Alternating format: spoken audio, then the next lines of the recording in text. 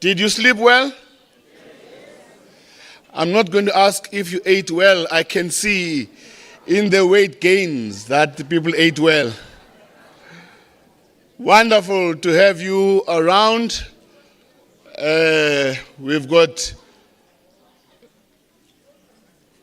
a chairperson for the day who is going to take us through.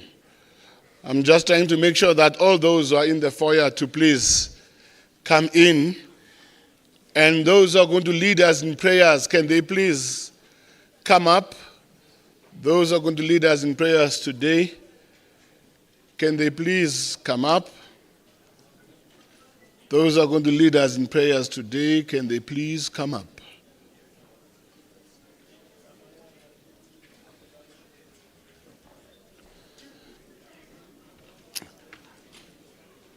Can they please come up? Those who are going to do.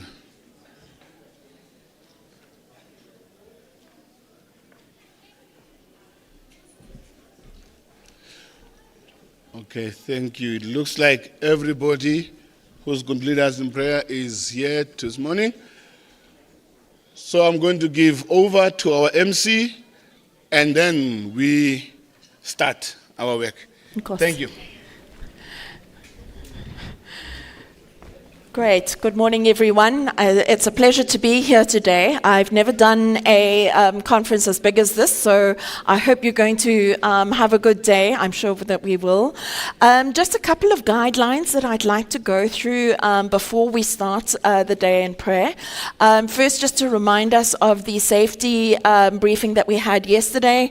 There are exits at the back and at the sides, and the meeting area is in the main car park. I'm not anticipating we're going to have any emergencies, but if we do, please just remember those exits. I'd also like to ask us if we can create a safe space for us to have interactions here today. I'm going to plead with everybody to please listen to all arguments and listen to understand what somebody is saying rather than to respond to them. And also, if we do disagree, and I'm sure that we will because we are a big group, if we can try to attack an idea and never a person. And that way we can work with respect with each other, and we can take the conversations forward. And if we can do that throughout the day, that would be fantastic. Also, just to say that silence is golden, as they used to say in the old days. So if you can have your cell phone on silent, I really would appreciate it. And then also, I know that we are people of habit, and we are probably sitting in the same places that we sat yesterday.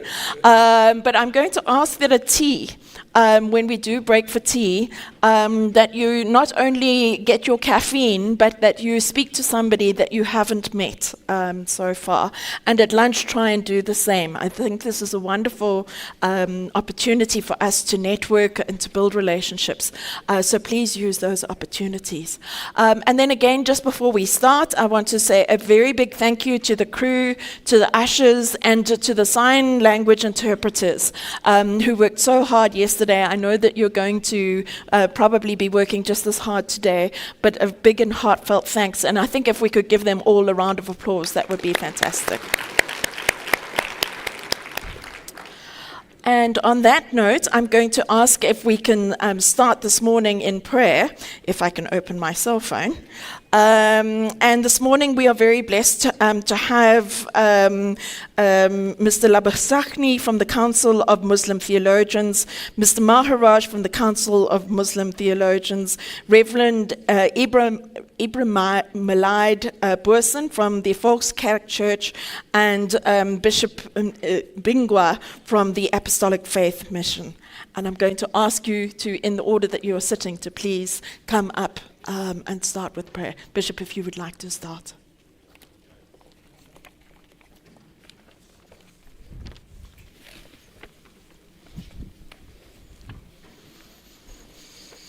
Good morning, everybody. Ndifuna ukuqala ngala mazwi endiwacaphule phaa kwincwadi kaMark. I like to start with these words from the book of Mark, chapter 10, from verse 42. It teaches us when Jesus called their disciples together. He mentioned these words. He said, if someone wants to lead, he must be a servant of the people. As we gathered here all together, the problem that you are facing in this country is that most of the people, they want to lead, but they don't want to serve us. Our biggest challenge is the services to the people. So we have to be humble at all times. Holiness is judged on our closeness to God, not our rank, not our job, not our vocation. Prayer is one means of staying humble and of being willing to part. Ek glo met hierdie woorde, as elkeen hier sal uitgaan, sal ons weet as om 'n leier te is, moet jy nederig is. En jy moet bereid is om jou hande vuil te maak om jou sukses te bereik. Let us pray. Almagtige God, God van hemel en aarde, ons is by mekaar as 'n nasie.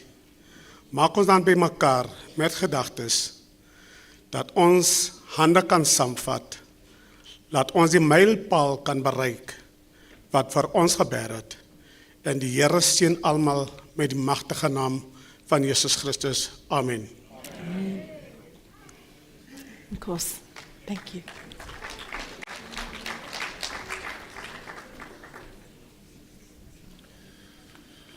Good morning.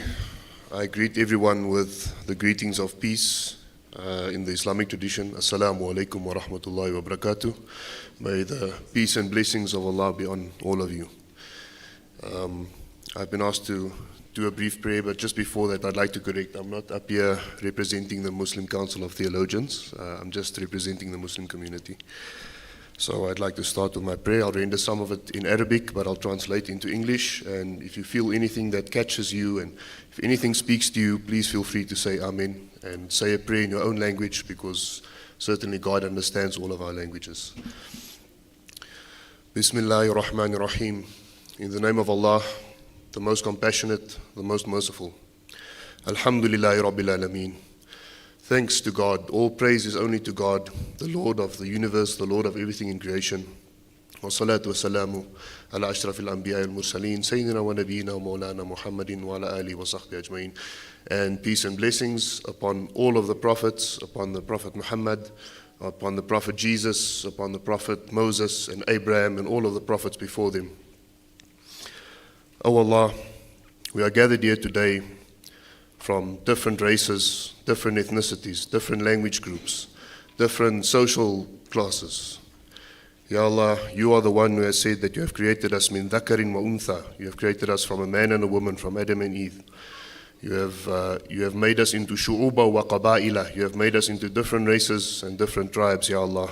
O God, our Lord, you have created us in such a way, lita'arafu, so that we may know one another, Ya Allah. O God, you have created us such a way, not so that we may hate each other, and not so that we may emphasize each other's differences, but so that we may know each other, take interest in one another, and learn from one another. O Allah, grant us the fortitude, grant us the foresight, grant us the strength and the patience to learn from one another here today, regardless of which language we speak, regardless of whether we are wealthy or poor, or regardless of where we come from. O God, yesterday we were gathered here and we gave some thought to the problems in this country and also to the solutions. And we ask you, O Allah, we are faced with so many problems, God. Yesterday, it seemed like there are more problems than there are solutions. But we ask you to grant us the guidance that you gave your prophet Jacob when he sent his sons to search for Joseph in Egypt. And the guidance he gave them, he told them, O God, he said to them, وَلَا تَيْأَسُوا مِنْ رَوْحِ اللَّهِ. Do not despair in the mercy of God. فَإِنَّهُ لَا يَيْأَسُ مِنْ رَوْحِ اللَّهِ إِلَّا الْقَوْمُ الْكَافِرُونَ. The only ones who despair in the mercy of God, Ya Allah, the only ones who despair in your mercy are those who don't believe in you. So please grant us the belief to not despair, to be optimistic, to find solutions to this problem as faith leaders and as members of this faith community.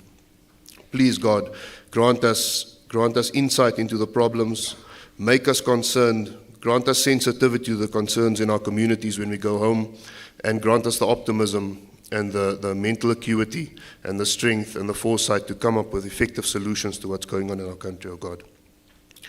Oh God, we ask that you will bring peace to this world. We ask that you will bring peace between brothers. We ask that you grant justice to those who are oppressed all over the world and in this country, and that you will make us as faith leaders effective leaders and effective contributors to the struggle for justice, oh God. I ask this, Ya Allah, in your name, and I'm standing here before you, oh God, and I'm asking this on behalf of all of the believers in this audience. We ask you to guide us, to grant us patience with one another, and to open our hearts to take in what each one has to say. Oh God, we ask that akhrijna min dhulumatil wahm. Oh Allah, we ask that you will take us out, that you will rip us out of the darkness of uncertainty. Wa akrimna bi nuril fahm. Oh God, we ask that you will bless us with a light of understanding. We ask that Allah maftah alayna bi ma'rifat al-ilm. We ask, oh Allah, that you will open us to really internalize what we learn from one another here today. And we ask that sahil akhlaqna bil hilm, that you will soften our characters, that you will soften our disposition towards one another with forbearance and foresight. وَجَعَلْنَا مِمَّا يَسْتَمِعُونَ الْقَوْلَ فَيَتَّبِعُونَ أَحْسَنَهُ. Oh God, make us of those who hear this call, who hear the prayer, who hear your word, and will follow the best of it to the best of our abilities. Ameen ya Rabbal Alameen. Thank you so much. Okay. Goeiemôre almal. Môre. Ek is Reverend Boysen van die Volkskerk van Afrika. Kom laat ons bid. Daar staan geskrywe, dit is beter om by die Here te skuil as om op mense te vertrou. Dit is beter om by die Here te skuil as om op edeles te vertrou. Here, ons loof en prys U naam, want daar is niemand soos U nie. U is die Here wat nooit laat vaar die werke van U hande nie. Want dat is U wat getrou is, getrou was en altyd getrou sal wees. Ons dank U, Here, vir goedheid en guns en al die gawes waarmee U ons geseën het. Ons dank U, Here, vir U seëninge ten spyte van die donkerte wat ons land beleef. Meer dank ons U, Heer, dat ons as geloofsgemeenskap in hierdie tyd kan verkeer om saam te praat, saam te dink en in te gryp vir die omstandighede in ons land. Ons bid, Here, vir hierdie konferensie en hierdie dag. Ons bid vir wysheid sodat U ons sal lei in die gesprekvoering en dialoog wat ons sal voer rondom die ekonomie van ons land. Ons bid, Here, want dit is ons land. Dit is ons verantwoordelikheid. Nou kom ons hier om vir hulle aan U op te dra, wie ons daar gestel het deur 'n stem van demokrasie uit te bring. Ons bid vir hulle in die munisipaliteite, in ons provinsies en wat aan die leiding staan van ons land.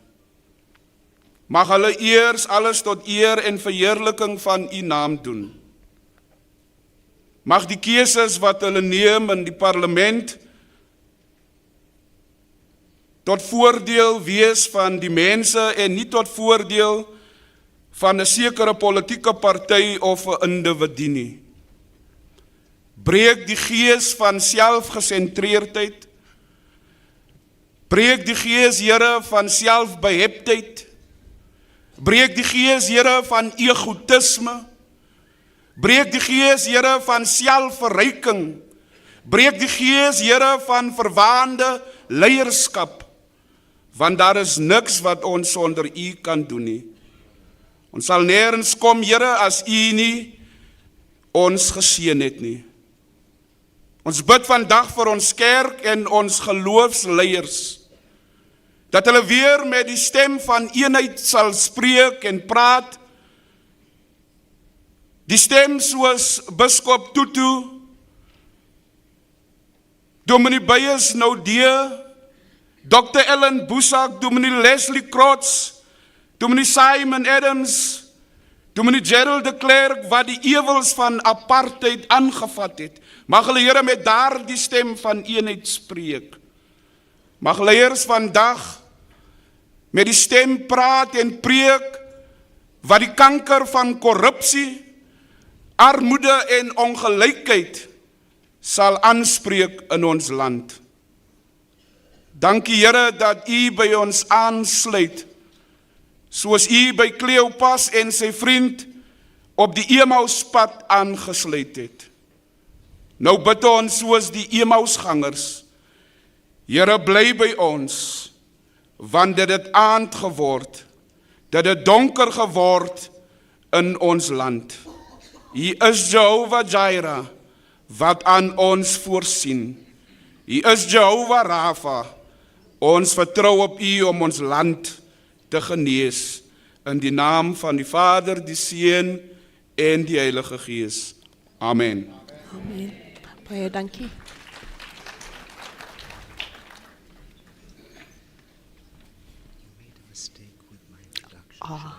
Yes, please.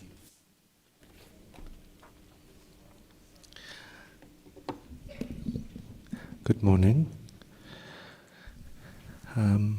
Just to respectfully correct the introduction, my name is Pradosh Maharaj, and I'm privileged to represent the South African Hindu Mahasabha.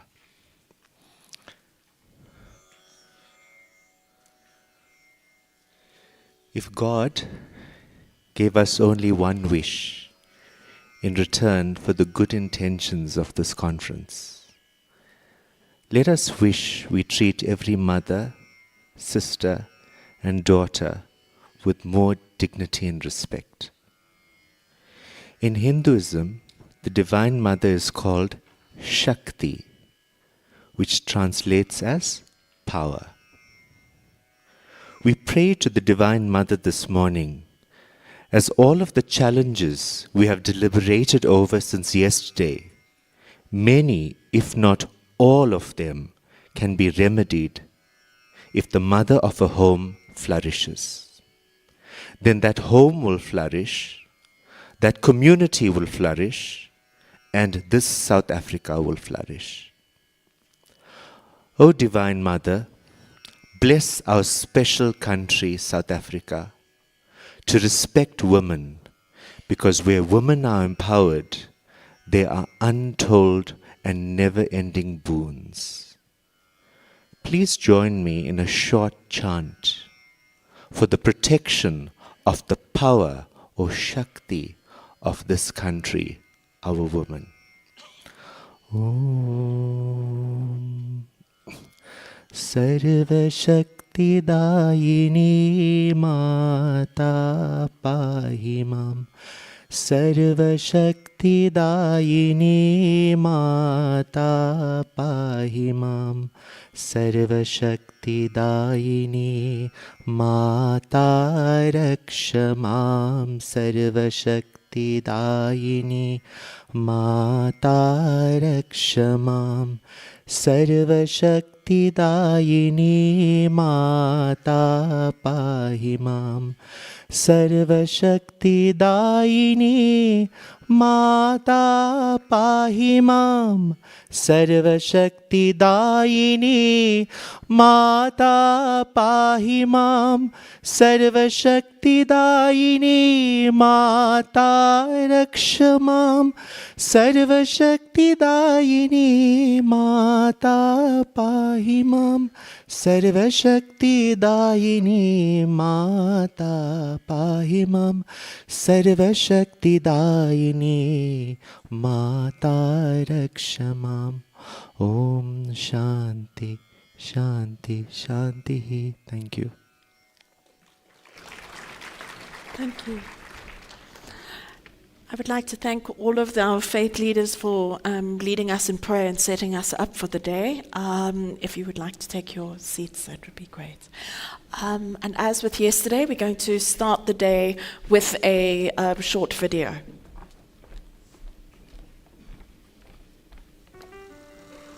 In 1955, we gathered at Klipspruit to lay the foundation of our democracy. 39 years later, in 1994, the entire country united to solidify the promise of a democratic South Africa. 30 years into our democracy, we returned to the ground to get a sense of the state of our democracy through the lived experience of ordinary South Africans from 3 different backgrounds and generations. This is the state of our democracy, our country, our responsibility.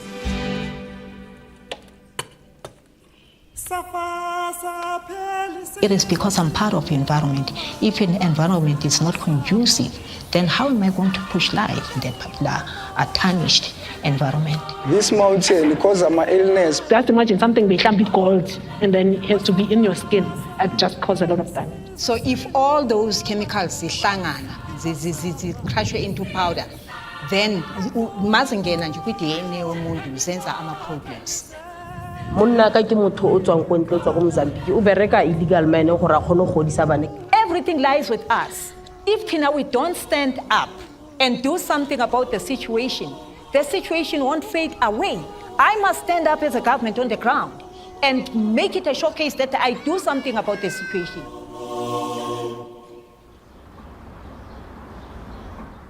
Umuntu ozalelwe e-White City, mangizalelwa e-White City, nginguThayini kanjalo, I'm a recipient kahle of rape. I understand that for me to be conceived, my mom was raped. So, but I thank my God because bengingazi mina for years why mama mengangifuni, kanti it was because of the rape.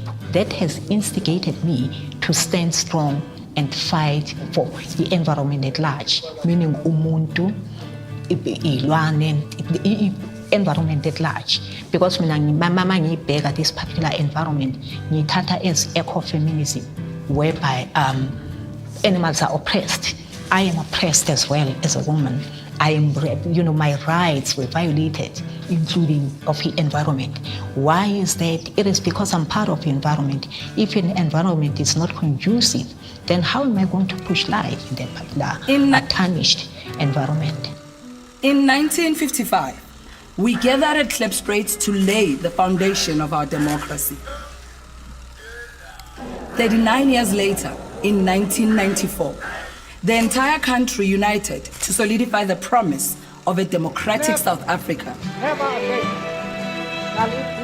30 years into our democracy, we returned to the ground to get a sense of the state of our democracy through the lived experience of ordinary South Africans from 3 different backgrounds and generations. This is the state of our democracy, our country, our responsibility.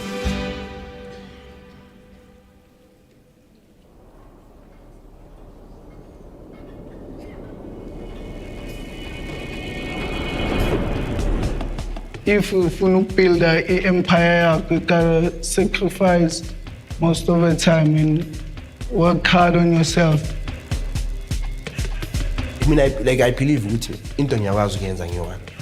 Without someone omunye ngizoba under here. I rather work with you, not under you. Deep down uSlam liyazama ukudevelop by all means. Thina sizama ukuchange abantu. Siyenza izinto ezigrand.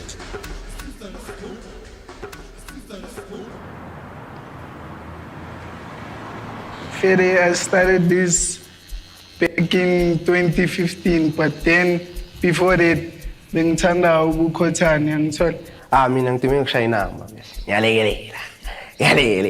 Into engiyithanda igrand so ukugunda. So kama already kunenye hotman asekho, beyi DJ la man.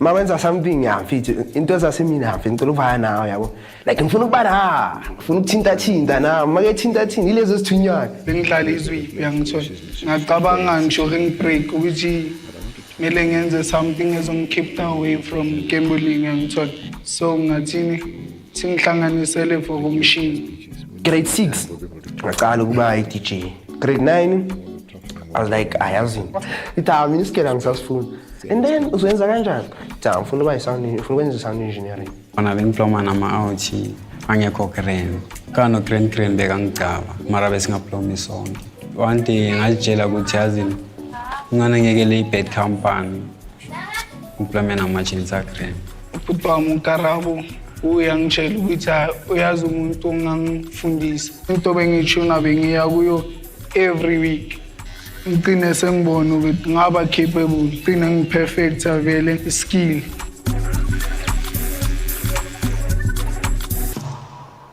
Each one, teach one. A philosophy that comes instinctively for the ones we call AMA 2000. The democratic promise is institutionalized by the youth of yesterday to allow it to be lived and captured by the beautiful ones of today. This is democracy in action. Oh, Jules at grade 3, ne? Yeah, grade 3. So she was a grade 3 teacher, and it seemed like from my grade 1 till my grade 3, like my mom was always just taking my books, and I was always like curious until the one time I asked her, like, what are you actually doing with these books? And she's like, no, like I like what's happening at your school. We don't have this at my school. So she was always like taking what was happening in the Model C school and taking it back to the township. It seemed like the curriculums were vastly different. Even though like when we all get to matric, we're writing the same papers, but like our foundations are not the same at all. Now as an adult, that feels for me like township kids are being set up to not win from the word go. Ngayekela grade 11 isikolo. Angiceda ukuyeka ngabona ukuthi at least ngina something ukuyenza something ekhaya like ngagcina ngikunda abantu ngabaningi baba bayibiza ngoJermaine kune-training for a Legends Barber Shop but for me angeke ngithathe isikhathi eside lapha so meanwhile ngispana la break ama-records and stuff like cutting more hair than other barbers. I had money I saved. Ngicabanga ukuthi I can make more money and open my own shop at the same time. Ngiceda ukuyekela isibani. I had friends ukuthi bazothina hayi Legend ayenzanga bakuthole already you had a vision. Before I met him ngivela ngamtshela straight ukuthi kano like umsebenzi wakho grand so ngangishayile like ukuthi ngifundise every time nje bakangitshela ukuthi awufuna ukufunda nana ngitshela ukufunda so yenza so like sibe grand angithola qina catch up fast. When I was a lecturer, I used to do two things in my class. I would always teach what was mandatory for like exam purposes and all of that, so they know all of that stuff, but I would always bring like the additional stuff. Like, okay guys, this is actually what's happening in real life. Like, these are the people that you must look at. This is like, just follow their work and like, also explore on your own. Uko Andile Upiri, uko Ukano. For me, now that's the two, and then Utelen, you umuntu nje bengimazi through amajitebo. I just try to connect them to the right people, you know. They are the computers because they know they have all the skills, you know, the skill set, and I'm just the Wi-Fi that's gonna connect them to the right platform of putting out their skill set. Ukano, always making sure ukuthi fresh, via ikhati, everything. Ulebu yena came as a customer, so every week nje was always on point. And then Andile is taking care of the business. I'm there to be the connect. But I'm appreciating like the way they think. If ngifuna into kanje ngiyazi ukuthi la uPivu umuntu walezi into obvious ama haircut most of the time nokufuna like ama track kuye as a DJ. I want us to to achieve all our dreams. Come up with a magazine or something. If you can look around, magazine papa awekho izo-influence abantu ababhayi with like umuntu makafuna vele haircut ekanje, where should it go? I want to see Kanu having his own shop and Umalebza being the greatest DJ, where we all use, like, we in a circle, we bring the best in us out and like we circulate the economy part, which is sonke in a struggle. Support engibona ukuthi singayithola, it's like asipildele indawo yangithola la where everyone angafeel comfortable kuyo, whereby umalebza maka u-DJ uzoya kukana ayoshaya ikhathi ukuthi ukana akazokuthola imali, nomalebza azoza kimi ngikwazi ukumconnecta athole ama-gig, sonke sisebenzisana, sonke siye phezulu, sistrive siphume kule class esikuyo. It seemed to be like poorness, but then we're gonna change it. Yabona.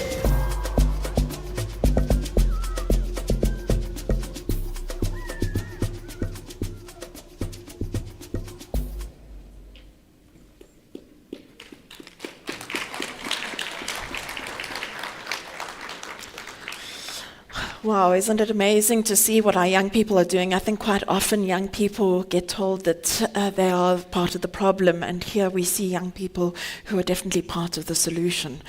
So thank you very much for that. Before we get on to the first speaker of the day, I would like to just give a quotation from one of my favorite people. His name was Oscar Romero, and he was a martyr for the poor in El Salvador in the 1980s. And he once wrote that poverty for the poor of El Salvador and the poor of Latin America and the poor of Africa and Asia, poverty means death. And those who do not die slowly from hunger and disease die quickly from violence and repression. And I think as we go through the day today, let us not forget that poverty costs lives. Every minute of every day, of every month, of every year here in South Africa.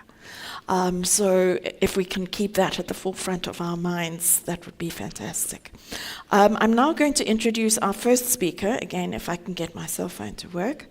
And we are very privileged today to have Tibisang Moleko, who is a development fund economist, who is a development economist and esteemed senior lecturer at the University of Stellenbosch Business School. With a wealth of experience such as being a former CEO, project manager, and researcher, she has made significant, I nearly said magnificent, and I'm sure it is magnificent and significant, contributions to the economic development landscape. Dr. Moleko's dedication to gender equality is evident through her role as a commissioner for the Commission for Gender Equality, and she was appointed by the President in 2017. Currently, she holds the esteemed position of Deputy Chairperson of that Commission. She is also recognized for her experience and was appointed as the Board of Trustee to the National Empowerment Fund by the Minister of Trade and Industry. During her tenure, she chaired the Board Investment Committee from 2018 to 2020, and in 2021 she was appointed the chairperson of the National Empowerment Fund, further solidifying her commitment to empowering individuals and communities. Added to this, she serves on the Strategic Advisory Committee of the Development Bank of South Africa's Infrastructure Fund and has been there since 2021. In 2014, the Minister of Higher Education appointed her to be a member of the Ikhala TVET College Council. And during her time on the council, she served as the deputy chairperson, member of the EXCO, and chairperson of the academic board. Her academic achievements include an honours in business science and economics from the University of Cape Town and an MPhil in development finance from Stellenbosch Business School.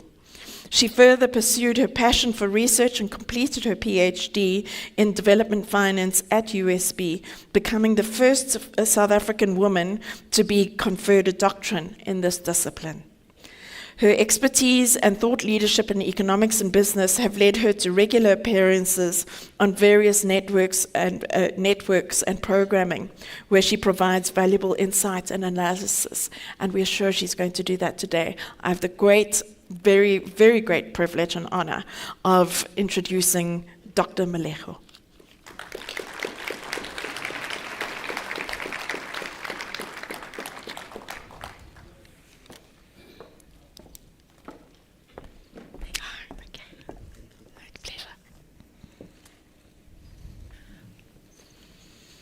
A very good morning. I'm just going to lower this a little bit, and I hope it doesn't move.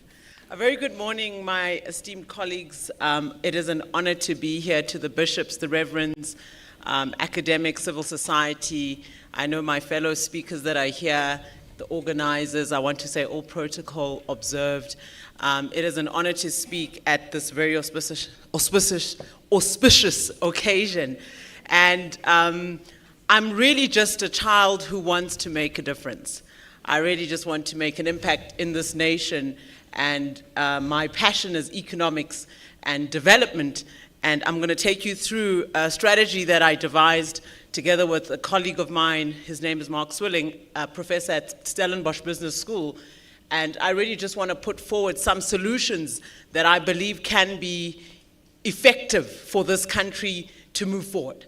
And I titled it New Wine into New Wine Skin, because I believe you cannot pour old wine into new skin and expect an outcome. And I'll explain.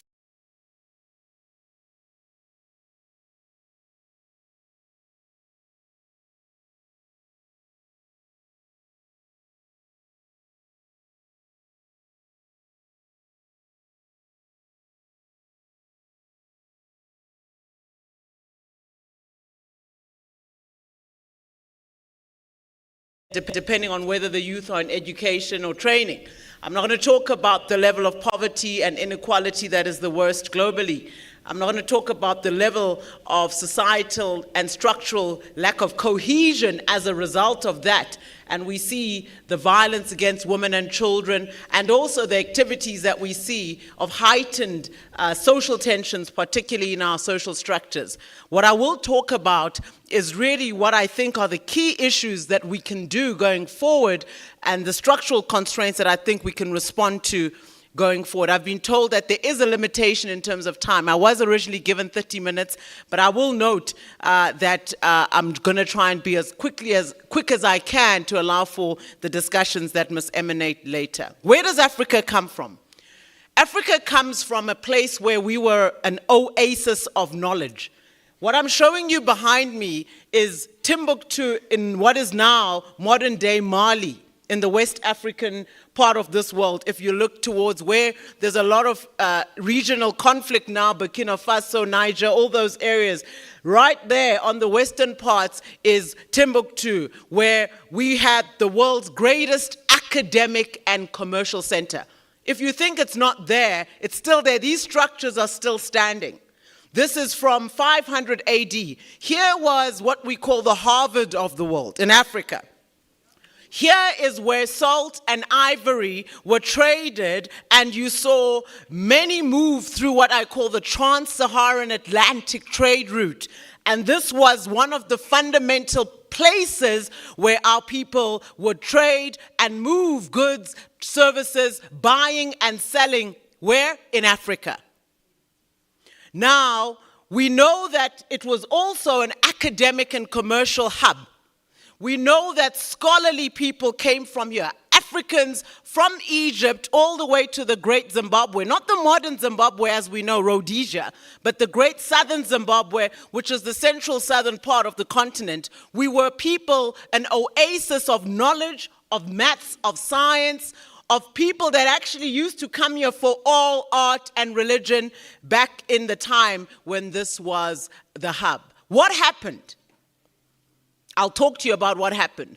But more than 100,000 global scholars would go through the Western African parts and other parts of Africa, but we were what I call the economic hub, the scientific hub, the mathematical hub, a place of scholarship and a place where solutions emanated and we were not on the back of underdevelopment. Fast forward to about 7-8 years ago, you see also on the rise are Africa's fastest growing economies. The World Economic Forum looks at every year who are the fastest growing economies, where do they emanate? Of the 12 fastest growing economies, 6 of them emanate from where? Africa. Ethiopia, one of the fastest growing economies from around 2017, 2015, 2016, 2017. And you see there that agriculture, manufacturing, energy, and some of the subsectors within manufacturing are the reason for their growth. What is the growth level that they had? 9%, 8.5%, 10.5%. The Democratic Republic of Congo in the same time had an average growth rate of 8.62%. Forget about South Africa's 0.3%. Look at Cote d'Ivoire. 8, 7, 7.5, on average during that time of 7.8%. What was this on the back of? Again, you see some of the subsectors, manufacturing, agricultural processing, cocoa beans, coffee and palm oil, and the like. Mozambique, Tanzania, Rwanda follow suit. The lowest average growth you see here, 7%. How did they do it? Why is it that South Africa is sitting with a situation of 0.3% growth? Can we learn from these countries? Absolutely. What I want to tell you, the conundrum though, is that 6 of these countries lie on the UNCTAD's least developed countries list. Growth alone is not sufficient. If you look at the UNCTAD map that I've just shown you, the least developed countries are those that are highlighted in brown. And you will see here that as I go and show you those countries, the 6 of the 7 fastest growing countries are still least developed. The majority of them are in sub-Saharan Africa. But why are they least developed? It's because of the pattern of growth. It's because we do not manufacture. It's because we do not develop our own products, goods, and we buy. And the design of our economies is largely to import and export our minerals. This has not changed. Even if you are growing fast, this has really not changed significantly. And very few have been able to get it right. And I'll tell you what are the reasons for this. So we know that our continent has underdevelopment, has poverty, high level of unemployment. But what is the necessary condition to outcomes? And I think that one of the things that I want to focus on is this issue of, I want to just put a pointer here, the type of growth. So over the last decade, the African Development Bank has looked at all 54 nations in Africa. On your left, you see a graph. This graph that I'm focusing on here tells you where does the growth come from. If you look into the graph, you'll see that the green is the biggest chunk of growth. What is that green? Can anyone tell me? Consumption. Africans are consumers. If you unpack South Africa's economic growth strategy over the last 2 decades, you will see the same trap. We are consumers. If you look at where the other growth areas, gross investments, which is the foreign direct investment, private sector investment, all the others, it follows closely. Depending on the year, it can be larger than net exports, but it is not the highest. By far, consumption is the lead driver of growth in Africa as well as South Africa. We also see government expenditure as well as your trade, which is this maroon. Note the trade. In some years, we have very small percentages of trade. Trade only matters when you sell more than you bring in. Your balance of payments, or what we call the currency that comes in. If you are exporting less than you are buying from China, from US, from the Europeans, more of your money is going out.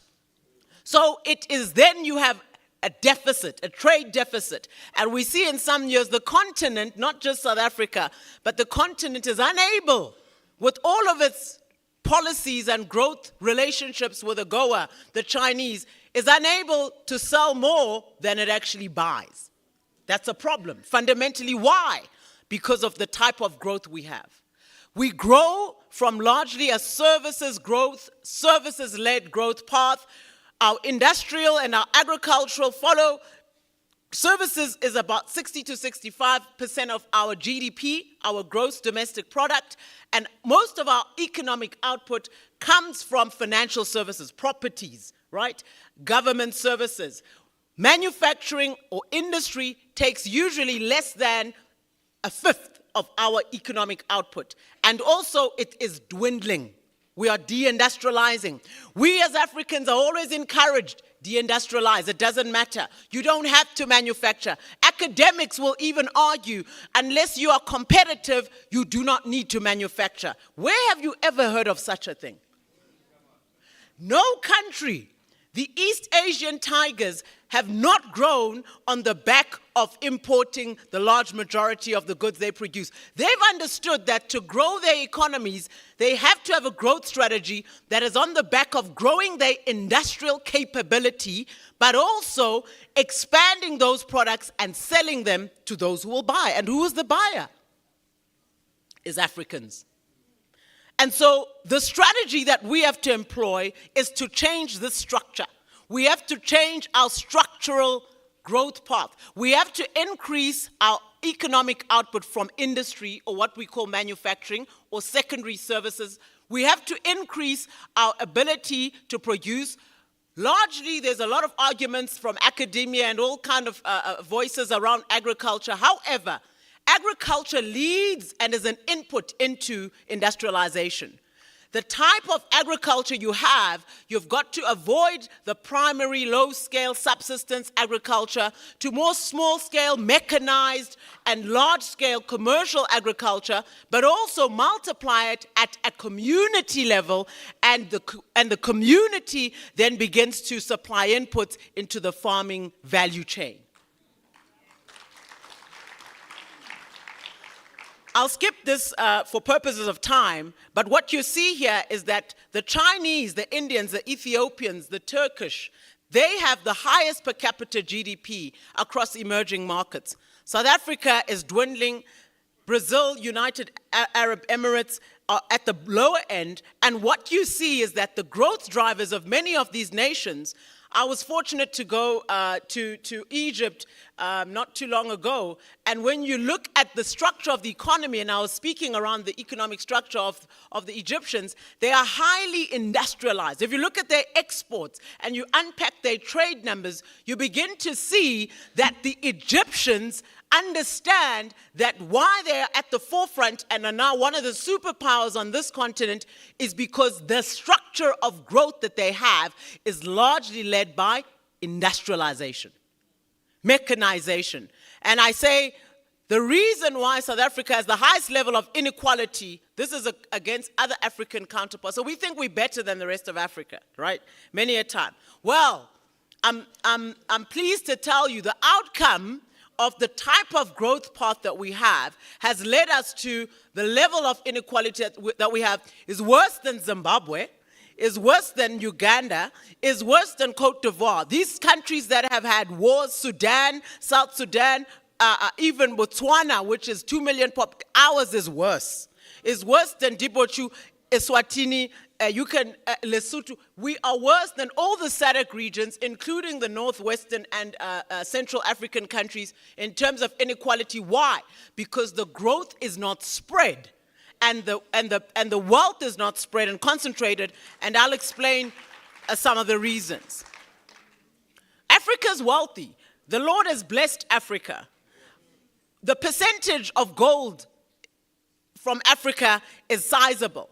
If I look at just Ghana, Tanzania, and Mali, they have 9% of the gold. South Africa also has a huge portion of the gold. If I look at, on this graph you see behind me, Guinea, the bauxite, 8% of global bauxite comes from where? Here. If I look at cobalt, cobalt is one of the fundamentals for energy, for battery, for cell phone technology. All these cell phones you carry, they require certain inputs. Where do they get the parts from? Here. Do we industrialize it? Do we process it? Do we beneficiate it? Instead, we are told, continue to export, use the economic model that the colonialists had in the 1600s, 1700s, 1800s, after the Berlin Conference. We haven't changed the structure of our economic path and growth path, and that is what needs to fundamentally change. You can have 53% of all the cobalt, 21% of the diamonds. You can have all exports worth over 170 billion. If you look at Angola and Nigeria in terms of oil export. South Africa's platinum. We are a rich nation. Do not believe the hype. We're not poor.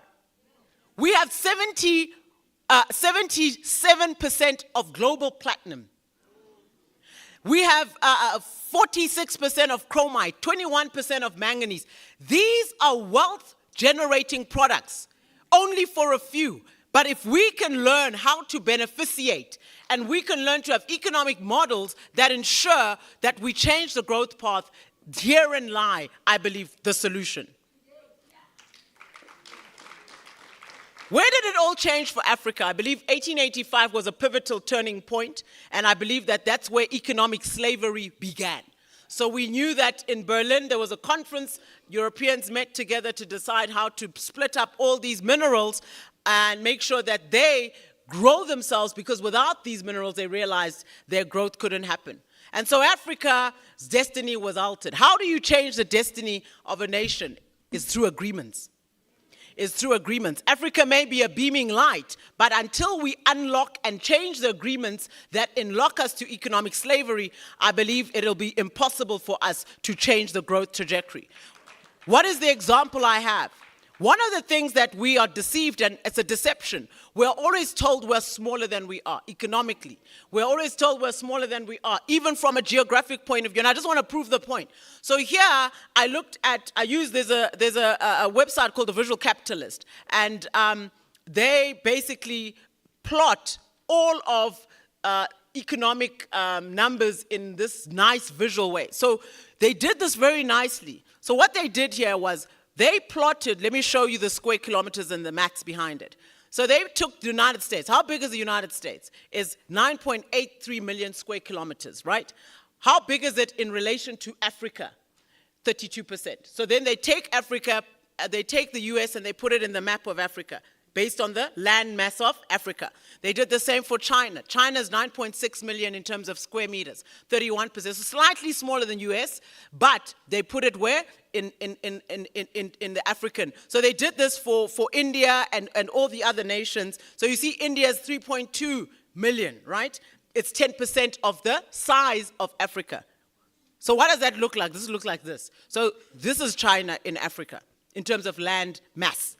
This is US in terms of land mass.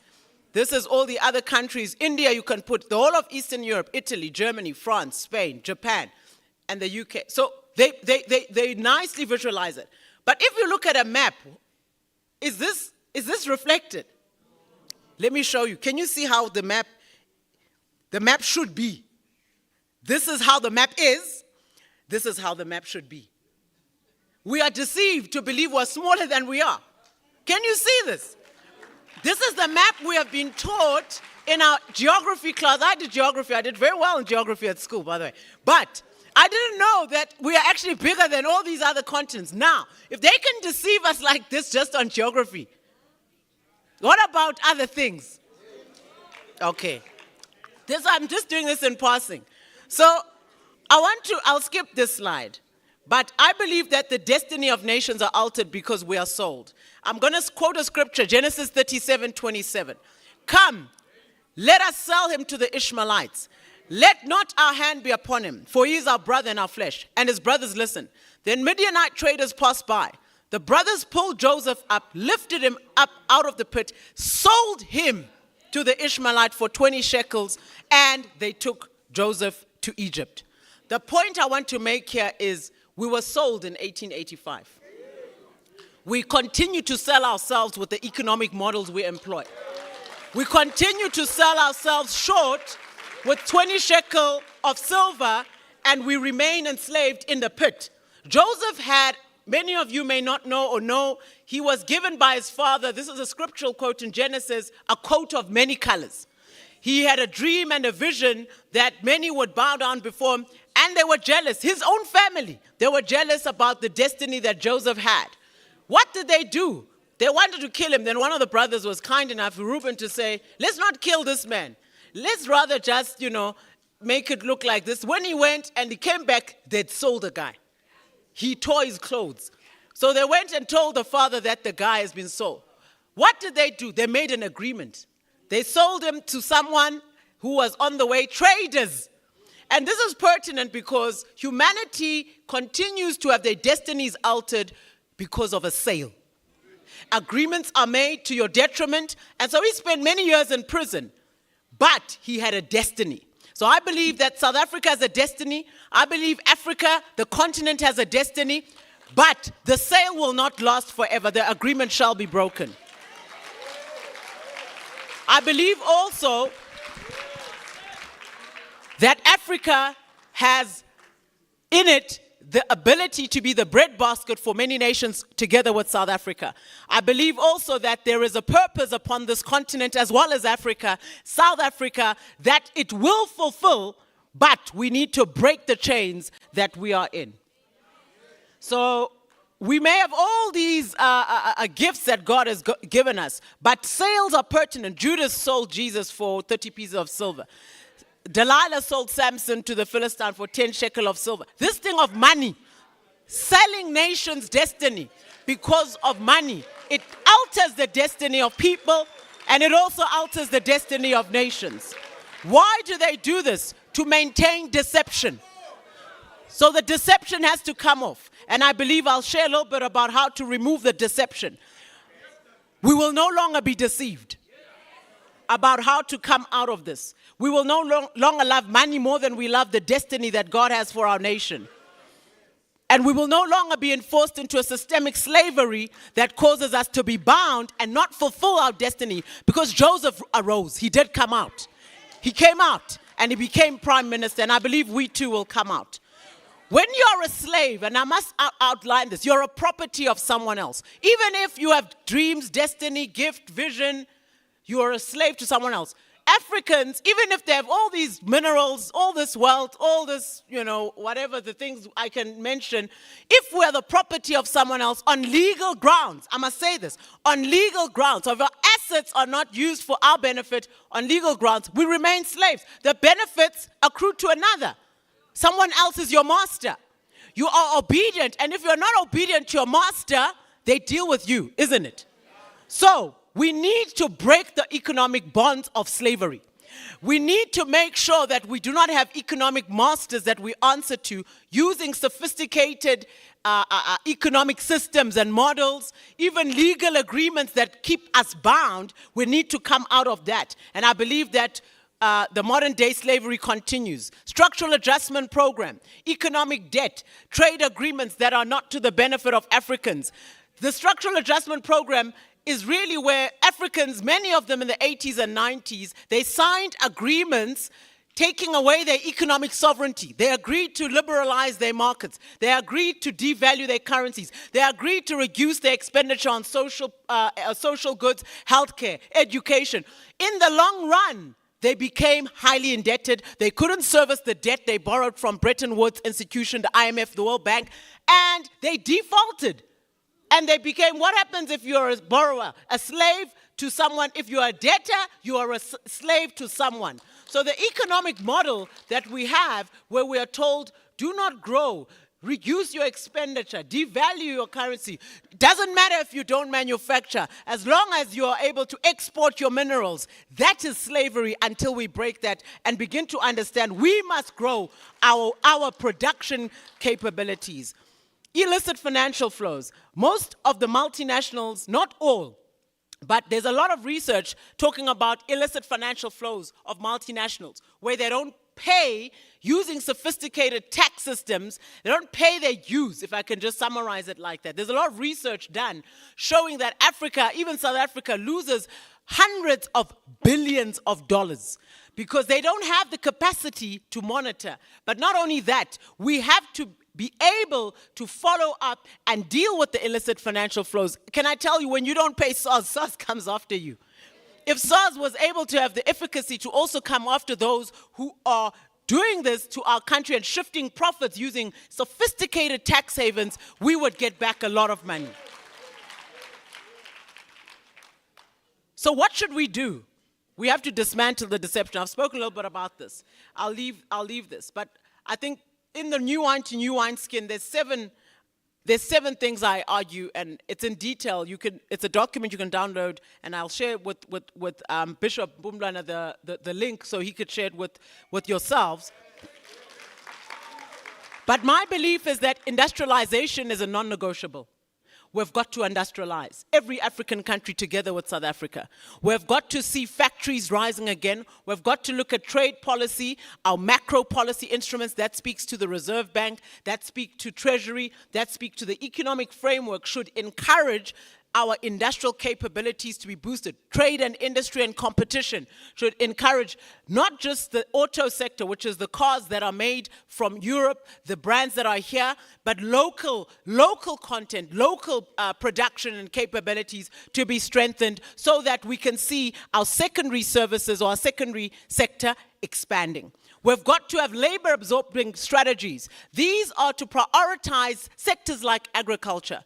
Sectors that enable, because we have 12 million unemployed South Africans, we therefore need to have a deliberate effort. It will not be from the private sector or only that is able to deal with underdevelopment and unemployment. We have to look at the actual labor absorptive strategies using even the muscle of the state. State procurement becomes key.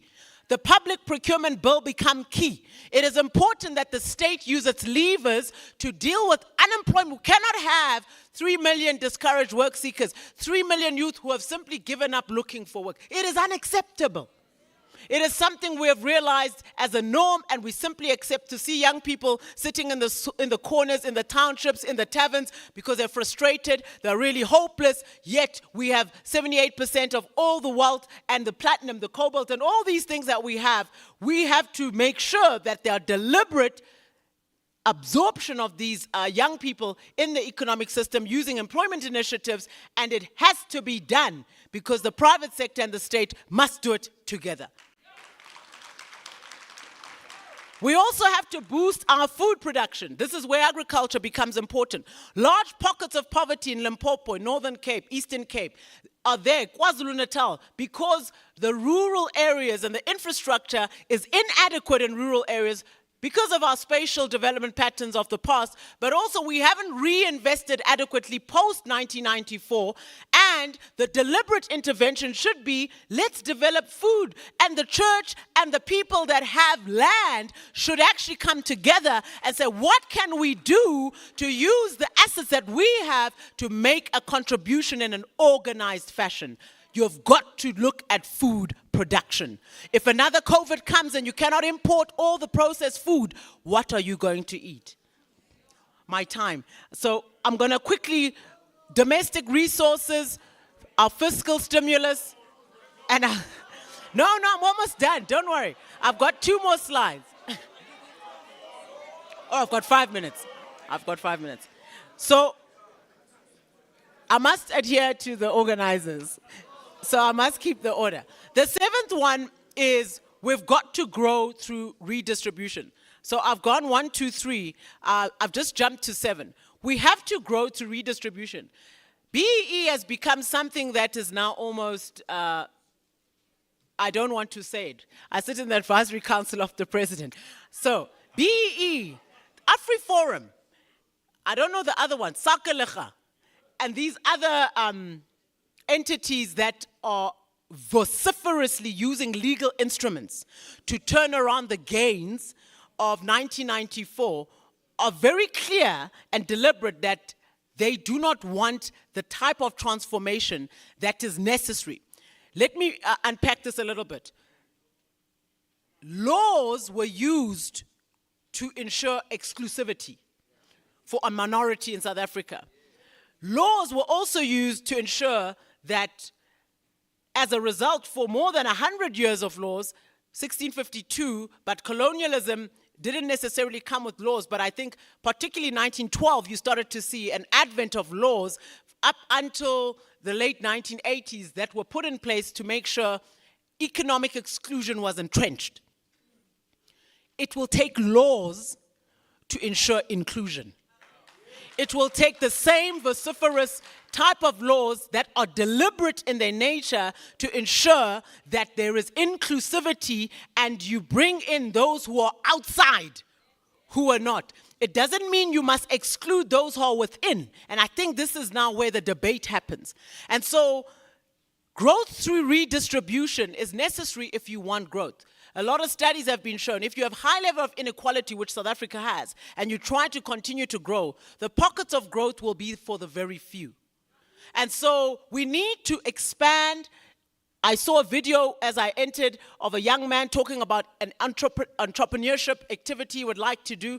We need to have hundreds of thousands of South Africans owning small businesses. It used to be a culture where South Africans owned businesses. It seems that our people are now excluded in even the micro level of business. And it is us who have to then say what can be done to encourage our people to participate and have access. But we need to forcefully participate and ensure that at every level of entrepreneurship, micro, small, medium, and at the large level, which is your multinational or big business, we actually participate, and deliberate efforts have to be made through laws. And I think we need to have vociferous voices supporting BEE. You are very quiet as a society, as a community. The AfriForums are very loud, but the people that are in need of BEE are very quiet. And I understand at times people are tired because they see it as a handful of people benefiting. But let me tell you, the majority of people, if you had broad-based BEE, if you had a lot of interventions that deliberately enable the state procurement to develop the majority, I tell you, you would see a change in the capabilities of our people and the outcomes of our economic outcomes. I come to an end where I argue that in the new wine to new wineskins, we have to change our monopolistic, oligopolistic structures. We have to looking at economic structures that enable, in many industries, and I'll talk to one where many of us are very familiar with. Where do you shop? Where do you buy your groceries? You buy it at probably 3 or 4 places, isn't it? Where do you buy it? Don't say Woolies, anyone. If you're wealthy enough, you could buy at Woolies. You could be buying at ShopRite Checkers. It's one group. You could be buying at Pick n Pay. You could be buying at Spar, isn't it? What does that tell you? Maybe you buy at Boxer. Boxer is owned by Pick n Pay, same group. Now, it tells you that this sector that most of you spend most of your household income is highly concentrated. That means that a portion of all of your income goes to 4 companies, owned by how many families? If it went to 10,000 companies and many of the grocery stores we used to have in the corners, I'm not saying we probably can bring those back, but if you had more enterprises and less of a concentrated retail sector, you would have the benefits going to more families, more people, the multiplier effect would be felt across, and you'll see people employed, and it's not multinationals or big corporates. South Africa is highly corporatized. And so you do not see the benefits accruing. They'll go to shareholders, the shareholders that own Pick n Pay, that old Spar Group, and that all these companies I've mentioned are listed. And you can see the beneficiaries. They'll tell you your pension funds are the beneficiaries. You get your pension when you're 60, if you get there, or at 65, if you have a pension. But what about now, between now and 60 or 65? So I'm saying we've got to change the way in which we grow. I've spoken about our domestic food production. So I'm going to say in closing, Exodus 6, I'll quote Exodus 6. The Lord says here, I am the Lord. I will bring you out from under the burdens of the Egyptians. I will rescue you from their bondage. I will redeem you with an outstretched arm and with great judgments. My prayer is that the Lord judge these unequal legal agreements. The Lord help to rescue us using the Josephs of this generation who will rebuild the economic patterns of growth like he did for Egypt, and the many nations in the world were saved because of the ingenious ideas that he had around agriculture, around silos, around agricultural processing. My prayer is that we be rescued from our bondage first by having a change of mindset, but also understanding deception must be dismantled. And lastly, I believe that we have to use our hands. We have to build. We have to go back to being artisans. We have to go back to rebuilding the things that we don't want to do. Not everyone needs to be in an office. And we have to encourage young people to enter into vocational education and training. And my hope is that we as Azania and South Africa will fulfill our economic destiny. Thank you.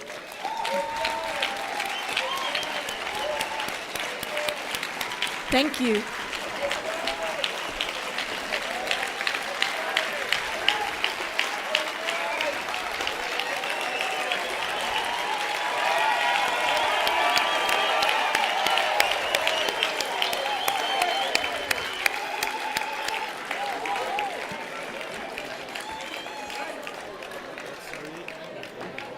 Sure.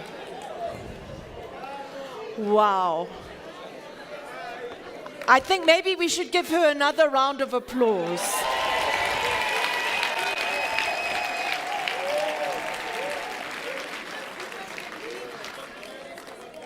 I don't know how we're going to follow that for the rest of the day, but thank you so much, Doctor. I think you've reminded us just how blessed we are. We are not the victims. We are not to be oppressed. We are not to be exploited, and that we can actually be the masters of our own destiny. I think as you were talking, I was also thinking, yes, we need to change the economic structures, but we also need to ask for reparations from the colonial powers. We need to get them to acknowledge and to account for the exploitation that has been happening for the last 400 years.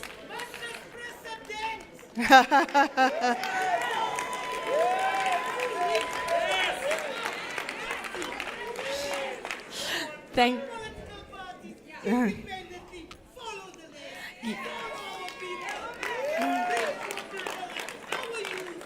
I think that you are saying what we're all feeling there. Thank you very much. We're now going to ask Andile to come up. He's going to be helping us with the next speaker. We're very lucky to have Dr. Gloria Sirobi, who is going to be joining us online. And on the stage, we're going to have a number of people who are going to be able to give us testimonies. So we've moved from the looking at the structural, and now we're going to be looking at the lived experiences of people. And I think one of the best things that we can do as a country is to tell our stories. Our voices have been silenced for far too long, and we need to be able to have our voices heard, not just in our own spaces, but in the corridors of power as well. So I'm just going to introduce Dr. Sirobi as Andile makes his way up to the stage, along with the other people who are going to be part of this panel. Dr. Sirobi is a highly esteemed businesswoman and trailblazer in the realm of broad-based economic empowerment, and she has been involved in the broad-based economic empowerment of women. With a strong foundation built on inclusivity, she dedicates herself to working closely with women of diverse backgrounds, creating opportunities for their active participation in the economy.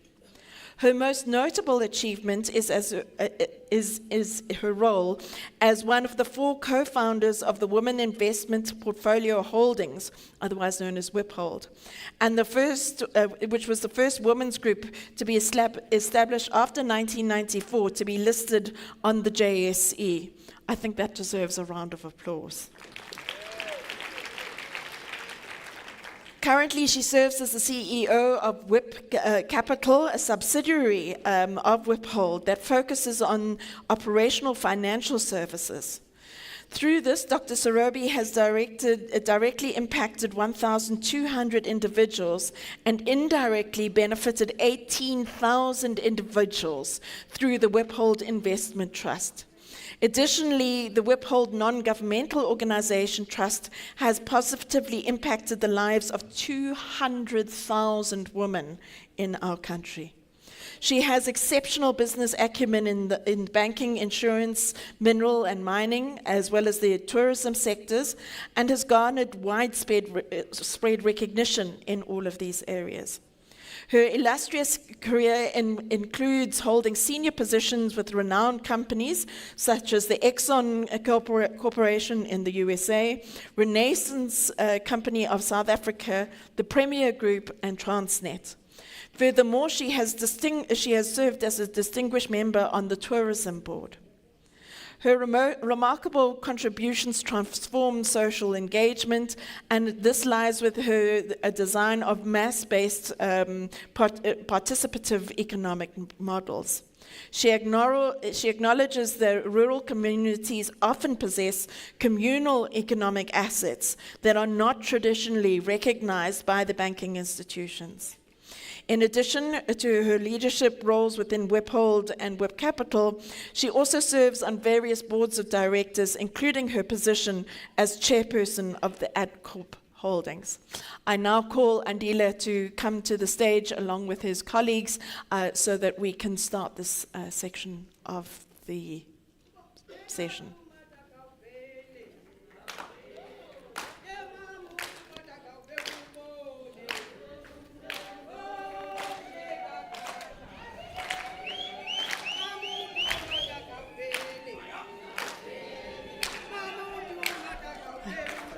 Thank you.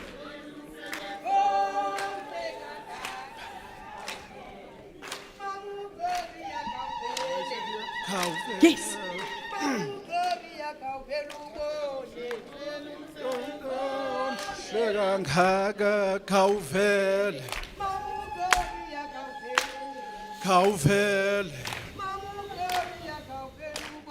Sibona umsebenzi omhle kangaka kawuvele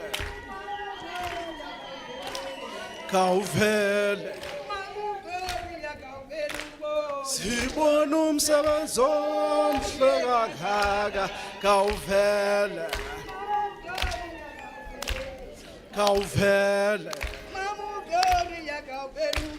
Sibona umsebenzi omhle kangaka kawuvele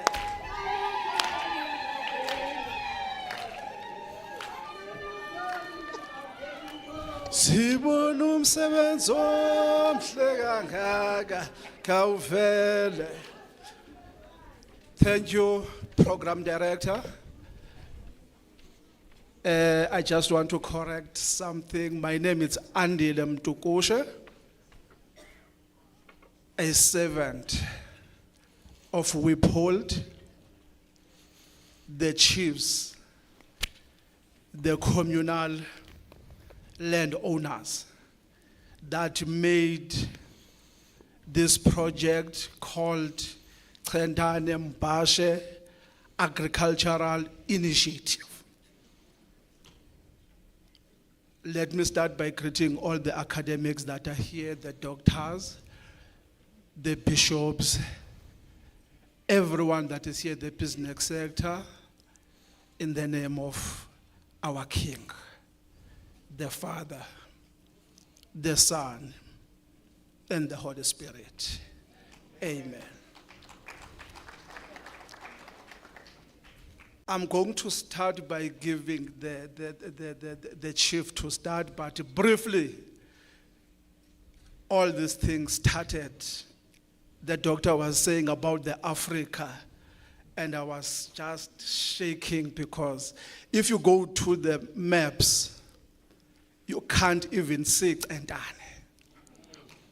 But that's where Mama Nosizwe Gloria Tomato Sirobe, God given her something out of her family, but she decided to look at Tendane. Today we'll be talking about 2,500 hectares, 2,400 beneficiaries that these chiefs, these mamas that are here are the land owners. Decided to give it to Gloria Tomato Serobe. So I would love to introduce Unkosi Tatukona, just to give the feeling of what is actually happening in Chentane. And then the beneficiaries, at times we tend to be good when you are here, but the actual beneficiaries are not receiving anything. Maybe, Doc, we want to say this: we are not taking the mineral resources of Chentane up there, but the mineral resources of Chentane are beneficiaries of the Chentane that are here. That's what Gloria Tomato Serobe it's all about. Give me the time, Tatukona, just 2 minutes. We know that time is against us, and then I will have the whole show just to give the site so that everyone understands exactly of what is happening. It was difficult to pronounce the word. It's Chentane Agricultural Initiative. Tatukona ngicela uze ngaphambili.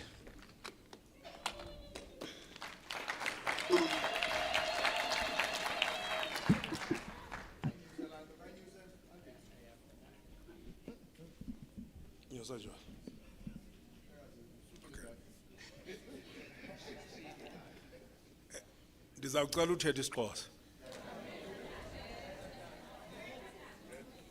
Mandibulise ke kumphathi nabongameleyo kulo msitho omkhulu kangaka. Ngegama lenkosi yethu Yesu Kristu. Amen. Andizuba mde ndizaba mfutshane. Ndizawuthetha ndimela ubukhosi bakuCentane umbhasha obathi banethamsanqa loba kuthunyelwe umama uGloria nguThixo njengoMoses kula mhlaba wakuCentane. Akuyo minyaka mininji uqale ufika phaya ngokwalomlimo sikuwo ngo-2012. Kodwa ke bekho ngaphambili bese zikhona into azenzileyo phaya kuCentane. Weza ke ngoku naleyo umlimo uqale 2012 nge-70 hectares, 2013 yayi 400 hectares, kodwa ngoku sithetha nge-2,500 hectares.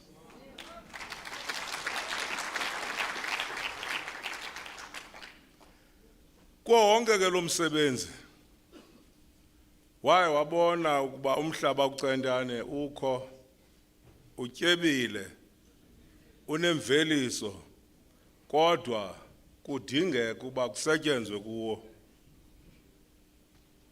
Weza ke nalomlimo esuka kwaWiphold. Siqhubekekile ke eyona nto ibalulekileyo ufike wasebenza nenkosi. Inkosi ke zaya ebantwini, abantu bathakazelela, kwalinywa, amanye amasimi engabiwanga, wazama icingo abiwe, umhlaba wawuvelisa umbona, atsho amakhaya kwaqhuma kwakuhle. Ngonyaka abantu bafumana i-10 bags umzi ngamnye.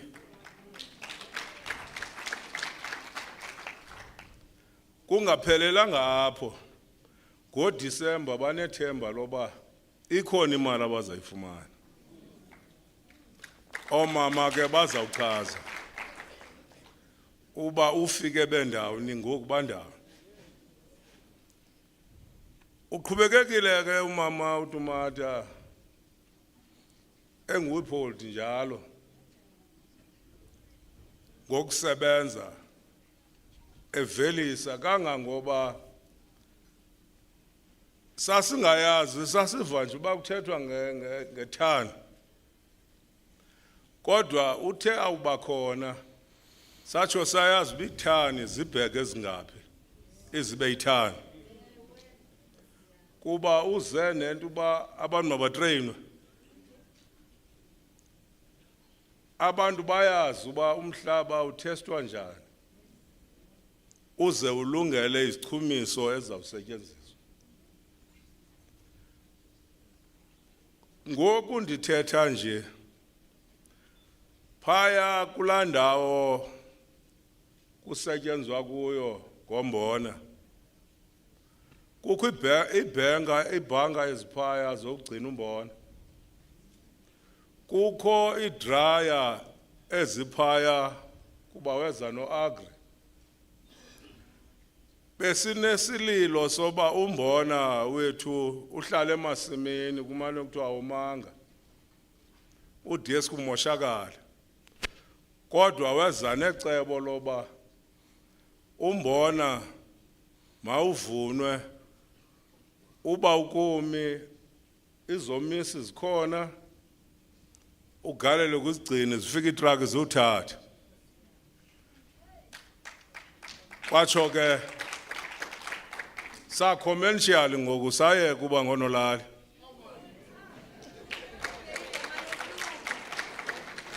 Silima isilungu ngoku.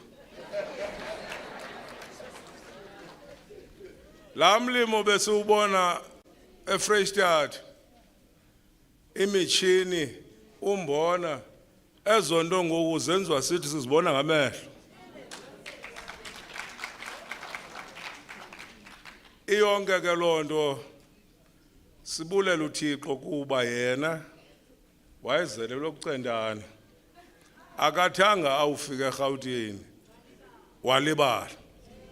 Enkosi.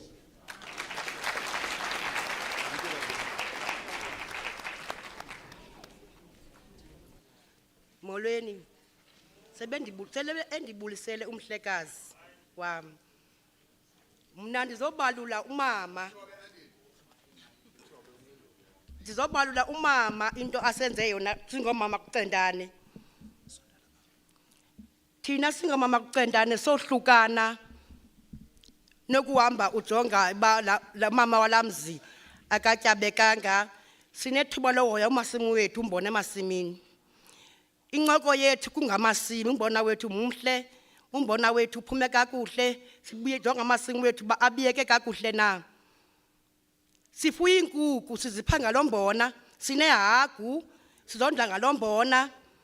Ngonyaka ngophela konyaka awukho nomnye umzi onomntana ongenayo impahla yeChristmas.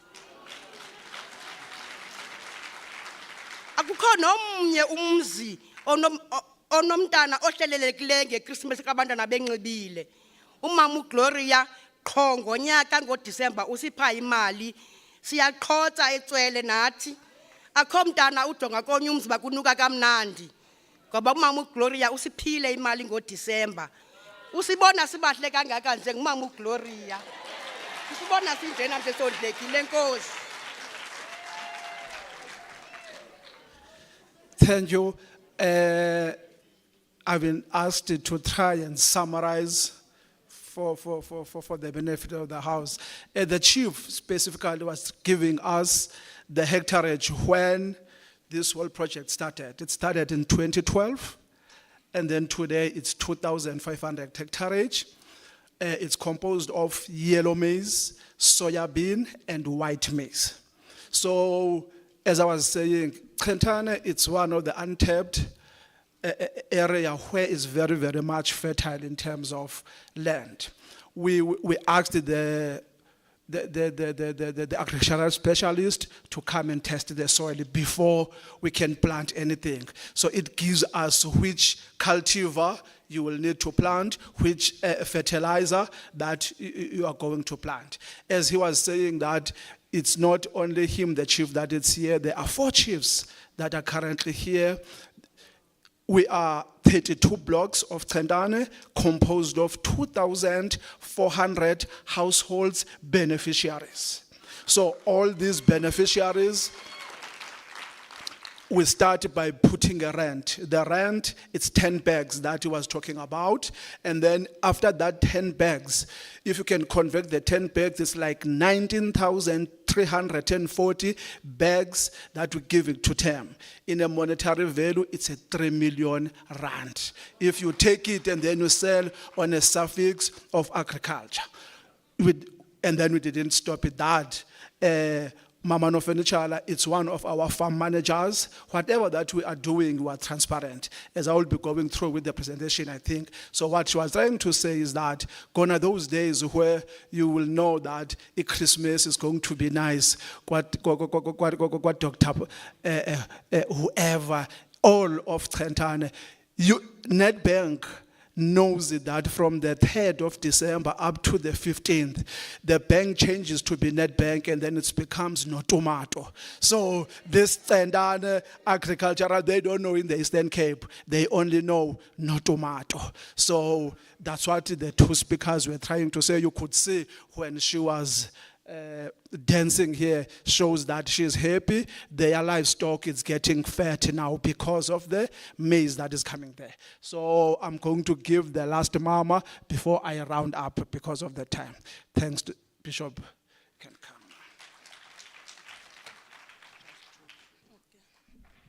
Nama nthathe lithuba ndibulise ndingumama umalungisa ndisoka kuCentane. Singomama bapha kuCentane sasifana nomamwana. Imilebe yethu yayibebezela. Sasinesimbonono, sikhohliwe, silambile, sixakiwe. Wavela lo mfazi, andifuna ukuthi lo mama. Wavela lo mfazi wakwaSirobe, kanti uzisicebo lokuphila kuthi. Singomama kulandawo, sinesidima. So hlukana nokuphatha iqhiya sihambe sikhongozela. So hlukana nokuthwala iwashingi sihambe sisithi oku kwe50 rand okuba ndiphekela abantwana. Sinombona siyangqusha sithenga imngqusho. Siyangqusha thina okwakokuqala. Siyaguba sitya umgubo walombona. Siphi inkukhu ngalombo iibhokhwe zethu. Igusha zethu asisenamakhwenkwe aqokelelayo. Siqokelelo lwangulombona. Kusasa sithatha ikomiti yombona ujule phambi kwendlu. Itya imfuyo ihambe ibheke edlelweni. Uzawubona ngemfuyo iqengqeleka ingene egeyitini uphinde uphosa umbona. Sithi untshu ngalo mama. Sithi phambili ngalo mama. Angasishiya endleleni kuba amathemba wethu sesifuna ukubambelela. Enkosi kakhulu ndiyabulela.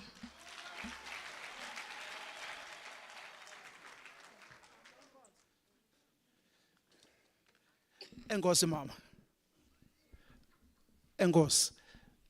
Umama was just adding to what farm manager was saying and asking Bishop Mpumlwana ukuthi, please, when you pray, don't forget about Gloria Tomato Serobe.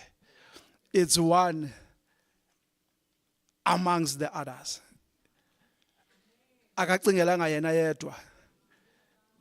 Uye wajonga ezantsi. Wayibona ukuthi ikhona into. On behalf of Uphold, I must take this opportunity maybe to say thank you, Mama. Thank to your husband, your family. If now I can start with my program, as you can see there, because of 2012 to 2023, the chiefs, we sat down, we went to the rural fields trying to work with the communities. I'm trying to give the background now of what was here. Our focus was to make it a point that the communal land that were unused, we changed to be a commercial farming.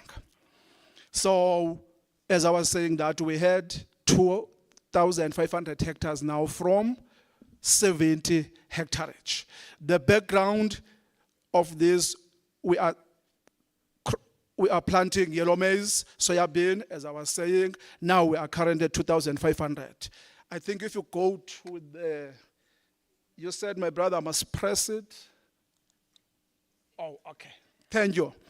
So the first one, it all started, as you are saying, from the background. It's Wippold, it's communal landowners, and then the traditional leadership. So it's what we are doing there. We are planting a grain, and then the cultivar that we are planted, it's yellow maize and soya bean.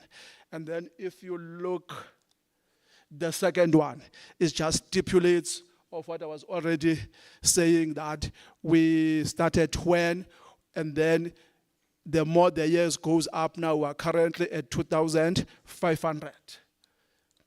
The third slides, it's showing the beneficiaries that I was talking about. On the corner, you will see that is 2,300.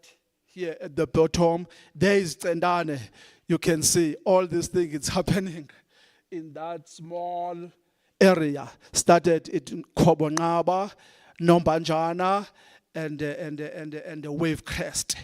So the fourth slide, it's how that is the methodology and then the governance that we are doing. One thing that is very, very important that I want to highlight is that in a year, we've got trainings that I conduct in these 232 villages. So these 232 villages is comprised of various Mpasha and Mnoma. So I go and train, as we know that we are planting, we are harvesting, and then at the end we are selling. So I had to go and make it a point that we are training all these farmers, all these mamas are going back to school so that they understand. And the equal mentality that Wippold installed to these chiefs, we are treating each other equally, and we find it out that it makes a lot of difference because the commitment is there. If you go to the next slide, that's where Tentane. This is Nkondwana area. This part only, it's 108 hectareage. On an average, we are getting 4.5 tons per hectare. The highest one that we received, it was 7.6 tons per hectare at Dondash and Kente. So if you go now to that one, it's the grain dam that the chief was talking about. AFGRI decided to partner with us. It's composed of 15,000 tonnage. It was a storage, but it's a new way. It's the first of its kind in the Eastern Cape as a Tsendane and no tomato sirobe. The highest yield that we received so far was 9,100 tons. But due to the climate change, things are getting there, but we are praying and then hoping that things will go up. We also assist the community around so that they can be proactive and then becoming commercial to the prices of the economy. And then is the research package that we had the families saying we used to see all of this in Free State, but now Mama Gloria Sirobe with the chiefs, with the landowners decided to come to do it in Kentane. More of a crime in that area because the old woman, they know that they need to be at their fields looking after their land, producing and giving them the December. There you go. You can see it's in December now, the farmers' direct benefits. As I was saying that we pay the rent, the land use, so they are packaging now. They are bags there that they are going to be distributed amongst these 32 blocks. As I was saying that it's 773 tons. In bags, it's 19,240. If you take these bags and then you sell it in a suffix price, you get it 3 million rand. There comes December. In December, in Tsendane, as I was talking about, you will see a smile, you will see a hope, you will see a happiness, everything that is happening there. And at an average, from 2014 up to 2022, no tomato, we already spent 38 million to these beneficiaries on an average of 3,000 rand, a highest one of 8,900. It differs to the production and then the price at that particular time. And then if you go there to the farmers direct benefits, their livestock after harvesting, they get an access to go to get the maize store so that at least the livestock can be also been seen fed. And then we've got a livestock that the chiefs are running. So it's a value chain that you are trying. You build maize, you build soybean, you are having livestock with there, and then it goes. So that one, it's in December, where we're having a big ceremony, plus minus 1,500 of our beneficiaries attending there. We eat, we celebrate, everything. It goes there, as you can see. And then this is the indirect benefits that we're saying. We have taken 10 students to Buhle Academy so that the legacy, if Mtogoshe now is living, and then one can come and then take the baton to the front.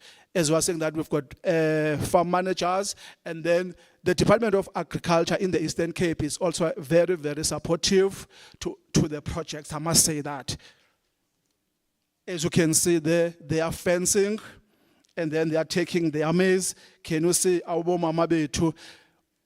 We decided to say we can't hire a service provider because we want them to feel so that they can be accountable to the project. This thing of hiring and doing things tends not to get the accountability. So it's one of the trainings that I'm conducting. You can see there at the corner are the students. They graduated now, and then they are doing from the soil preparation, from the planting up to the harvesting. They make it a point that they always visible on the fields so that we can fight with whatever disease, insects that are coming. So they are doing their job there. And then the last one, also in the community of Trentane, the tire industry benefited because we are having a big machinery that amounts to 32 million that Nontobato bought to make it a point that this stream becomes a success. So the welding guys, if our machinery, we take it to the local businesses. We don't go to East London or in other places. Hiring of a mechanization, the small, medium business enterprises, we also support them so that they can come. This is Whiphold. So the end and the longest of this, that is it. I thank you.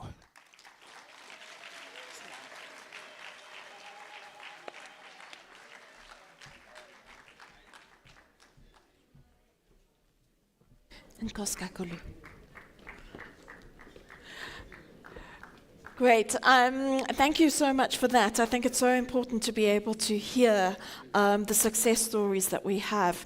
I am going to ask you indulgence. I know that your caffeine levels are low, and it's never a good thing to stand between people and coffee.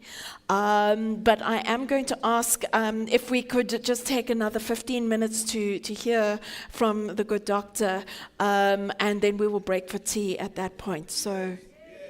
Okay, excellent. Thank you.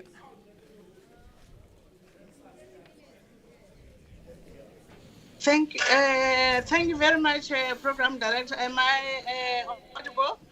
Yes, we can hear you. Thank you very much. I must thank, I'm in Santiago, but I woke up with these beautiful prayers from the conference. And Tabi saying, and then I've seen everything that was happening there this morning. So I haven't lost much, except that I would have loved to be there physically. Whiphold is 30 years old, and the main thing was to really force women to be in the mainstream of the economy. But almost 18 years ago, we decided to give attention to detail on this matter of lack of development in the rural areas. Even worse, that almost 40% of our population is based there, and over 60% of that population is women for reasons that we all know in terms of the husbands are out there in the mines working.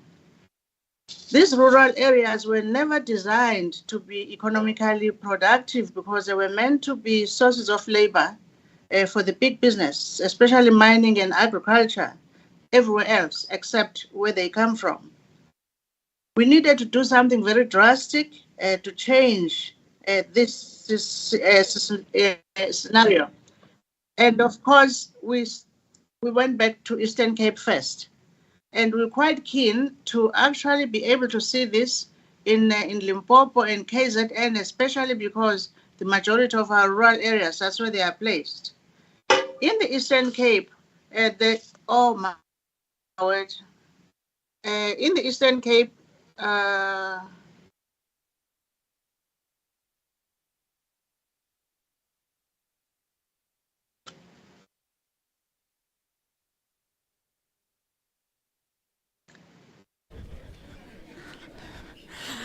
Okay, we're Can you waiting to hear hear me? what's happened. Yes, we can. You're back. Thank you, Doctor. Okay, in the Eastern Cape, specifically, they have arable land and they have beautiful rains. They have this community which is very proud, and all they needed was their dignity and self-esteem to come back. They also have a traditional leadership system which is very functional. And so that was a formula for us to work with. The downside is that they have no title deeds, they have no security of tenure, and therefore no investment capital could come in here. People's job was therefore to force investment capital into these areas and work with the traditional community and also their traditional leaders in a cohesive way. And so I am only so proud that the community themselves were there to tell the story. Our delegation of 15, including the community members and their traditional leaders and project leader from WIPO, just to conclude a program director. All what we're saying as report is that this country's survival is based on what we do with the rural areas. If they are left behind and still are not developed, you still have blacked out almost 40% of this community. And that is not sustainable. And we think it can be done. WIPOL has shown the way. Investment capital has been able to go there. The fact that they have no security of tenure, they have no title deeds, is no longer an excuse for investment capital not to come here. In any way, their own pension funds should be forcing the money into the rural areas because their retirees go back at the end. And that pension fund is their own retirement monies. And so the excuse for that, there is no platform for investment in the rural areas. It's no longer a sustainable story. They can be invested. And we have actually tried to show that in Bandane and Madu and Willowvale and all of that, with all sorts of prayers, Bishop Bumlwana, we should be able to replicate this right through the country and give dignity and self-esteem to these people. They do not want to stay in those shacks in Cape Town. I'm also from Cape Town. They don't want to be in those shacks. They want to be home, but they are there with the hope of just a small domestic work, just to be able to bring home some 500 rands. If we did direct money towards these areas, they would actually go back home. They don't want to be in Cape Town. They don't want to be in Natal, in those rural, in those squatters, and that they live on. And so my conclusion would be that between us and government and big business, we can force this to work. The rural areas have got to be developed. It is 40% of the population of South Africa. Thank you very much, Program Director. Thank you.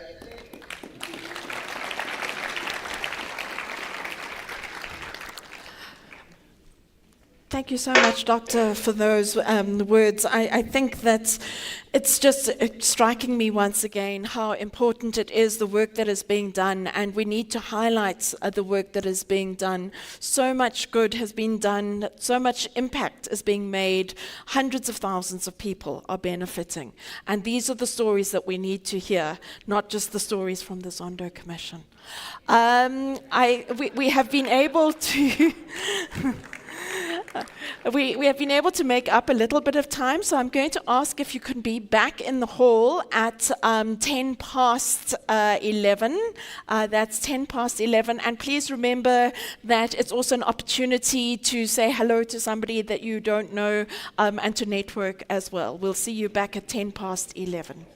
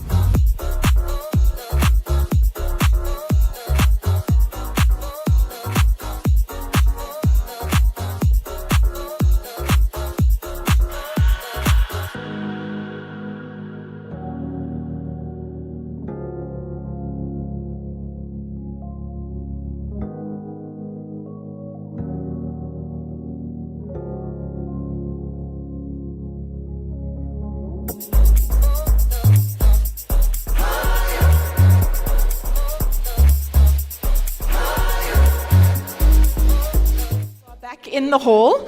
To respect those who are here, I think we're going to start, and the people will file in just 1 minute. Okay. We'll start in 2 minutes. But thank you very much. I think we do need to just take a moment to thank our sign language interpreter, Kanyise Buso, whose birthday it is today. So a big round of applause. Thank you, Kanyise, for sharing your time with us.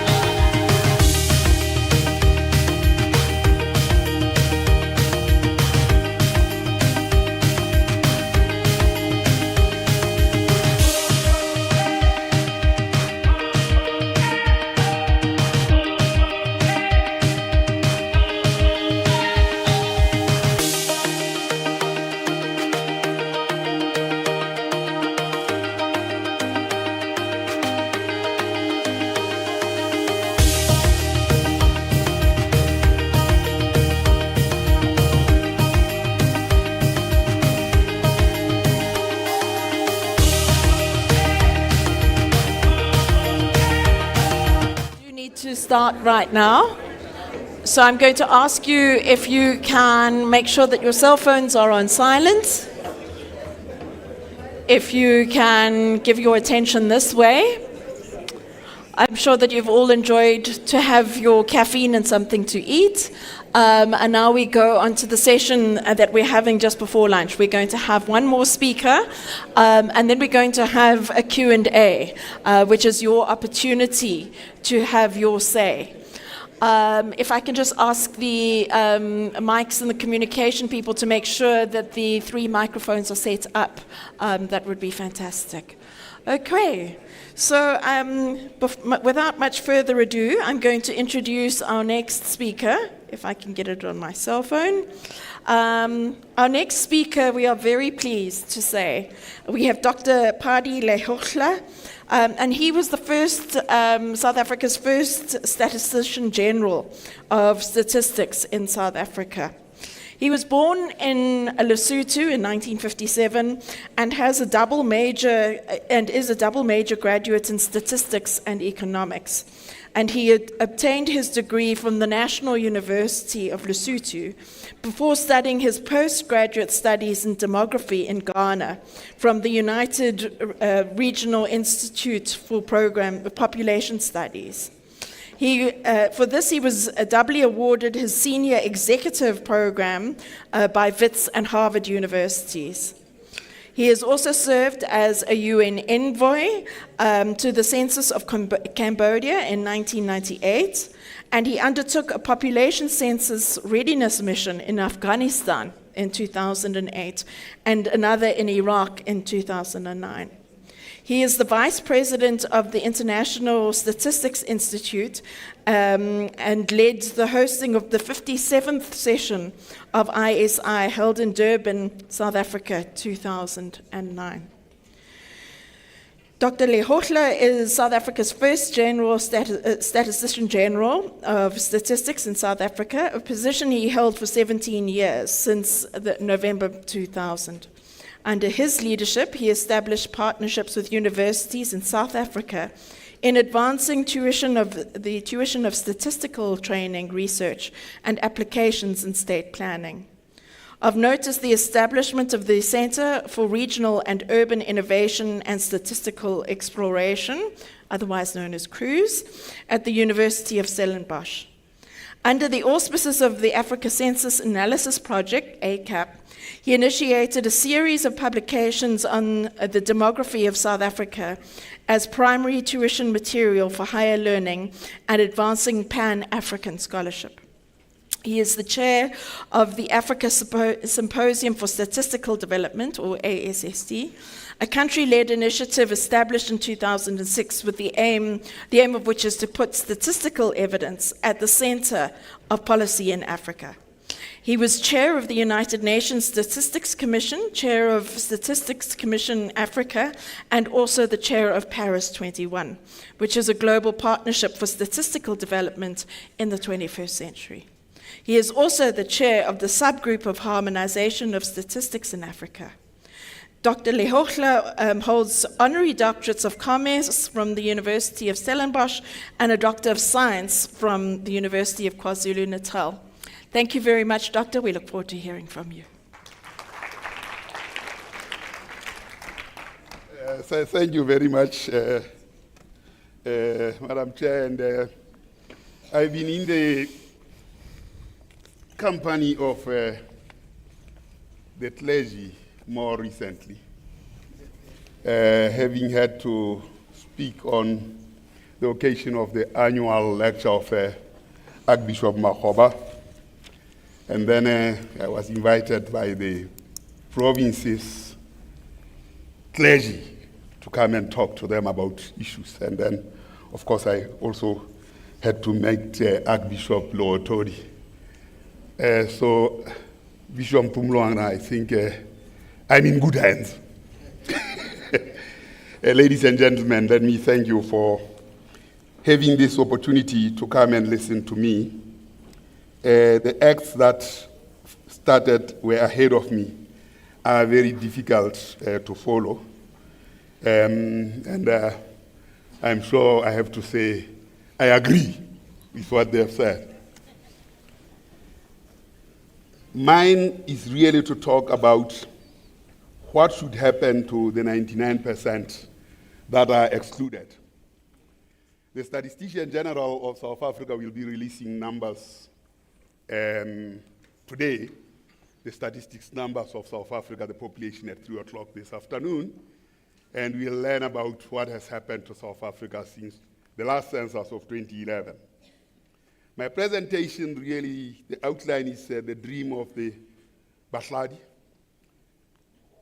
The question of what would Megad Mungela say, wish for, and what did I hear being wished for by the previous speakers yesterday. But what we do know that is poverty is very expensive. If you are born poor, you will die young. So the effort that the union of the mother and the father made goes to waste before you get to realize yourself. So that's a very expensive venture. Yet we invest in it like mad people. So what do we have to do? I have to start from the scriptures so that we do not withhold good from those to whom it is due when it is in your power to act. Proverbs 3:27. Indeed, from where I grew up in Lesotho, we used to train cattle to gore women. They wouldn't collect cow dung when the cattle are in session, because the belief was if they did, at the place where the cattle sit or rest, then the cattle will go barren. There are strong held beliefs that we still perpetuate today in a different form, which Professor Mulego said, it's slavery of a special kind. Madlamini prepares sorghum, but when Professor Mahanyele introduced clean beer, there was not one woman in that board. It was all men. They've extracted. The situation has been extractive throughout. In our own selves, now, you will not marry anybody's daughter if you have to carry a firewood on your head. So it's a woman's burden, but once it goes on wheels, the man jumps over because there's some cash. So this exploitation occurs at multiple levels, and we have to understand that. And then, of course, women are known for plastering and doing houses and doing all those things. But once it has to be cement and scaffold, women lose out. Well, once he's on a wheelbarrow and the man gets some 2.5 cents, then the women continue to doing what they do. We've got to embed these knowledge systems that have been unfair in how we tackle the future, because they have to be tackled simultaneously. We've had a number of things that are called plans. In my book, they don't represent plans. The RDP, GIAS, GIZA, NGP, NDP, 9-point plan, 14-point plan, ERRP, DDM, today master plans and everything. In less than 30 years, we have had 14 things that are called plans. And we believe that change will occur. It can't be that every 2 years we have got Christmas for the nation. And it's called plans. Now, the flight of the flamingos, why econometric modeling matters, Montflair scenarios in 1992 promised a number of things. The first thing was, is the settlement possible? Is transition rapid and decisive? And are the government's policies sustainable? On all those three, we followed this to the letter and imposed on ourselves austerity measures. At the end of that period, it was clear that the promise of inclusive democracy and growth was not there. The country then moved into what was another scenario planning, which had Shosholoza, Goodies Nice, Dudisanang, and indeed South Africa between 2003 to 2007 was on a path where debt to GDP ratio was very low at the end of that period at 25%, where gross fixed capital formation was in double digits at 15% or 25%, and credit extension was at 15%. All these things happened, and of course, the private sector was on a strike at that time. Government led these things and ultimately had a debt to GDP ratio of 25%. Of course, we misstepped and started doing things differently. And in government, we predicted what would happen today. That is happening now. So scenario building is important. Understanding those scenarios and staying the course to understand them is very important. We went into the NDP. It is the most undated lady in the world. Only when civil servants want to go and get budgets, they say the NDP says this, and they do everything else but the NDP. And these are some of the things that we are not doing. We are not professionalizing our processes in government to do the right things. Well, we had something called Indula Meti, and it started more recently. In 2018, we ran Indula Meti, and we projected 3 scenarios. And these scenarios was Isibulwa, trickle-down effect, Gwara, miserizing growth, and Naila Walk. What is very unique about these scenarios are the following. They followed the motions of economics. They were quantified, and they could tell us where we could land. Well, on the basis of these scenarios, in 2018, we said we are a Gwara state. And that Gwara state is continuing, and it will continue for as long as we don't remove the slavery badges that we have held, as Professor Mulekwe said. Well, the Gwara miserizing growth policy drivers are very clear. We haven't changed from them, even today, including the MTBPS that will be announced on the 2nd of November, or is it the 1st of November? We haven't moved from that. And these are the policies that are talked to. They are quantified, and there is evidence about what their outcome will be. So is the Isibulwa trickle-down path that we have been through in the Montflair scenarios. Of course, we presented the Naila Walk. And in this Naila Walk, pro-growth, pro-poor path, we say what policies should be there, and those policies have now been quantified. So there is no manga around what do this mean. When the onset of COVID started, business approached government with 1,000 pages of programs and said, government, let's sit together. Well, I don't hold any brief for business, but that was a bold move to approach government at the time. And of course, in that, they articulated a number of things. What is important in that meeting with government is this graph, or this slide I'm putting here. In that slide, Business for South Africa said growth will be 5.2%, 6 to 8 million jobs will be created, unemployment will drop to 15%, inequality will be 0.43, and debt to GDP ratio will be 60%. Government had nothing in its heart, and yet it has to lead. There was nothing there. The only thing that was in government at the time was these 2 to 3.5 million jobs. And the National Treasury had 1 million jobs. The 2019 August document that has set the path to where we are today, and we are going to be in the MTBPS next week, at the end of November, said there could be 1 million jobs from 2019 to 2030, which gives you up almost 100,000 jobs to be created a year. What did Business for South Africa promise? 6 to 8 million jobs if government does the things that it does.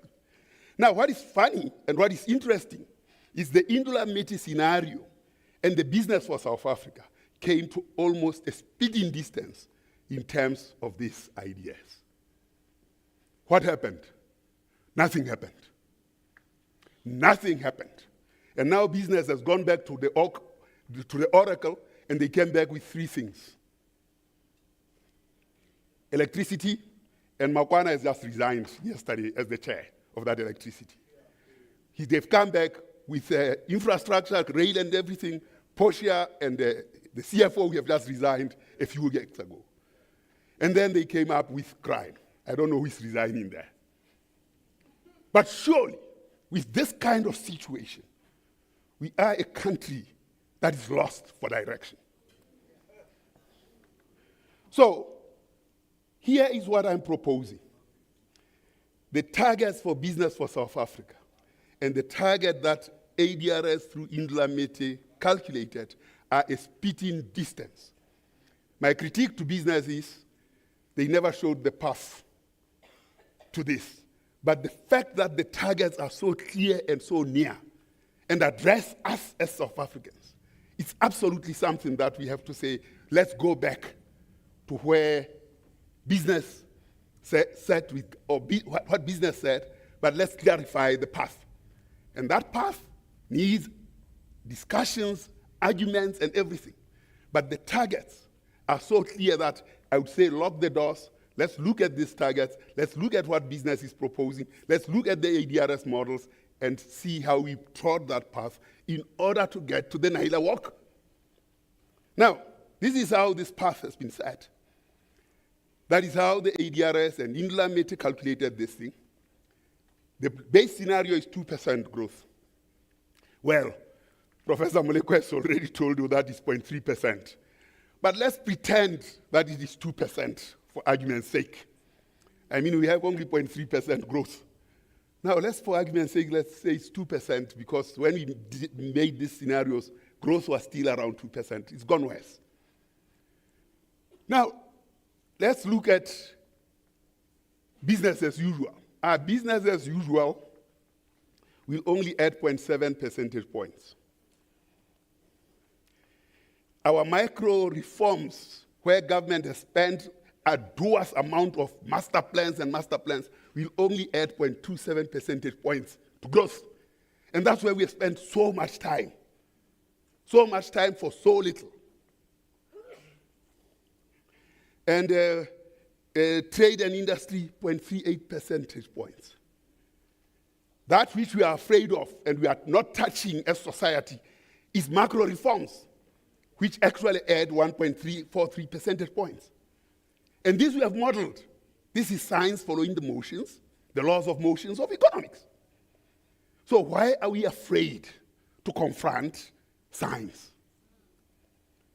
Now, the social policy doesn't add a lot, but it is not growth degenerative.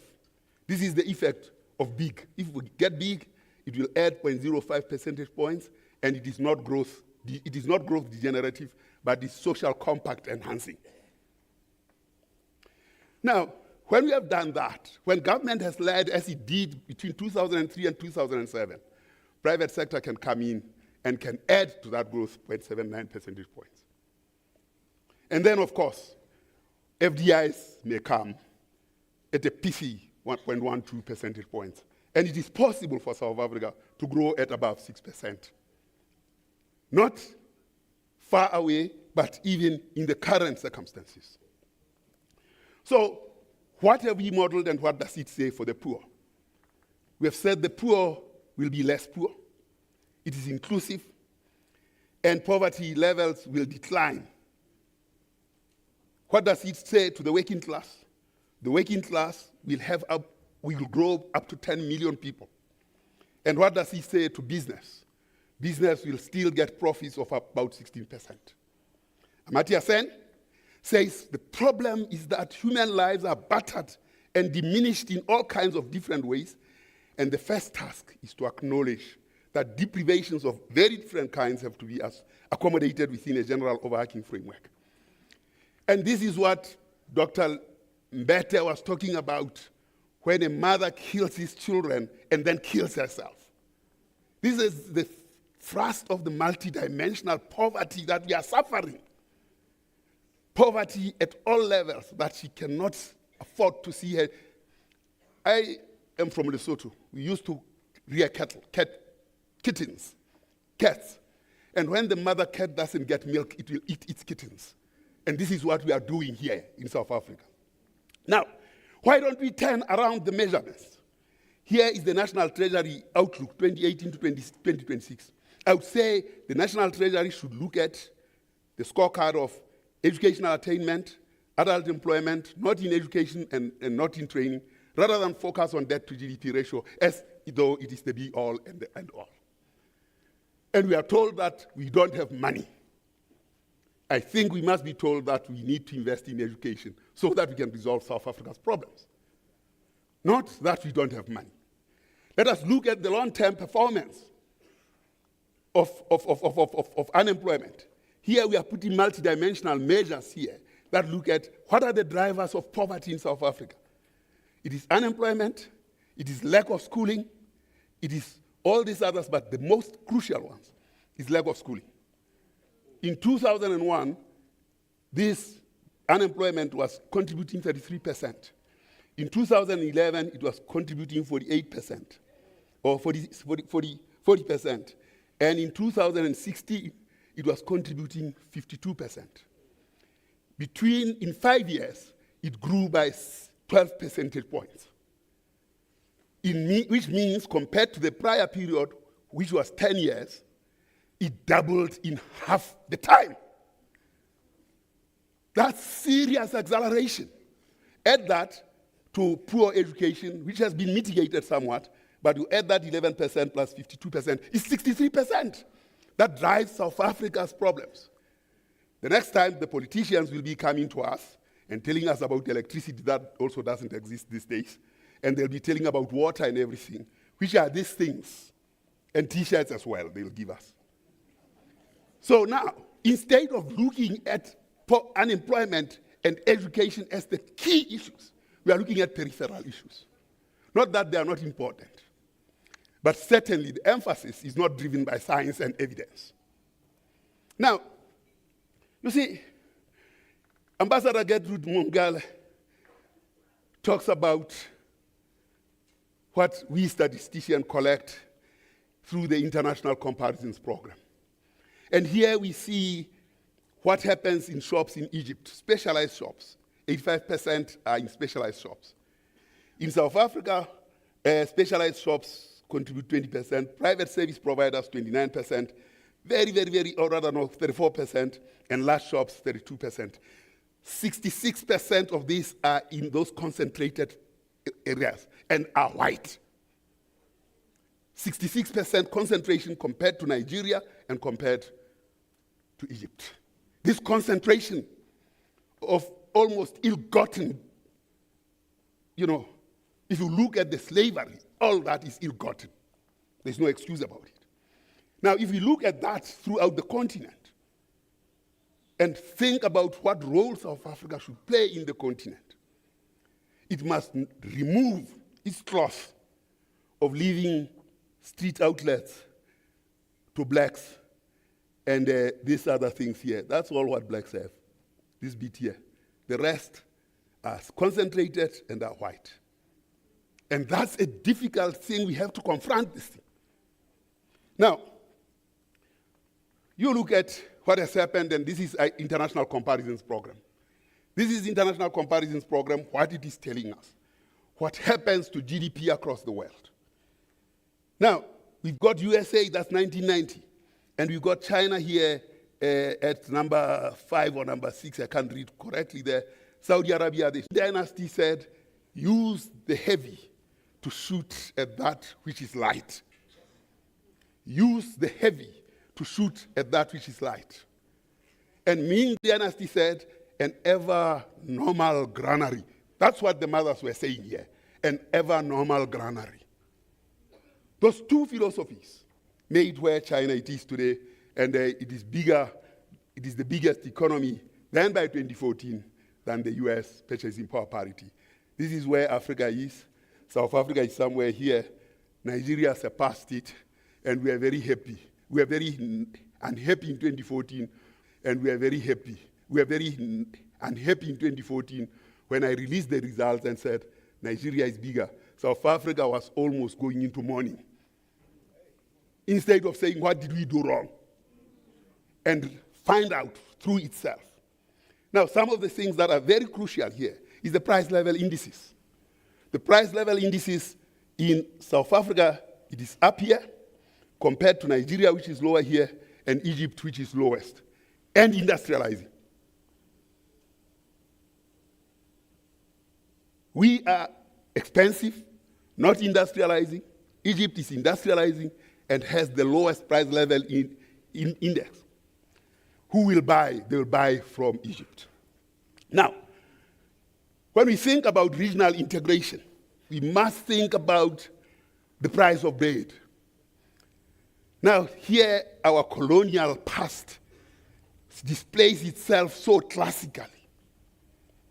Well, price of bread in Lesotho is cheap because we need it. We grow the wheat, we need it. So the price is lower. So these mothers here say what it is that they've done in their life. They see the price of mushu and pap much cheaper than when they had to go and buy it at Checkers. That's what their experiences are here. If I may branch a bit at that point. In 2007, we are flying to Cape Town, and I happened to be with the Secretary General. We found ourselves sitting next to each other on SAA, business class, everything. Then I said, hey, Secretary General Mantashe, what is happening here? The press had just come out with an article that was very demeaning, saying there goes those pseudo jobs in the Eastern Cape. And I said, these jobs, yes, they are worrying me, Mr. Mantashe. What's happening here? At the same time last year when we measured, agricultural jobs were up. This year when we measured, agricultural jobs were down. Yet there was no drought. So he says, hey, SG. So we called each other SG. He says, SG, we have so much harvest, and this thing is reaching up to the roof of the huts. So why should we plow again this year? No, we can't. And that was what explained the numbers. But these ladies here today, the people from Bashe, have shown that storage, processing, and everything ensures that you can grow continuously. This is what the key issue was in those numbers that were not making sense to me. Saying, how do they fluctuate in this? So evidence is very important, and interrogating it and understanding it is very good, it's very clear. And Mantashe was correct in saying so. So in 2016, after the CS Community Survey of 2016, we went to Mbashe because in the data itself, it showed that Mbashe had the highest proportion of people engaged in agriculture. And when we got there, there was a cock chasing the hen. You knew that things are happening here. And the cattle were moving, everything. The leaf, the leaf of maize was this big, green, and everything. And you could see the grannies walking dignifiedly. They were dignified. And in the data, it showed that the people that work the land are these grannies. It is not surprising, therefore, today, that those people have progressed in the way they've progressed. This evidence was there in 2016. It continues to be there. And if we follow science and follow the information from science, we can do better.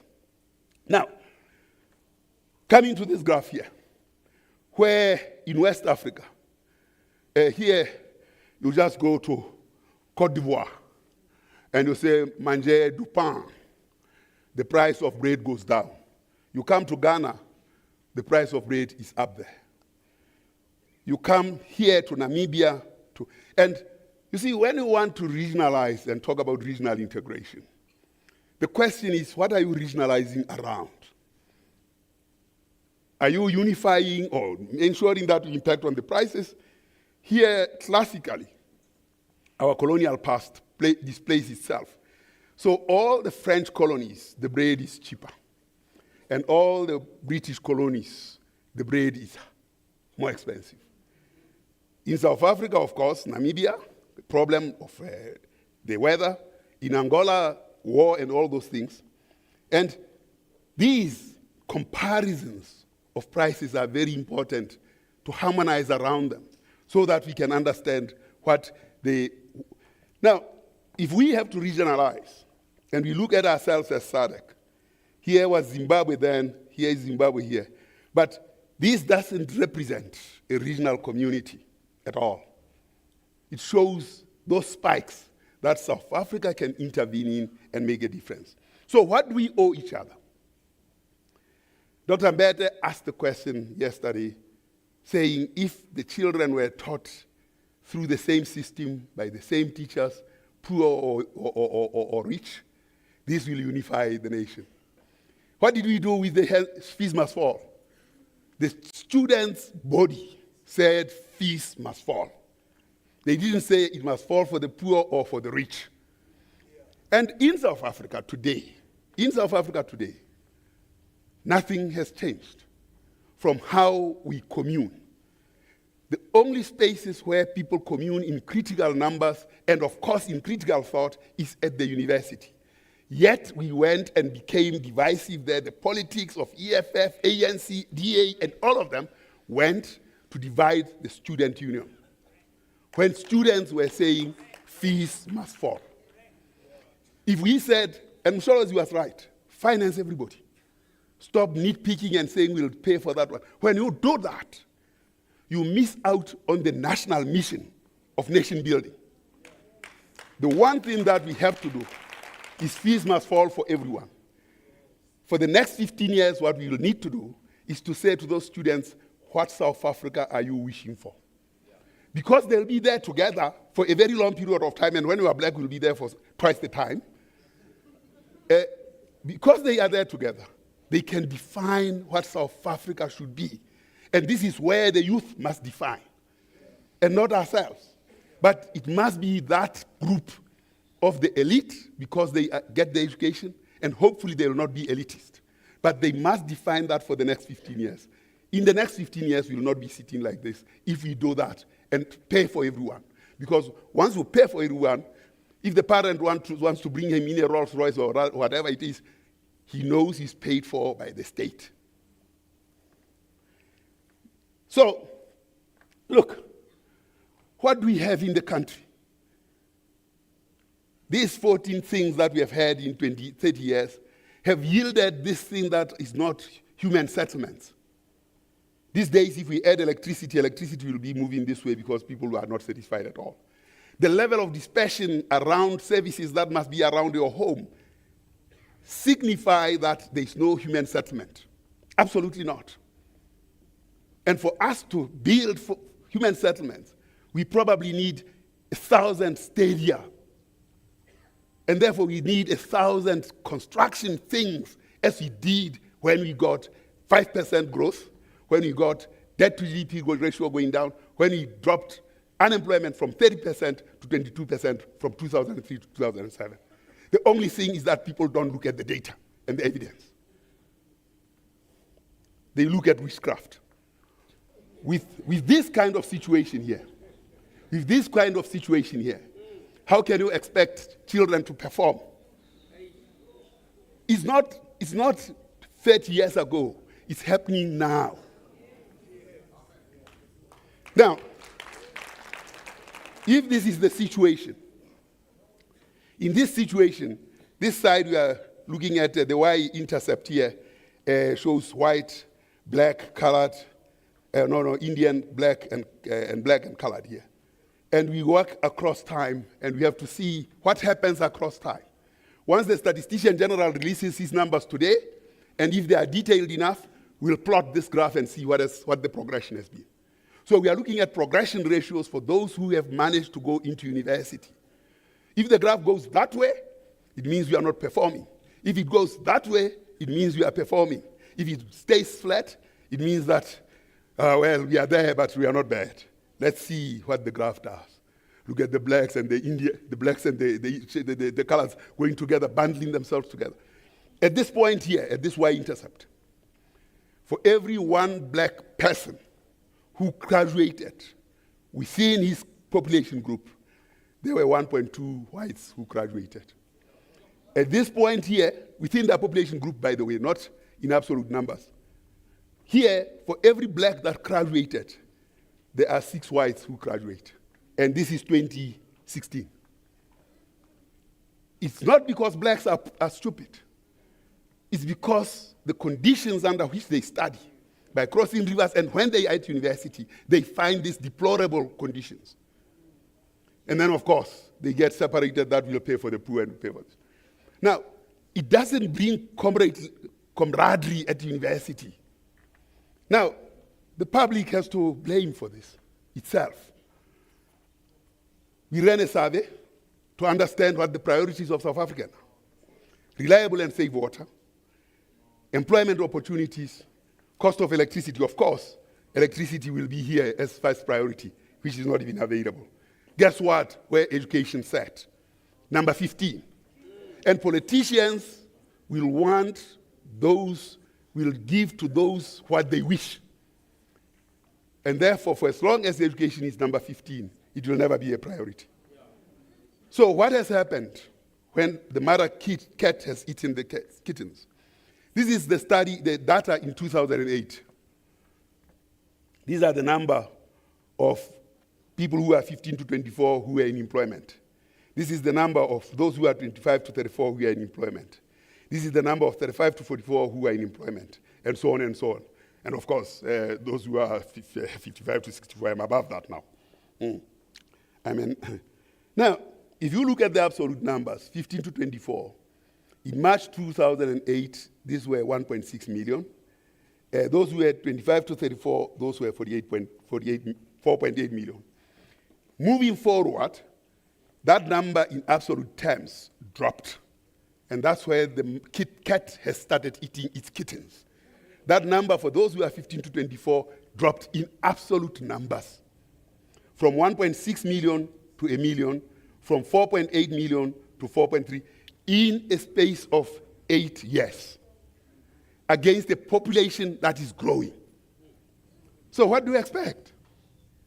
We are not doing anything about this. And here you are looking at skills. And from 1994 going through to over time. Here we see the skill level of blacks in 1994. They're 11, 12, 16, 17 by age group. Whites 42, 50, 48, 41. 3 times the skill of level of blacks. For coloreds and Indians, fast forward, you see the whites going on that advantage. The Indians actually catching up. And you go to the 2017, very little change. And you go to 2020. So the blacks are stuck here. Absolutely stuck with an economic policy that is not delivering on what it should do. Now, the municipalities, 2001 to 2011, the municipalities monotonically found poverty declining. And from 2011 to 2016, 82 municipalities found reversals in poverty. And when the Statistician General releases these numbers today, for 2022, we'll find out how poverty has performed in all municipalities. It is clear it will be that. So what is my scorecard to our government? The scorecard is, we should look at stakeholder expectations as we are here, and look at stakeholder satisfaction. On this is everything must be prioritized in this quadrant. Where stakeholder expectations are high and stakeholder satisfaction is low, prioritize. Where stakeholder expectations are low and stakeholder expectations are low, as many are beginning to have both low stakeholder expectations and low stakeholder satisfaction, you drop all the programs that are there. Here is where we should be as South Africa, where high stakeholder expectations and high stakeholder satisfaction. Here we innovate. Now, I've said how you do that, and my assessment of the government is everything is in this quadrant of a failing state. Even Zondo, by his own words, says, I wouldn't be surprised if another mega state capture occurs. That's the task that we must be focusing on now. That we cannot have another state capture. Yet, Zondo says it is possible because of inaction. And everything will be in this quadrant. And in this quadrant of high stakeholder expectations and low satisfaction, we are beginning to be a failed state, if not already long been there. So now, what is the South Africa's theory of change? That's the question we must ask. Our developmental model says that change will occur through a series of investments. And we know that investments, however, it depends on stock of savings in a country. So savings of the working class, which working class do we have? Investment in the economy would therefore depend only on the 1.6 trillion tax collections, split across all government functions. Therefore, we are forced to go and borrow from foreign, raise debt in foreign countries. And of course, in that we hope that we'll have addressed the massive challenges of the country. This theory of change, while well received in social circles, is however unlikely to sustain an economic growth, and the size of South Africa. Low savings and high debt are not appropriate for sustainable economic growth and development. And poor economic growth translates itself into a cycle of poor savings and more borrowing.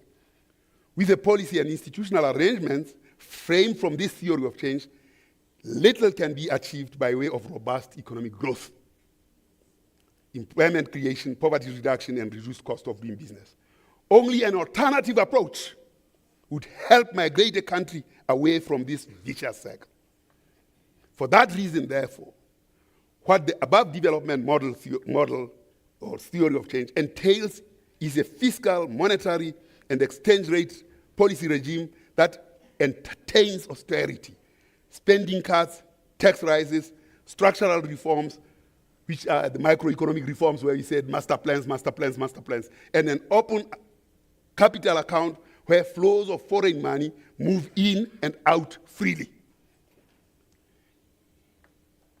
These inspire, basically, illicit financial flows, which Justice Goldman talked about. These, as we know, are untenable for a developing country. It is also for this reason that China today has a closed capital account, as were all those countries that were developing that became developed. Can South Africa afford this type of development model? And what could be the alternative? So we have to revisit those documents by business and look at how we model our future. So, ladies and gentlemen, I see that, what happened to my slides here? I'm sure you are, or it's a sign that, oh, I see. Let me just finish off because I'm coming to the interesting part of this thing, where our guru of thought on these neoliberal policies is Milton Friedman. Late in life, Friedman did occasionally express doubts around the time China joined the World Trade Organization in 2001. He worried that his table thumping privatize mantra was a mistake. He said, I was wrong. That was not enough. He told an audience of perplexed conservatives. Milton says he was wrong. After all, Hong Kong and Singapore actually moved. Now, Alan Greenspan, since 2008, learned a hard lesson. What he says I'm trying to get at is that the vast proportion of decisions that are being made by non-financial institutions are based on objective reality and its probability structure. Finance, however, is almost wholly behavioral animal spirit. That's where we have invested our money, in the finances, this animal, instead of in non-financial institutions. So, what do we expect and what can we expect in South Africa? If we think about the channels of development or portrait growth accounting framework for income per capita, it can't come from labor productivity, it's not coming from absorption rate, it's not even coming from terms of trade. What we are likely to get in terms of the aspired for demographic dividend of young dependency ratio and elderly is actually a demographic disaster. What we have to do is to think along pathways forward and looking at vector of goods along the line of Amartya Sen thinking. We have to think about more science. And in fact, what we know is that developed countries develop through their pensions. We are forced to go and borrow. Yet we have 17 trillion rands in private pensions and 2.1 trillion in government pensions, which are now in the financial markets and not in the non-financial sector. This is the malaise that we have created in this country. So, by the way, empirical evidence therefore suggests that unless we adopt an alternative that relies less, not more, on foreign money, little will be achieved in this country. SA should attempt to rely on a broad spectrum of savings, which are in the pensions. The Reserve Bank should have its mandate broadened to include unemployment or GDP targeting, and more importantly, becoming a fiscal agent of the state, like the Reserve Bank of Japan, which got instructions from the Ministry of Trade and Industry. And that's how Japan grew. We are saying we have so much independent independence, instead of believing in independent interdependence. I'll argue, therefore, that we revisit the Convergence of Business for South Africa 2020 initiative and Indulability Scenarios 2030. And this should not be a lost opportunity. I think it is an audacious moment whose time has come to bring business and government and ourselves together. Thank you very much.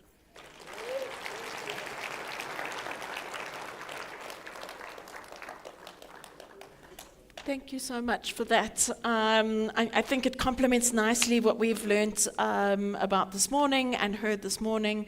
And certainly for me, it just reinforces the idea that we have the information. We now need to just move towards the action. We do not need more spaces to gaze at our navels and wonder how we got here. We know. Let's now, I think, move forward. I'm sure this is now the time more than any other that you have been waiting for all morning. This is your time. This is your time to be able to have what you want to say.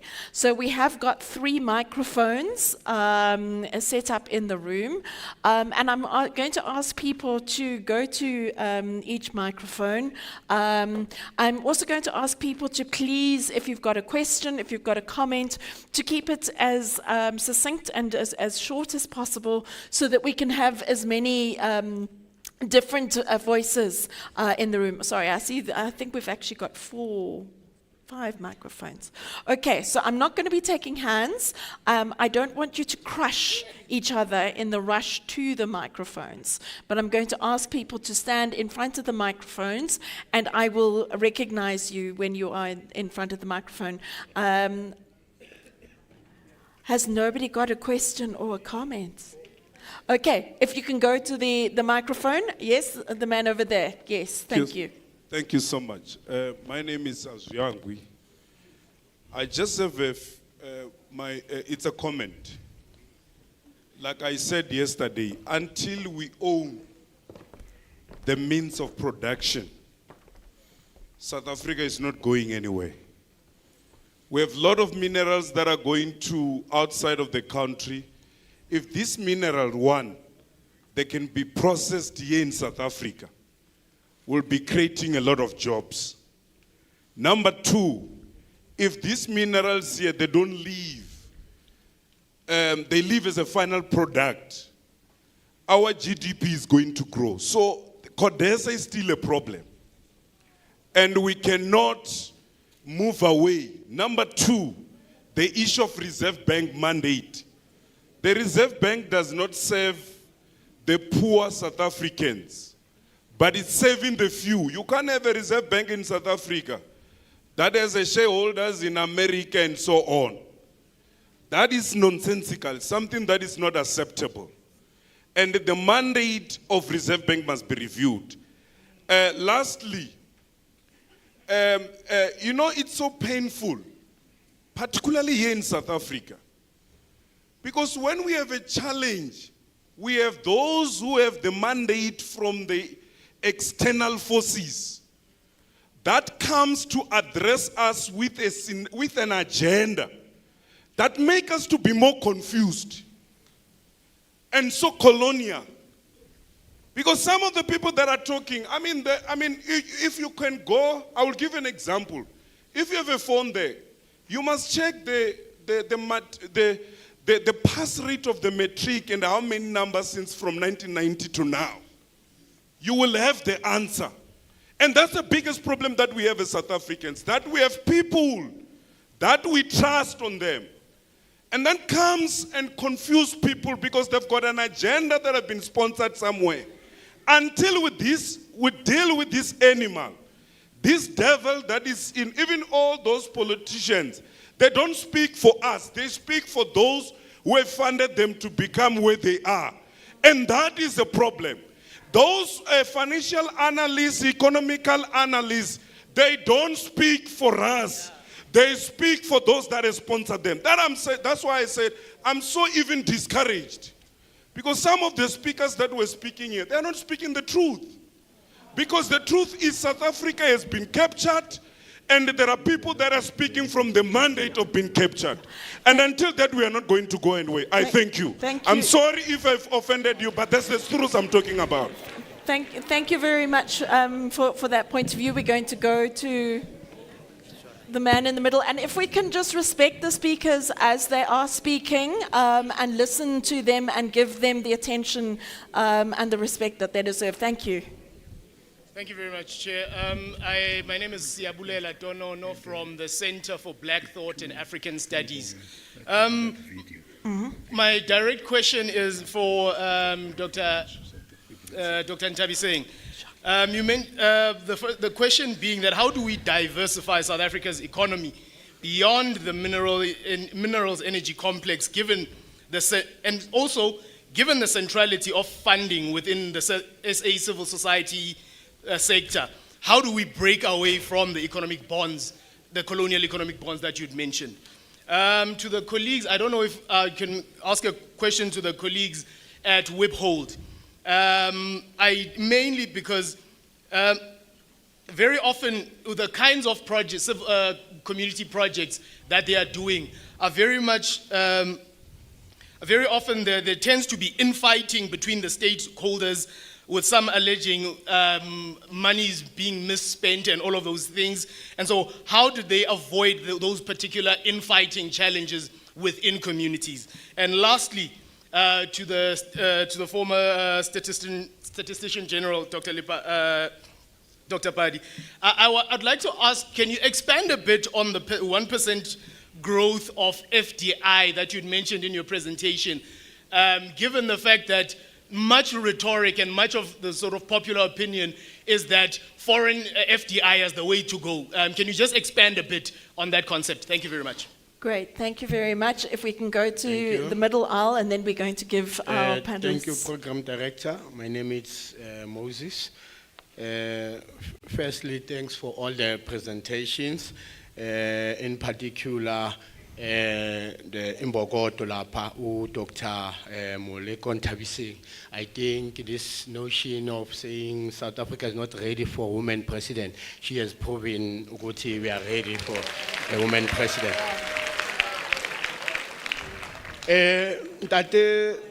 I think I disagree with the notion that unemployment is caused by lack of schooling, and that Dr. Padi.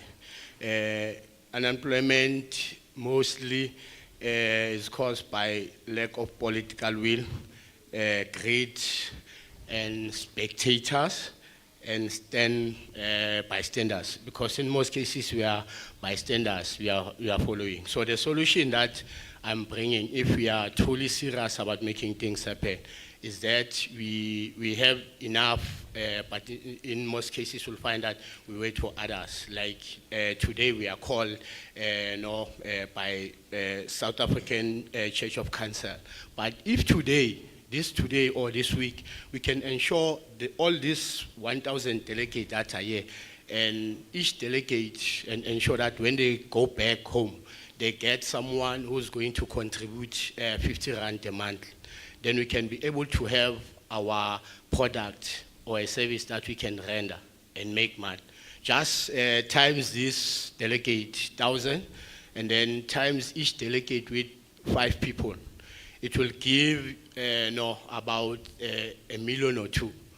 Then it means we can be able to have something to start with, because we can point fingers as much as we want, but money is here. For example, the same as we are church leaders, we are community activists. We all know that in our township there is what you call malls, shopping centers that are coming each and every day. But the question arises, who's owning those shopping centers? And then the same people will be saying we don't have money.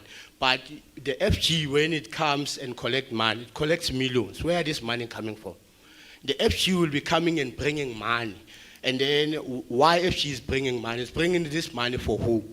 So I'm challenging all of us here to say if we are truly serious about this thing so that it does not become a shop thing, wada, and we get excited because Dr. Ntabseng has spoken. Sorry, I'm well. gonna ask you Let's if be you can just encouraged to contribute something so that from that something we build something that we can, instead of consuming, that we can sell to ourselves and others and make money. Thank you. Thank you so much for that. And I'm going to hand over to you. I'm going to maybe to ask ladies first, if you don't mind. If you can, let me just see if I can get the microphone for you. There you go.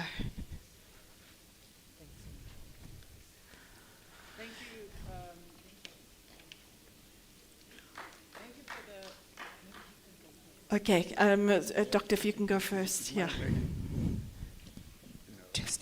Okay, this one's on. Okay, thank you so much. I'll start with the last speaker who talked about the role of entrepreneurship and the importance of entrepreneurship. We must accept not everyone is an entrepreneur, and that's okay.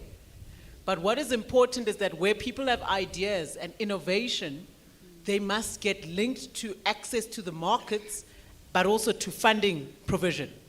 So the constraint that you have in South Africa is that the bulk of growth in most economic sectors isn't coming from your small and medium enterprises or your micro enterprises, coming from your big corporates.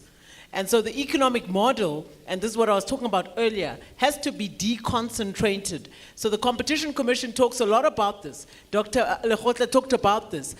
A lot of people who talk about or who have a different mindset, a different thinking cap, they talk about the role of allowing the smaller, communal, the micro, and not necessarily the advantage of the big. So it is very important, the point he made, I think his name is Moses, that you have to encourage entrepreneurship. It's not that everyone will be an entrepreneur, but those who do want to, and those who do have the opportunity and ideas and innovation, they should be supported. So what should happen, and I think it ties in to the question that Siabulela asked about how do we diversify the economy beyond the current constraint, given the funding constraint.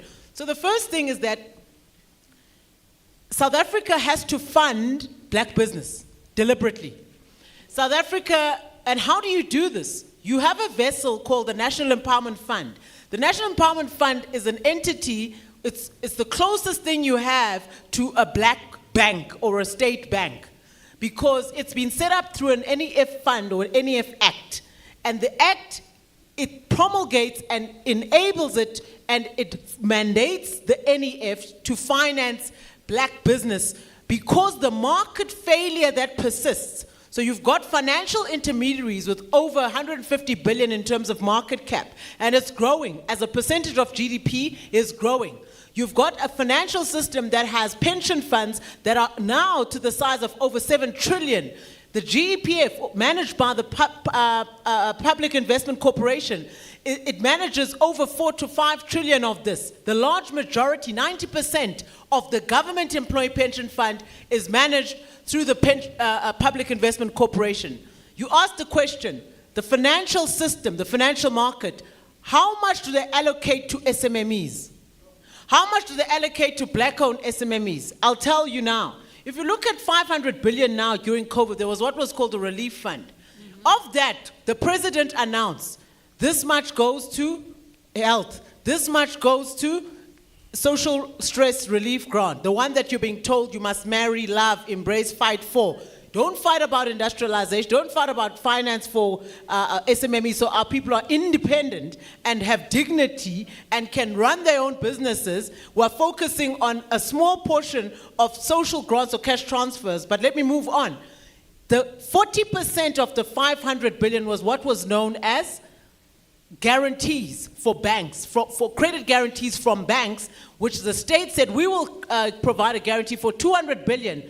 If you can provide our businesses with loans, liquidity, because during COVID, they cannot get any business. No one can operate. So what do they need to do? You need to tap into the financial system. The financial system must enable liquidity. Who did this? Europe did this.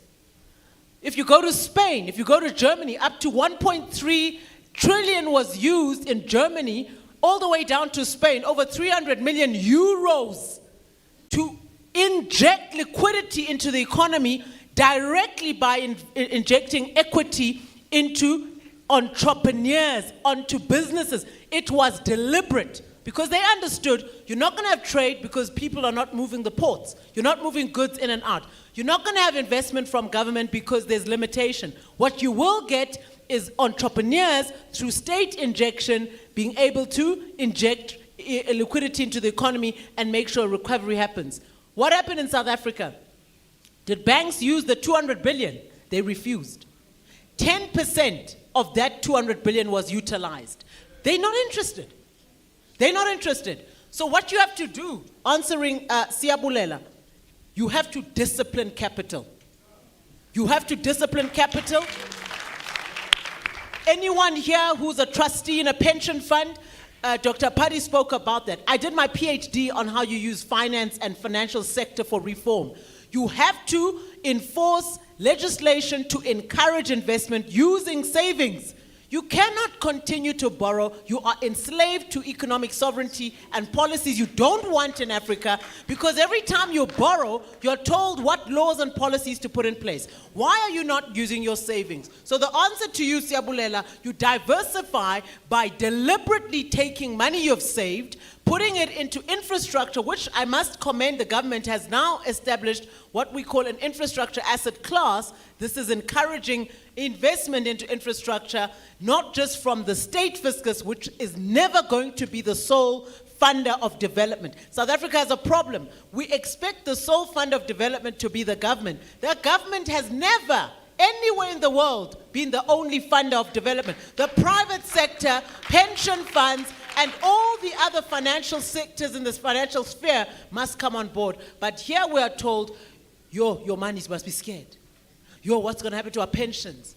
Can I tell you, in Spain, in Canada, in Australia, where they don't need roads, they don't need schools, they don't need electricity, they don't need any of the infrastructure we need. They use their pensions to develop infrastructure. So we've got to have a change of mindset, but also our government need to embrace policies and tools that actually enable development. Thank you. Okay, thank you. I think on the issue of FDI, that's covered. I mean, when you try to see the practice of FDI in South Africa, you realize that we prefer using FDI instead of our own pensions. Why? Because we have financialized the situation. And FDIs have to search for higher rates. And we have taken our monies elsewhere instead of actually investing them here. One of the fears that we have, and the fear I have, I shudder to think about my pension in the hands of the current political system, because it will be stolen. Now, the issue that we have to deal with is a corrupt kleptocracy, and deal with that, because that's what is trapping our decisions. But then we become cowardly. Somebody who comes with their money, it will be stolen equally, because if the system is naturally running on a corrupt rail, it will be stolen. And then when it's stolen, we ourselves collectively use that pension to pay for the debts of those who are not held accountable. That's a serious problem. And this meeting has to really think about, what does a capable state mean? What does a capable civil servant or official of the state who has the privilege of serving mean? So the foreign direct investments will take us nowhere. They will generate and perpetuate the problem of debt to GDP ratio. What we need to do is to look at our pensions and solve the problem of ESCOM. After all, it's a 400 billion rands when we have 20 trillion rands collectively as South Africans. And the lack of electricity by ESCOM holds all growth to a pithy 0.3%. So until we have actually dealt with the national project of bringing ourselves together and thinking ahead for another 15 years, how do blacks, whites, coloreds, and Indians in the country become that truly rainbow nation? We are not. and we don't have stadia of this bringing together. One day some rugby there, another day something else there. We really have to dip our buckets where we are. And at university, that's where we have critical minds in critical numbers over a sustained period of time, over 4 years, of people that are there together. We have to ask them, what South Africa do they wish for? Each student must write an essay, even if it's 2 pages a year, to say what South Africa they wish for. And that should go and inform policy. For another 15 years, then we'll resolve this thing. At the moment, we live in our own spaces. Political will, well, will is willed by evidence. And that's very important. Because when we have an illiterate politician, they can't read the evidence in front of them. And it's so true at municipalities that these people are illiterate. They can't read financial statements, they can't read a plan, they can't read anything. So Socrates talks about, would you allow a person who is not trained in medicine to come and operate on your brain? Now, how do we allow something so important as what we agree to do to be handled by those who are least competent? That's a serious problem. That's a serious problem. We have to get it. So Socrates' type of democracy is one that says every citizen must be allowed or available to be educated to the highest level so that the quality of democracy will be different. So investing in education and ensuring that citizens are educated so that they can make those choices that deal with complexity in the world. Then we have democracy. But the one where... Thank you. I think at the very least, our politicians need to have training before they enter into public service. That might be a good way to go. I'm going to come to the middle here. Thank you for your question. Thank you, Madam Chair. I appreciate the opportunity. Sorry, I've gone to the middle here. We're going down the line. Not yet come to this row, yes. So it's up to you to speak. Good day to everybody. I am thanking the organizers of this event for giving us the opportunity to be here. I am Chief Amsep Pekit from the Uswana First Nation tribe. This is a pleasure for me. This week was very, very enriching for me, painting all these opportunities, all the opportunities that we desire for our communities. And that's why, first of all, I want to thank the Interfaith for inviting us here and giving us an opportunity to speak. Because the false rumors that were spread about us as the Khoi and the San First Nation was that we are worshipping idols. We are not worshipping a real God. And this stigma is still clinching on to a lot of uneducated people. They judge us by the false information that was spread. And if I may use this opportunity to inform the House that we are serving the Creator of heaven and earth. For the mere fact that we didn't know His name, we knew and acknowledged that there was a supernatural being that provides us with all the necessary things that we need. So thank you for inviting us as the First Nation to be here. I'm a pastor for 47 years. And it struck my mind that we never reach the level that we're supposed to reach, simply because we were thought that we are not a nation. We come from nowhere. And it really moves me to tears that even this present government acknowledge us not as a nation, but as a tribe. We are not a tribe. We are a nation. And we need to be respected for that. Some people are afraid. Some people are afraid to acknowledge us as the First Nation because they were told that these people want to chase us away. There's enough space for all of us. All we need, all we want is just a space that we also can be recognized as the First Nation. Thank you. Thank you for the info that there's opportunities. But I'm going to tell you, maybe I'm going to bring a different flavor to the house. I grew up I grew up in a mud house with 7 rooms. On a Sunday morning, my father would say, go and take 4 chickens for lunch. When we come from school, my father would say, go and get some eggs. Excuse me, Chief, I'm going to ask because Yes, we do have other I'm just people. gonna be brief on that. Thank you. Because there's no opportunity for us. When we as the First Nation knock on these doors for opportunities, we have been told that you do not qualify for these opportunities because you are not recognized. You are not recognized. When we approach these institutes for funding, they said you are not eligible to get some of these funds because you are not recognized yet. In the race. It's shocking us that we Black, white. are Africans. We were born here. But then, Felicity, thank you for the opportunity.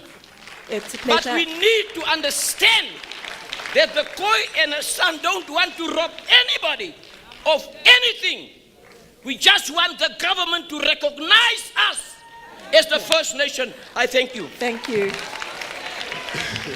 And I think it's very important to be able to say at this point that we hear you, that we recognize you and we see you, and that your fight is also our fight.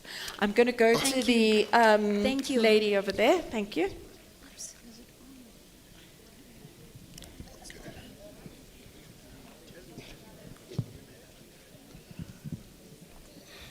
Thank you so much, Program Director. Mine is not a question, but it is a plea to all the faith leaders to say we've been empowered. I was going to sit down after that gentleman spoke there because when I stood up, they was the first person to come to this mic. I want to say to this house that we all know that a house without a woman, you can actually identify it by just looking at the curtains. So, yeah, just by seeing the curtains, you will know that there's no woman there. So we are sitting here because of problems that were created by men, by not identifying us that we can actually lead this country. Dr. Ntabi saying, I'm gonna say viva Dr. Ntabi saying for first woman president in this country. Viva, viva. Again, I would say to... Sorry, I'm just going to ask the House if you can please concentrate on what the Speaker is saying and give her the opportunity to say what she needs to say. All right. I'm going to invite again, it's an invitation.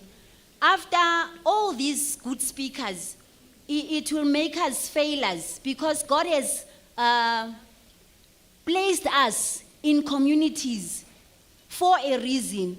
But faith leaders, they had always looked at politics as a dirty game. It belongs somewhere, it doesn't belong to us. it is coming from a pit of hell and that and that and that. They forget that God has given us dominion over this country for a reason. And this is the place where we have to busa. Nowhere else we have to busa here. And that calls for a heavenly mastered foundation of governance. If that, let's stop praying for this government to change or for God-fearing leaders. Start believing that you are a God-fearing leader and you can change this country. Thank you. Thank you so much. And now, before we come back to the panel, the final question for this round from the gentleman over there. Good afternoon, everyone. My name is Mohammed Kaji. I'm the Executive Director of ASRI, a public policy and economics think tank based in Johannesburg. My question is to the former Statistician General, Dr. Pali Lahlola. I'm going to first recommend a bit of an amendment to your presentation, Doctor. Poverty is expensive, but corruption is more expensive. And the reason I say this is, we know in 2006, the Mbeki government ran a budget surplus, which was unheard of in a country like South Africa. And our debt to GDP, as you correctly mentioned, was 25% of GDP, and now we're upwards of 80% to GDP. If we use an example of Kusile and Medupi, the budget overruns and corruption is quantified at around 300 billion rands. And just to put this into context, the corruption of Kusile and Medupi could have sent 2 million young South Africans to university to finish 3-year degrees and would have changed the face of South African society for generations.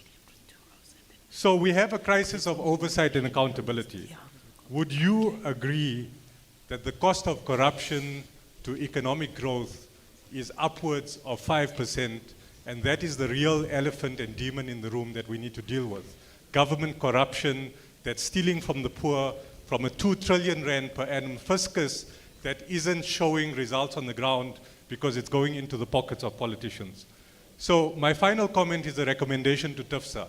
I would recommend practically, as the Bishop opened the conference yesterday, that practically TIFSA, I would recommend, establishes a oversight and accountability secretariat that starts mobilizing faith groups to hold government accountable and ensure that politicians spend money on the people and not on the society. Thank you.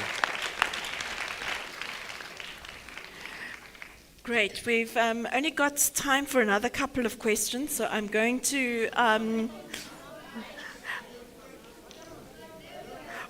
we might have to eat into lunch. Let me just see if I'm hearing the House correctly. You want to delay lunch a little so that you can have more questions? Okay, the yeses have it. Program Chair, we are saying you forgot this side, you jumped from that side to that side. Talk, Baba.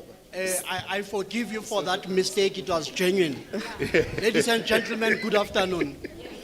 My name is Wandile Bangis. I'm a minister in the Seventh-day Adventist Church. Mine is very brief. We spoke and said, whatever we do, it always helps to have the end goal first in mind and work backward. I am here to try and work on that part. We have already identified problems in our country. We are in a crisis, and we are proposing various solutions. I want to know from all of us, what is our end goal? What do we want to do tomorrow after we leave this place? It is very easy for us to speak to ourselves and enjoy the conversations and bring all the academic knowledge amongst ourselves. Then we go home, nothing happens. As this house, we need to bring what someone said yesterday, a state of emergency in this country. Yes.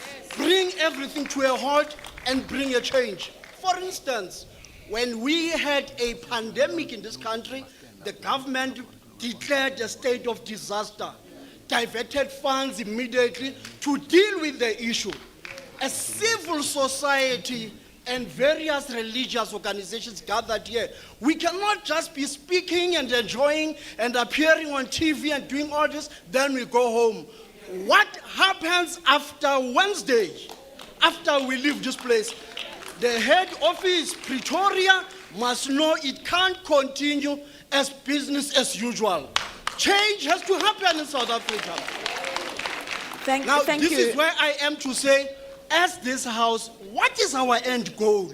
When we finish here, what happens then? Because if it's just talks and good speeches, then we go home, then it was all a futile exercise. What is our end goal? Thank you, sir. We've got a lot of people that we're going to need to get to, so we're actually going to stop people coming up to the mic now and just deal with the people who are at the microphone. I am going to implore that you please keep your inputs very short, because otherwise we're going to be here probably until tea or breakfast tomorrow. So if we can just move to the side of the house here. Thank you very much. I don't know if I'm audible. Okay. I would like to add to what the gentleman has said, so it will be quicker than I expected. Firstly, I believe that this is organized by the SACC, Interfaith, for the Interfaith to, am I wrong? Talk. Yes. The Interfaith Forum of South Africa. The Interfaith Forum of South Africa. That commands at the bottom a lot of people who can make a difference in their communities. And in the words of the gentleman, I would like to say we have already had a lot that has been said. We've been educated and equipped. And my concern more than anything else is, can we start talking Wednesday afternoon? What answer or what are we taking back to the communities to mobilize the people to take care or to take control of their own communities? Yes. That's where the mosques are, the churches are. And if we can just start now to build that plan and say, Wednesday when we leave here, what are we going to do? Who do we account to? And how are we going to monitor the process? Thank you. Thank you very much. Okay, we're coming to the microphone here. Hi, good afternoon, everyone. My name is Seth, and I work with an organization called Heartlines, and also a collective of faith action to end gender-based violence. I just want to say thank you to TIFSA for bringing us together, and in light of us being together, I think there must be a challenge made to religious leaders. Some of us, we sit in colloquiums like this and electives and times like this, but we actually, when we go back home, we are very divided. And interfaith work is powerful for such a time as this. Some of our doctrine and our dogma we struggle with. So that's the first point. Like, we can't work together when we judge one another and we diminish one another because of our religious differences. That's one. But then also economically, and this is more to Dr. Pali and Dr. Intabi Singh. We are also, we hold a sector of economy in our religious sector. In apartheid, certain religious institutions were protected, economically so. Some of those monies still linger, and I don't want to name churches and so on and so forth, or religious organizations. And how do we talk about economic reform and economic mobilization in the religious sector? We acknowledge that there's a lack of political will. There's also a lack of religious will. There's a lack of business will, because like it's been quoted, you talk to CSI in corporates, they only want to put 0.7% of their budget into CSI work. But actually, they're already talking to the rising black stars. So BE, we must give a more critical, conscious view of BE. And then to our doctors who have done amazing presentations, for such a time as this, how do we mobilize courageous, ethical, values-based leadership? A transformational kind of leadership to inform a more equitable and just South Africa. Because if we can answer that question, and we heard you, Madam MC, saying, we need to train those counselors. It can be done. There are amazing people in this country. But values-based education, critical thinking is not on the map. So how do we mobilize courageous, ethical, values-based leadership to inform a more equitable, just South Africa? Thank you. Thank you very much. I'm going to hand over to our two guests to ask them to answer some of the questions that have been posed. Yeah, she doesn't know me. Yeah, I think it's working. It's not working. Maybe if you can use that microphone. Okay. Oh, no, it works. The question by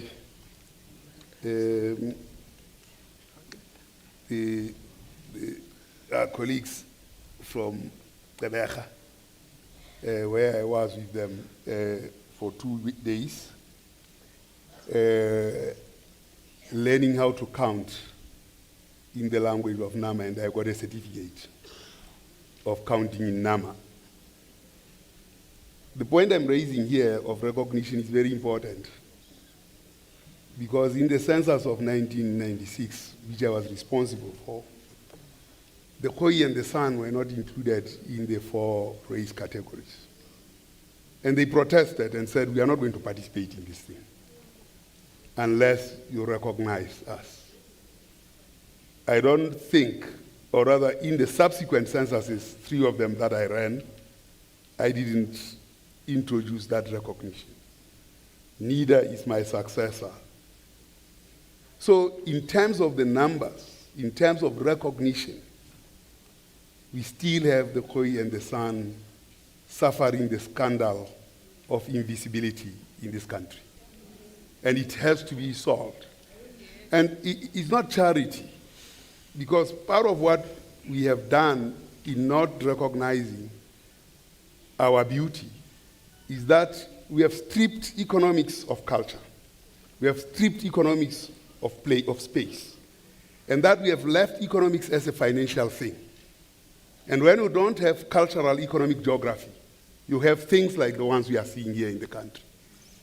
The Chinese have not stripped economics of culture. The East Asians have kept the culture as an integral part of the economics. So that's why you have cultural economic geography.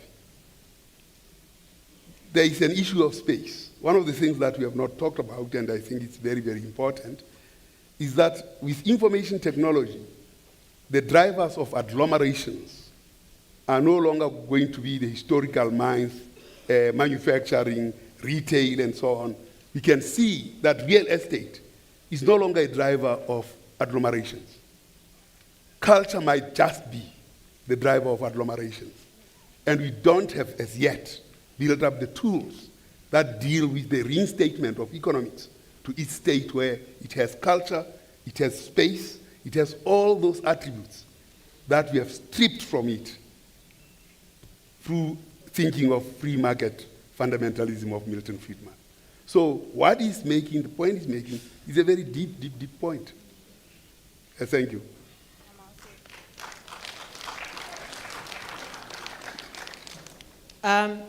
Seth says, for such a time as this, how do we have an ethical leadership? I believe that if you look at the Daniel, I'll give Daniel as an example. You talked about courage, you talked about boldness, you talked about value-based. If you want a value-based, courageous leadership, do we have leaders who have the Spirit of the Lord, who have the fear of God, who pray? No. Who is informing and what is leading them?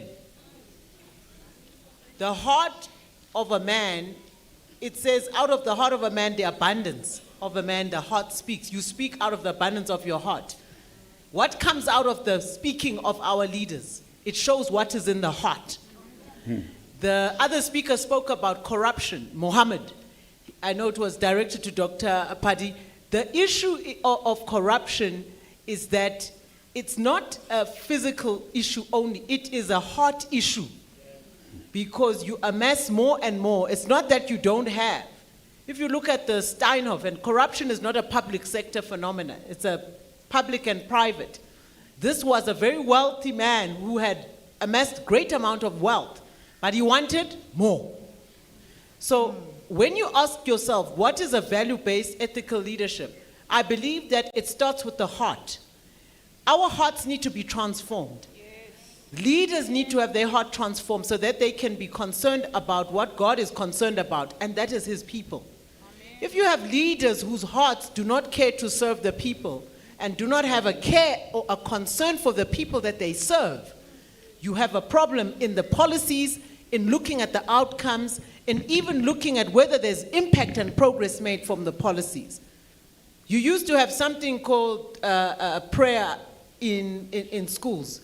Right now in schools, there is all kind of violence, stabbing. Teachers don't want to go to the classroom. Children on the way to the classrooms are dying because they are fed things. The kind of hearts that our children have, that even our teachers have, they are molesting the children, the teachers, in the classroom. After the class, they are impregnating the children. South Africa has the highest pregnancy rate for teenagers. 10-year-olds are giving birth in this country. 11-year-olds are giving birth in this country. 17-year-olds are giving birth. Who is impregnating these young children? It is the teachers, it is the young boys, sometimes even family relatives. The condition of the heart. We need a spiritual heart surgery. Our religious leaders need a heart surgery. Our political leaders need a heart surgery. We need a heart surgery. We are not exempt. We need to go back to the repentance. Now, if we repent, the Lord will hear our prayer, answer us. But we need to stop pointing finger everywhere else and look at ourselves. So I believe a value-based leader is one who is courageous enough to accept they have erred, but also correct themselves in line with the Lord, because He will show you what to do to rectify so that you can do things for the people. I think the last point that was asked is what is our end goal? And I think you have to answer that as the stakeholders and the constituencies that are here. What happens after Wednesday? I think for me, what I call panel dialogue fatigue or policy fatigue. We can speak at these things. I'm not one of those people that like speaking at these type of events, because I ask myself, what therefore afterwards? What is the point afterwards?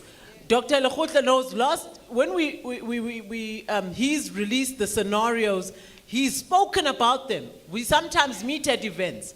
I've spoken about new wine into new wine skin. We've gone to speak to people in power. We also have influence. But I think that the people themselves now, they need to take action. And I think that you need to, as a collective, decide what is it that we want to do after this? What are we going to go home with all of this information? Therefore what? What therefore? And I think I throw it back at the audience because I can't answer. Yes, I realize that I forgot to answer the question. Well, you have answered it around corruption. I mean, it's not so much the money. It is the soul that gets hurt and the damage that thing continues, and the enablement of that money, because whatever is gotten easily, it gets spent easily in things that are absolutely easy, and generates a society that is completely out of, a society that is not the society that reflects Ubuntu. We are far from that gauge of Ubuntu, that you are because I am, or I am because you are. So corruption destroys that which we hold dear, and then we become the animal spirit that Greenspan talks about when it relates to financial markets. They are animal spirits. And that corruption, which is based on eating the money, stealing the money, generates in us the animal spirit that has no empathy, that has absolutely nothing that we can say will be left for the children. I think when we addressed business on the scenarios, they asked us, what does government say? And we said, government says nothing. Because it said nothing. And I was very encouraged by what business did in 2020 to come with those plans, which certainly are not that great anyway in terms of planning and the like, but the targets captured what is at stake on employment, on poverty, on inequality, on growth, on debt to GDP ratio, and making South Africa a working nation. And that's the end at least an intermediary end game that we are looking at. For business to have left the fort and then subsequently gone to government and coming to get 3 things, which may not even be priority really. They are urgent, but next time we'll go for another thing which will come up with 1 priority. And when we go for the 3rd time, we'll come with nothing. So you need to go back to those targets where the promise was South Africa will be a working nation with people that do not have, that are not unemployed, that are not poor, that are not hungry, with a working country. And then let's work on those targets and say, what is the path? And in terms of the implementation scenarios, we have shown what are the benefits to the poor, what are the benefits to business, and what are the benefits to the people who have to be employed. Now, we have left that wealth of knowledge unattended. And we are going for the easy thing, rail, energy, and crime. And not asking the question, what happens to the unemployed? What happens to the poor? Because if we do that, all these other things will converge and help us to move this country forward.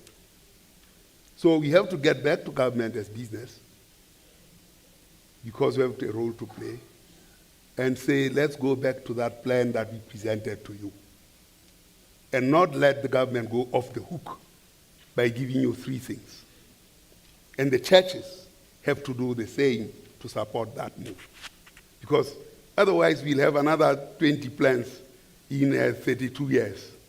1.5 toys for the nation every year. So that is what we have to confront. Thank you. Thanks. Thank you very much. Okay, at the risk of repeating the same mistake again, I'm going to ask the lady here to, and if you can again just keep it short, but we are running quite over time. Thank you so much. I won't say what I was going to say.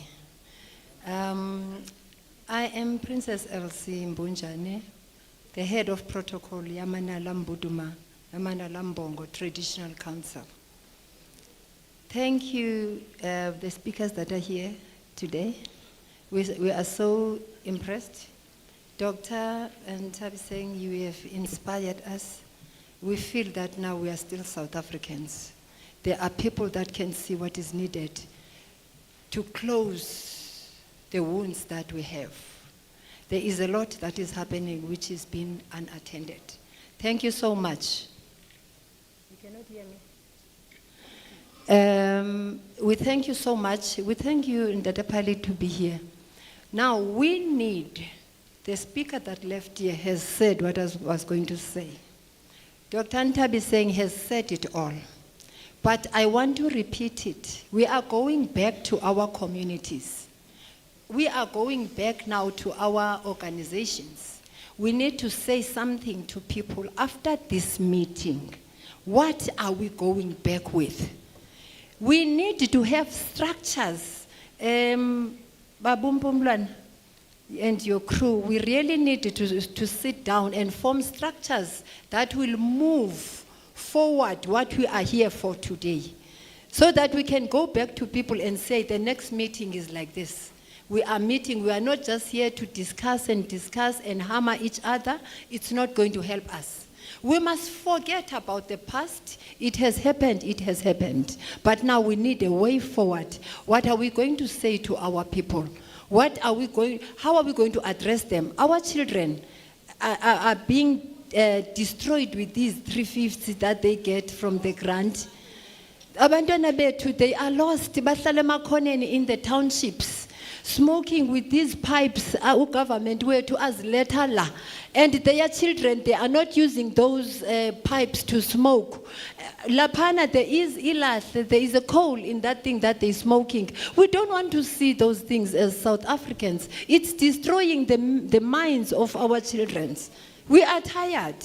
I'm trying to calm down today because these things, they are making us to be, it's our children.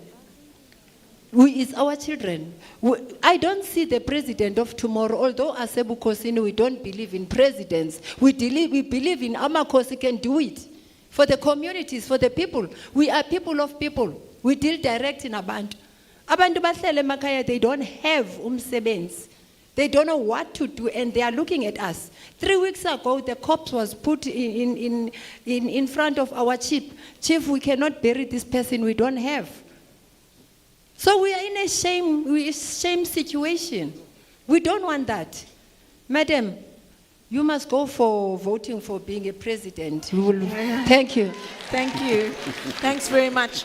I really am going to encourage people to keep it to 1 minute or under. Right. At long last, we have lamented it's enough. We know the problems, and the interfaith community cannot come here and act as if we are saints. Now we have come up with solution. What do you want to see in the next 6 months with the solutions that we have given? If we have got time frames of all the solutions that we have, we would not have problem. We know the problems. That's why we are hero worshipping all these problems. It's corruption, it's what. Are we not corrupt ourselves? When you point a finger to the next person, remember the other fingers are pointing back at you. And who is the government? We are the government. And why do you want to blame others? Let's start ourselves and make the change that we want to be and have the generation that we want to. Okay. Great. Thank you so much. Unfortunately, time really is against us. So what I'm going to suggest, before you all attack me on stage, is that we take the last two.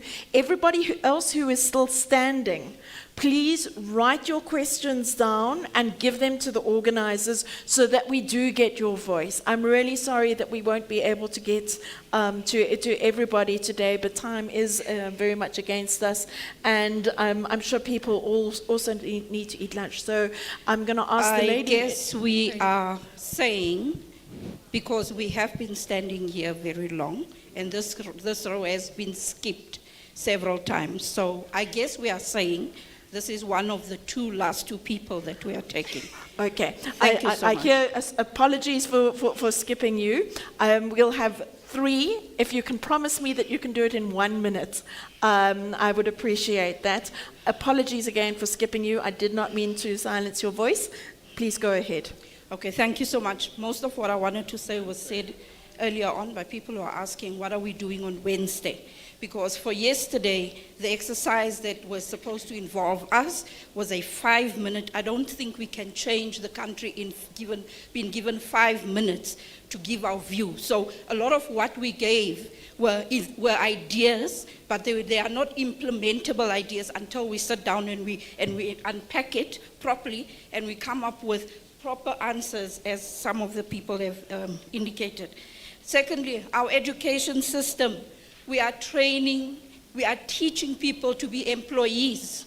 We need to, Dr. Moleko, you kept speaking about entrepreneurs. Entrepreneurs can also be trained. It's an entrepreneurial competency is something that people can be trained to. Not all entrepreneurs are born entrepreneurs. So our education system needs to be adjusted. And those are some of the things that we need to look into. Also, I want to speak to the issue of skills development. I don't even want to revisit the BE. We need to make sure that we revisit that BE Act and make sure that the colored people are properly looked at. Your Employment Equity Act, colored people needs to be properly implemented.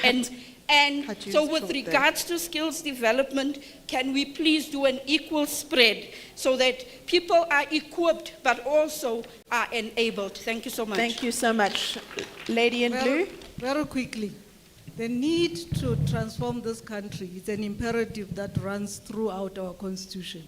I would like on Wednesday for us to make a call on our courts, and I speak as one of them, I'm an officer of the law, to say to them that this transformation means that the people who were excluded in the past have to be affirmed now. The history tells us 1652, white people arrived here in 3 ships. They committed atrocities over the time. So when our constitution says you have to take corrective measures, it means you have to affirm black people, and black is Indian, colored, and African. So we can't be equivocating. Dr. Moleko spoke about BEE. We can't be equivocating about it. So please, I made the call about 2 months ago to all our judges. I said to them, we are not going to accept an ahistorical jurisprudence from our courts. They have to toe the line because we have to make sure that we correct what happened in the past. We are not chasing white people away, but we have to correct the past that happened. Thank you. Thank you. I think that is a very important point. Our judiciary needs to be reformed so as not to perpetuate these structures and systems that still permeate from colonialism and apartheid. Okay, the final speaker is the lady over there. Thank you so much. Chair Samase, One Nation, First Nation. Thank you, Dr. Tabi Singh. Beautiful, well-spoken woman of God. I can hear you, a woman of God, by how you also just presented your presentation to us. Thank you for that. God bless you. I want to come back to the BEE. I also just need to find out what the National Power Fund, why is it only for black people, knowing that we also as so-called coloreds has also fought for the struggle for us to also be freed from what we are now. But as Dr. Cynthia has also mentioned, we have been excluded from that. So we need to work ways around that to make sure that us as so-called coloreds, because I don't identify myself as a colored, I'm a First Nation person, yes. So we need our so-called coloreds also to be included in the triple BEE because we also fought for the struggle, our forefathers. If I can go back into history, nobody even knows about Ashery Creel, who died also on June 16, but our history was stripped away from us. So I just need to find out in the triple BEE, why is it the way it is? And can you guys make a even, how can I say, to divide it evenly amongst coloreds, blacks, and Indians? Because as so-called coloreds, there is no opportunities when it comes to businesses. Even if you have a business, you need to have a black person also that is owning your business in order for you to get funds. It's not that I'm being racist, it's just that it's facts, you understand? So the triple BEE needs to be changed because we also fought for the struggle, just as everybody did. Amase, Kaikangans, and God bless. Thank you so much. I'm going to hand over to our two esteemed speakers to have some very short closing remarks, please. Yes, I think certainly what we have created as a state architecture is fiefdoms that claim independence. And necessarily they need that independence. As a statistician general, you need independence on methods. But you cannot be independent, your independence cannot be independent. That's something that we have to understand. So the independence must be interdependent, recognizing what the focus and the issues are. The Reserve Bank, yes, is independent, but it has to be interdependent in terms of the economic imperative that we have. And to that, then we have to review and say, these are the things that the Reserve Bank should do. So the legal systems and everything. So, and the spheres of government, national, province, district. These people act as though they are all independent. And when something happened in a municipality, the president said, oh, I don't have responsibility over that. This notion of independence doesn't work. The independence must be interdependent. And it is at the data systems level. Or rather at the meaning level. And then that meaning then is translated into data systems. And that interdependence then is created so that we can see the future for ourselves. Thanks. Thank you. Thank you so much for the last two questions. So the National Empowerment Fund and the BE Act, let's talk about the Act. They're designated groups that were excluded. It does include, so when I talk about Black South Africans, I think it's the definition or the meaning of the term. People think at times it only includes Africans or the Africans in that the darker shade of skin. But it does include the colored population of the First Nation, and also Indians. So if you look at, in fact, in South Africa now, the Chinese are also fighting, and they've won a case, by the way, to be included in the benefits of that. You must look at the case law. I'm not a lawyer, but it's interesting times we're living in. So when you're talking about black economic empowerment, it therefore includes the African descent, if I can, the different African tribes, the colored population, including the Indian population. And so those who were disenfranchised by the laws of apartheid are therefore included. Now, to your question, whether or not, it's not just the National Empowerment Fund. National Empowerment Fund, therefore, finances your black, colored, and Indian population, what is known as BCI from a statistical point of view. So you're not excluded. In fact, we've funded many, one of the biggest construction groups, and many other businesses are actually funded and supported through the funds and the coffers of the National Empowerment Fund, which is wholly owned by the state.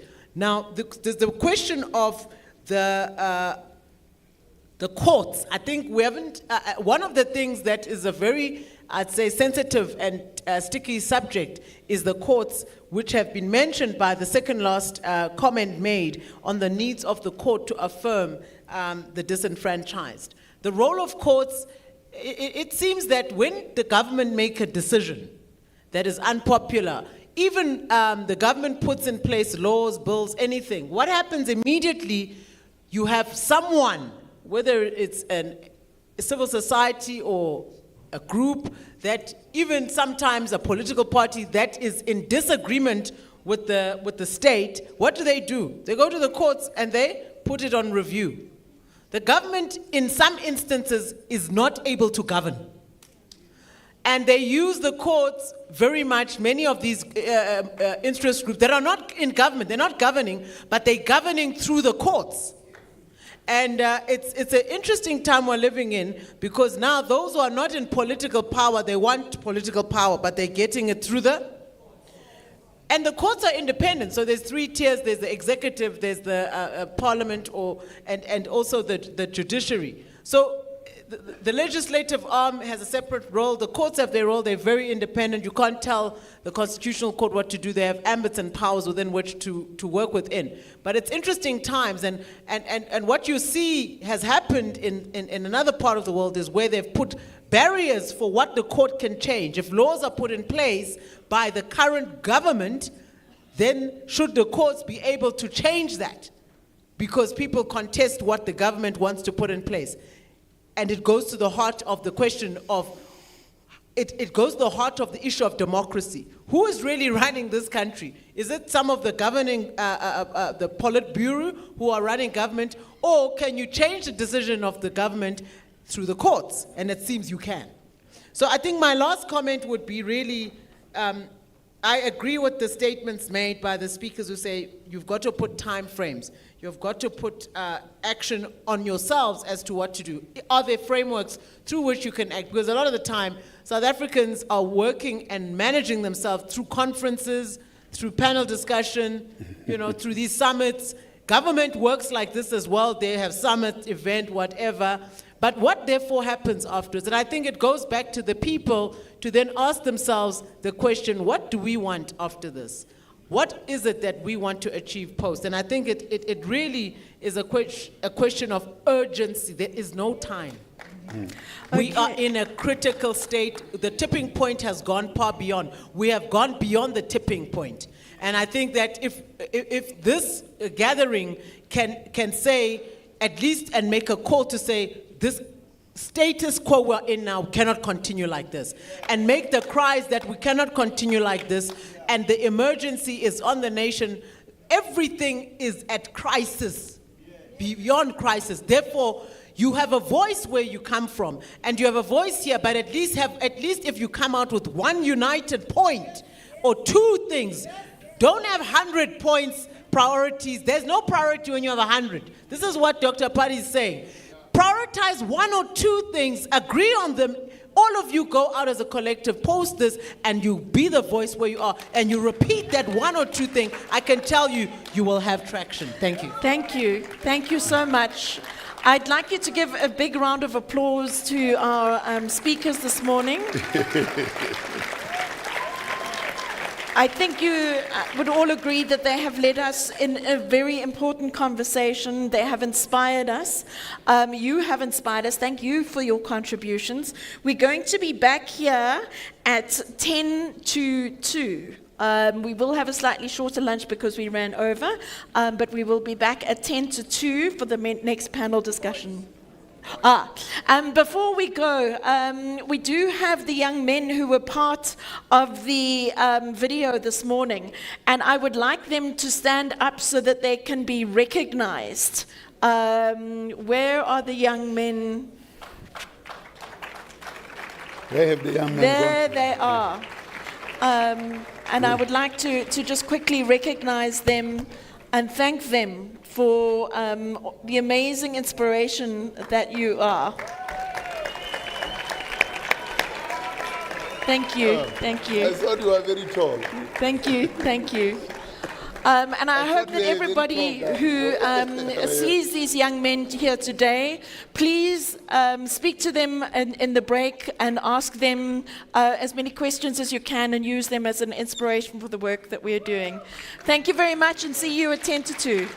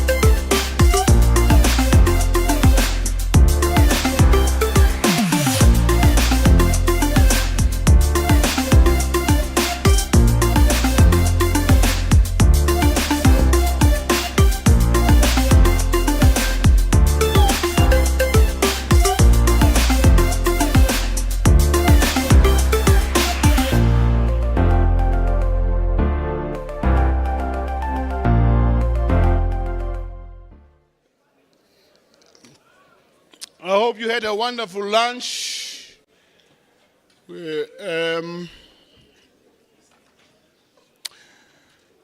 As we prepare to enter into this phase of our program, there are 3 things that we want to share with you. The first is that we want to appreciate your own passionate engagement with the matters that have arisen today.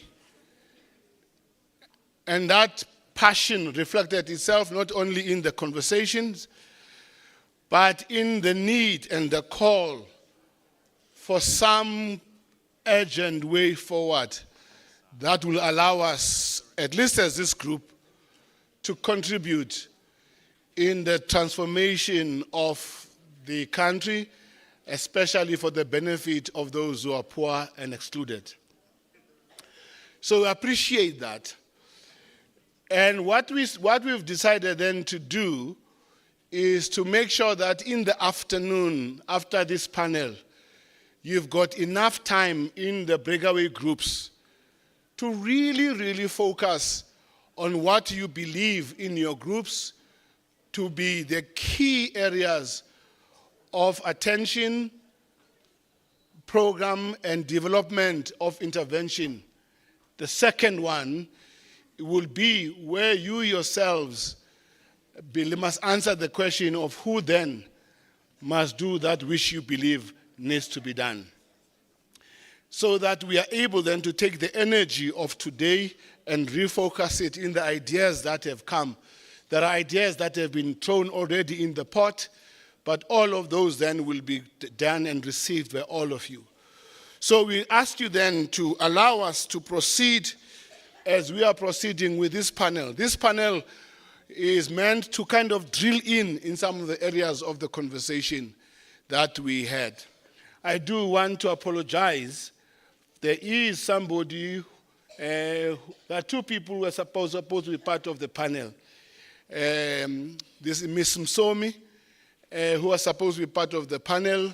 Unfortunately, she's not able to be with us. I'm coming there somehow. Ms. Msomi is unable to be with us today, and really, her focus was going to help us engage in some level of depth what economic challenges, opportunities, possibilities exist in what is called the former Bantustans, so that we're able then to also give special attention to that.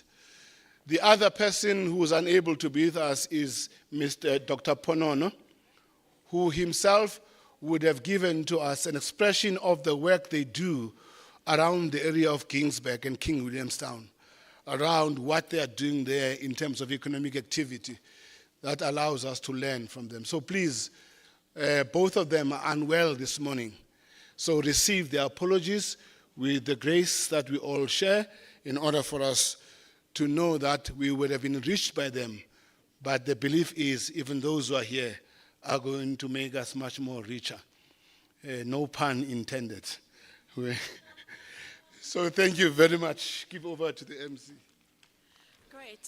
Thank you so much. It's lovely to see you all back again. This is usually known as the graveyard shift. Hopefully we won't be having to bury any dead bodies. That was a joke, I hope. So thank you for joining us. We're going to go over to the panel discussion now, but before I do give over to our facilitator, I just want to say that a couple of items have been lost. If you would like to retrieve them, they are at the table at the back. Thank you. Well, good afternoon to everybody. I hope those on the far left of the room can see all of us. Thank you very much. Good afternoon, everybody. My name is Ayabonga Kawe, and I will be the moderator of this panel. Professor Sachs was saying during lunch that it's quite unfortunate that we have a manel, which is a panel with only men, and I certainly hope to the conveners and organizers that we'll try and do better next time. But that being said, I'm with the International Trade Administration Commission, And I will introduce my panel shortly, which will be talking about alternative actions or alternative interventions we can pursue to make sure that we get the economic outcomes that can be able to confront meaningfully so some of the challenges that are faced by the excluded majority that over the last 2 days or so we've also eloquently spoken to. So let me maybe start just briefly with the introductions. On my far left, and you will, you'll have to plead with me here because I don't know if the directions also give rise to ideological questions. But on my far left, let me introduce Dr. Cunningham Ngugana, who is in the financial services sector, but also a former trade unionist and political activist. And he joins us today. And next to him is Reg Nkosi, who's a former bureaucrat in government and now is the executive director and head of research at First Source Money, interested in macro financial questions. Welcome, Reg.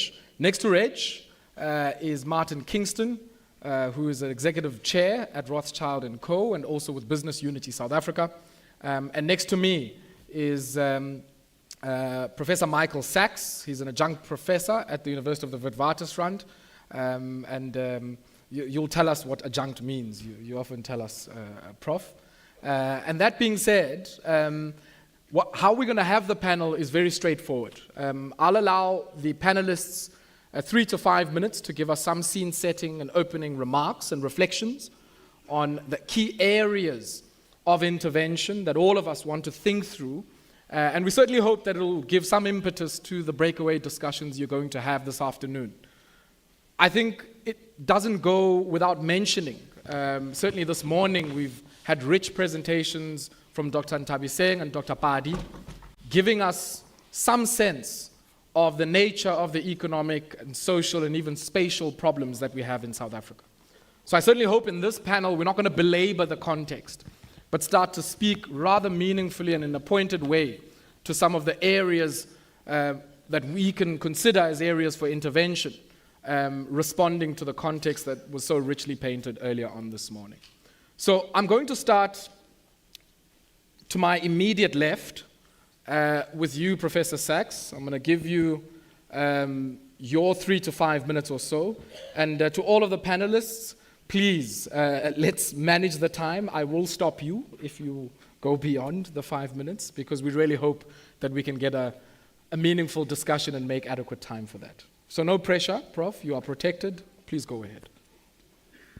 So my background is, apart from some other things, it's that I worked in Treasury for quite a while. And I wanted to start by noting that South Africa is exceptional in certain respects, like no other country in the world. And one of those respects in which it is exceptional is the capacity of the state to collect a large volume of progressive income taxes.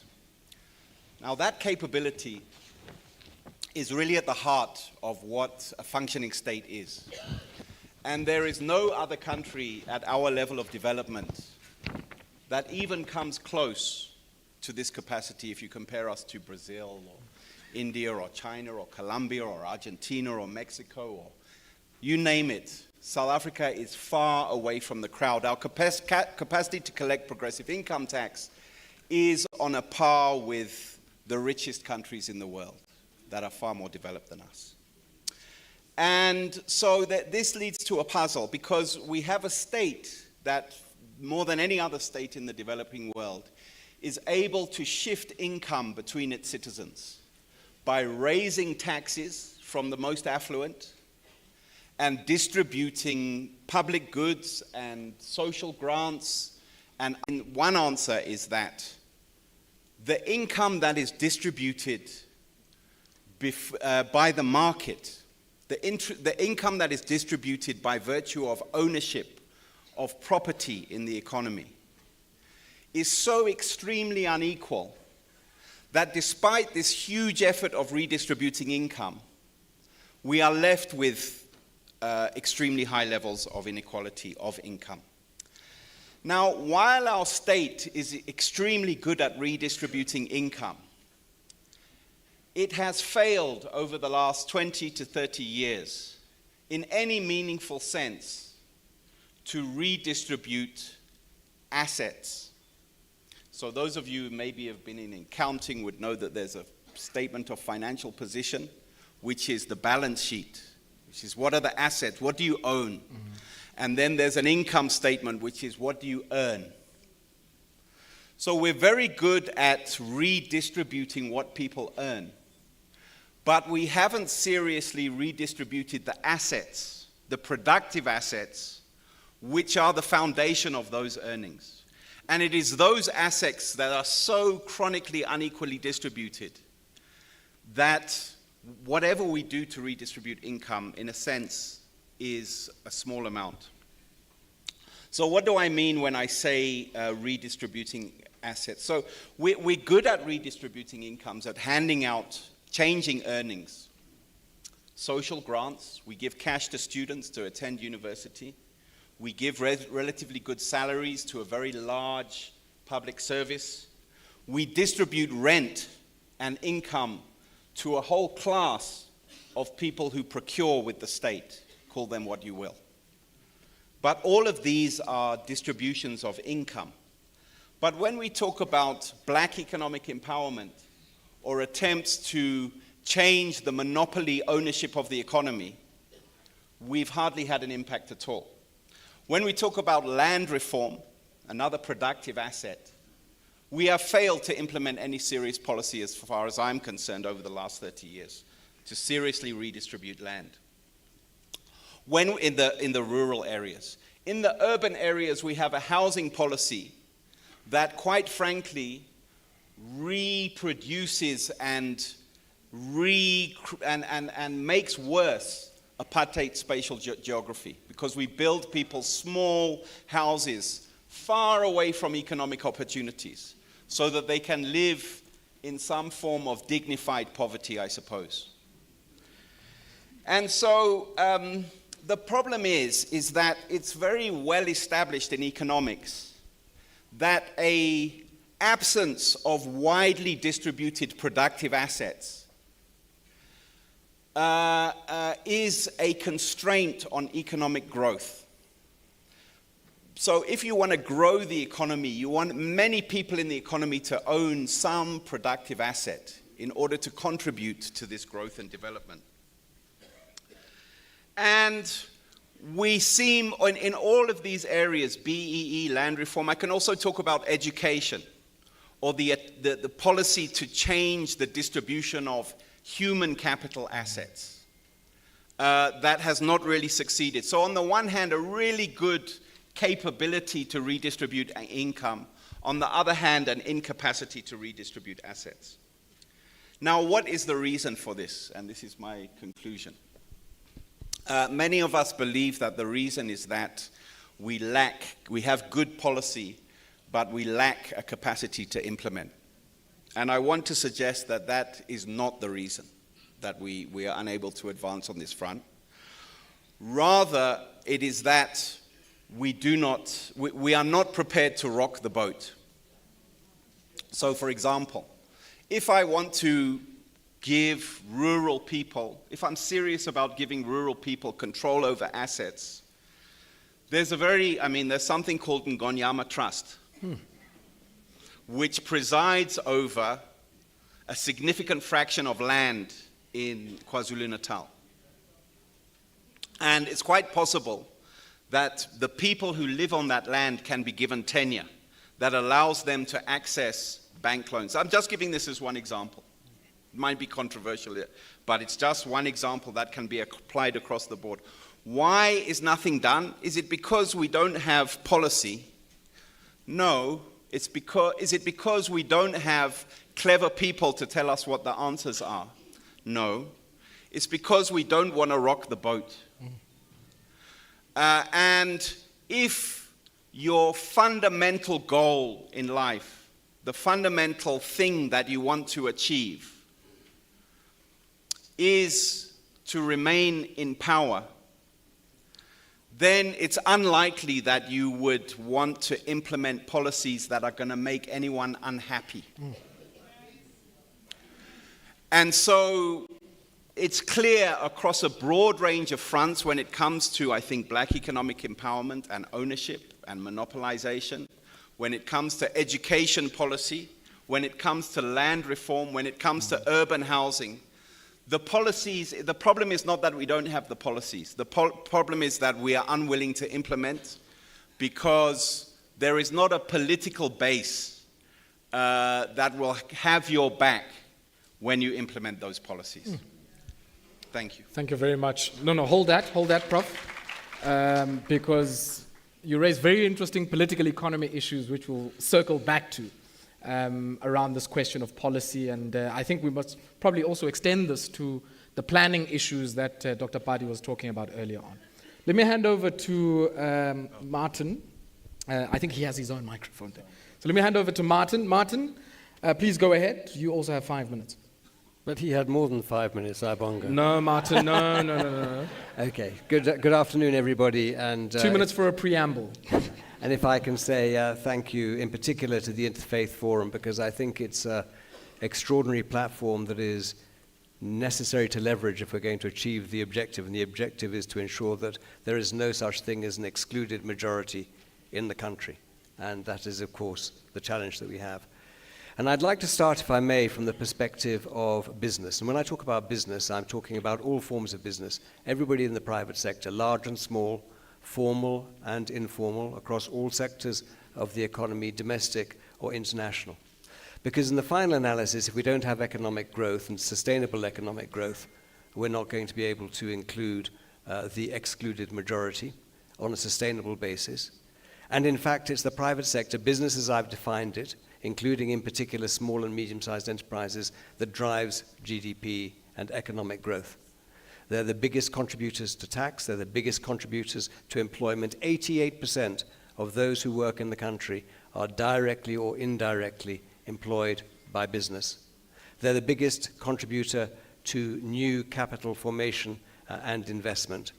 And at the moment, and I heard what Michael said about not making people unhappy, I think the truth is that actually at the moment everybody is unhappy in the country because nobody is seeing the sort of fruits of their labor or indeed the potential of the country being delivered. And we're very familiar with the background and the statistics. The reality that the metrics have deteriorated over the last 30 years and in particular over the last 15 years. We've got increasing levels of debt as a country. We've been downgraded in terms of our credit rating. That means it's more expensive to borrow and there's less money for us to borrow. Whether it be the increase in unemployment year on year, whether it be worsening inequality or growing poverty, whether it be the fact that SMMEs and indeed micro enterprises can't flourish and grow as you would see they should and could be doing in all comparable economies. And it's exacerbated, of course, by the failure of institutions. Institutions responsible for infrastructure, whether it's energy or transport, whether it's water or municipalities, or I would characterize as social institutions, those responsible for our health, our education, or indeed our social welfare. So as Michael says, we might be good at collecting taxes, we're not so good at distributing it in a physically efficient manner as many of us know. And that all comes down at the end of the day to lack of capacity, in particular lack of capacity at the state, and I would argue slow policy reform, and it's not just about implementation. I think there's a step before implementation that we need to talk about. That's the courage to take difficult and painful decisions. That's the political hurdle that Michael was talking about. We're, of course, very good at consultation and engagement, but it doesn't translate. I know we've discussed that over the last day and a half. We've seen an increase in service delivery protests for the simple reason that there's deteriorating levels of service delivery.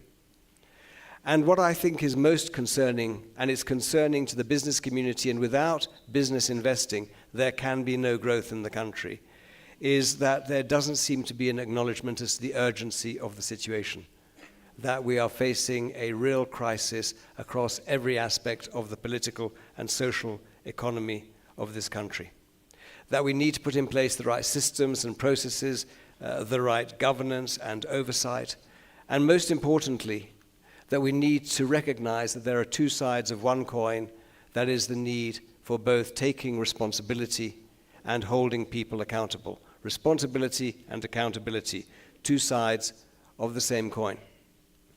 As indeed Pali and Ntabi Singh were saying earlier on, we actually need to live within our means, and if we've got limited means, that means we have to prioritize what we're going to focus our time, our resources, and our attention on. And when I say living within our means, we know that as individuals, as families, as institutions, and indeed we need to learn that lesson as a country. And we need to recognize that there's growing distrust of politicians, I have to say, not just here, but actually around the world. So as Pali said, what we did with Business for South Africa in the time of the pandemic was, and we worked very closely with faith-based organizations at the time, was to aggregate an all-of-business response on the grounds that we were facing a systemic crisis.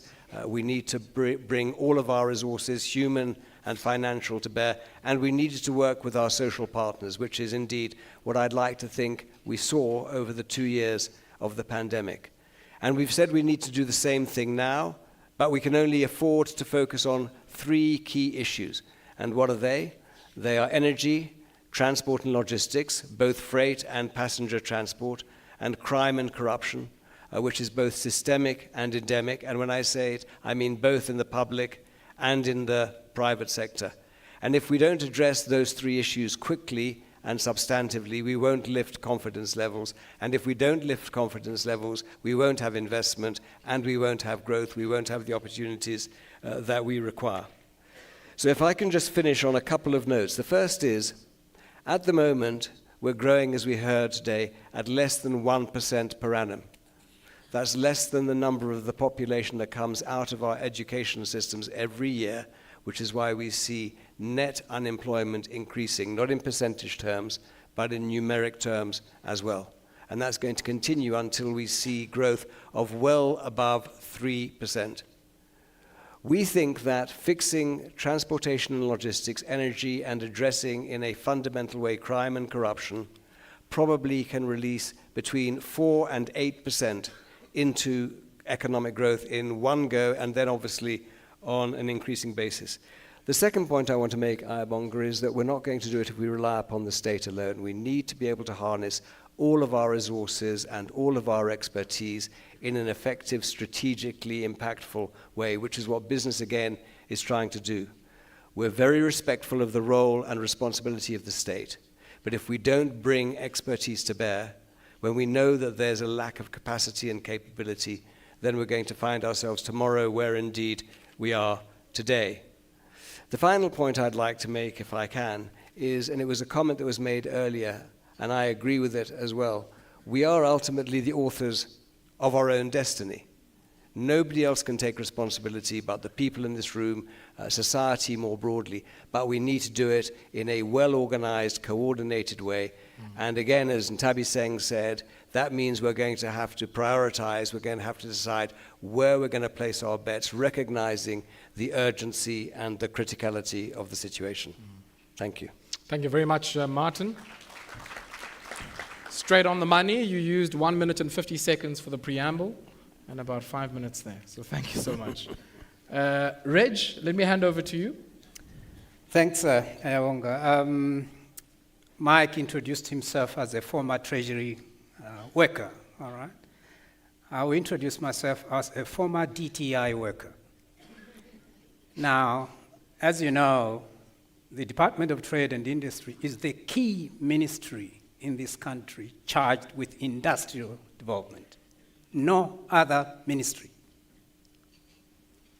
Therefore, the issues Paddy and Ntabi Singh were raising about industrial development, former government worker, but also as a citizen. We are not only deindustrializing, as we've heard before, we are actually financializing the economy. And in economics, when an economy continually financializes, it steals the economic air necessary for development.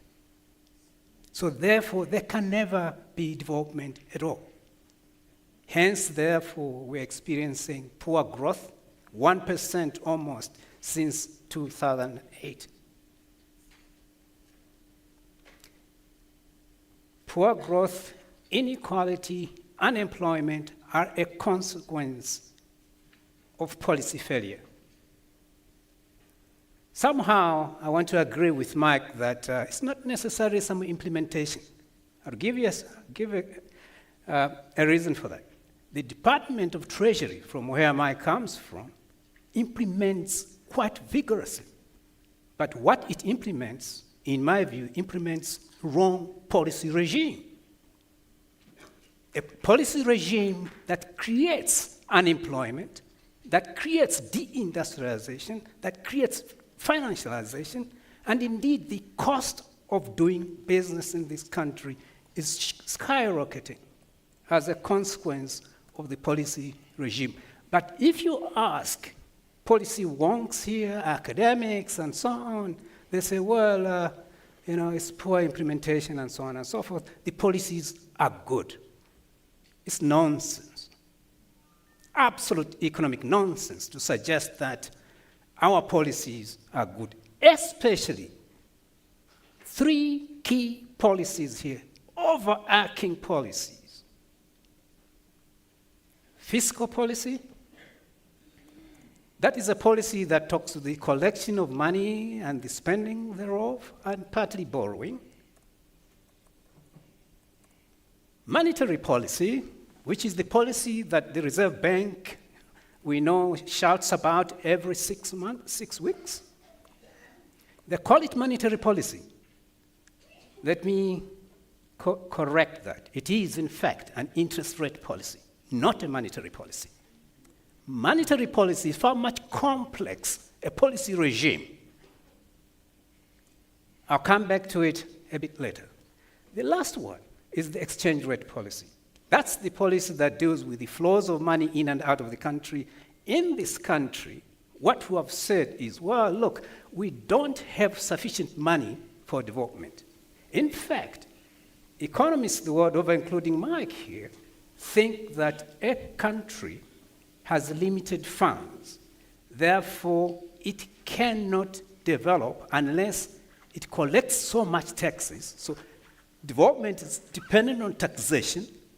And because taxation is always not there, then you have to go and borrow. Where do you borrow? Because savings are inadequate in the country. You have to go to the IMF, World Bank, and so on and so forth. That's total policy failure. Why? There's no country on earth that ever developed that relied on taxation. None whatsoever. There's no such historical instance that we know. None. Whether it's the US, whether it's Germany, whether it's the UK, Japan, China today, they do not have enough taxes to develop themselves. But these countries lifted themselves up. What did they use? It is the nature of the macroeconomic policy framework that they developed, not the framework that we have here. I'll give you an example quite quickly. I hope I still have a minute or two. You have 2. Thank you. 2001, President Thabo Mbeki takes a visit to China to meet President Hu Jintao. At that time, I happened to be part of the regime, not the regime. I accompanied President Mbeki as a bureaucrat to the state visit. As the president was discussing with his colleague, we were busy discussing with our colleagues, workers of state in China. And then I asked a question to our workers of state in China. I said, you know what? Our Ministry of Finance, or government of South Africa, has adopted inflation targeting in 2000 in February. What did you have here in China? Now, China was sprinting at that time and is still sprinting today. These bureaucrats looked at me, and then I saw them talking to each other, and then they were smiling, and I realized, I said, oh, I understand. Why? They said, well, that's not a regime that we can adopt here. So we have been copying regimes that are inconsistent with our developmental ideals. We have a policy regime that must fundamentally change here. And that policy regime is the macroeconomic policy regime that is arresting growth, that's producing the unemployment. Inequality is growing up as a consequence of that.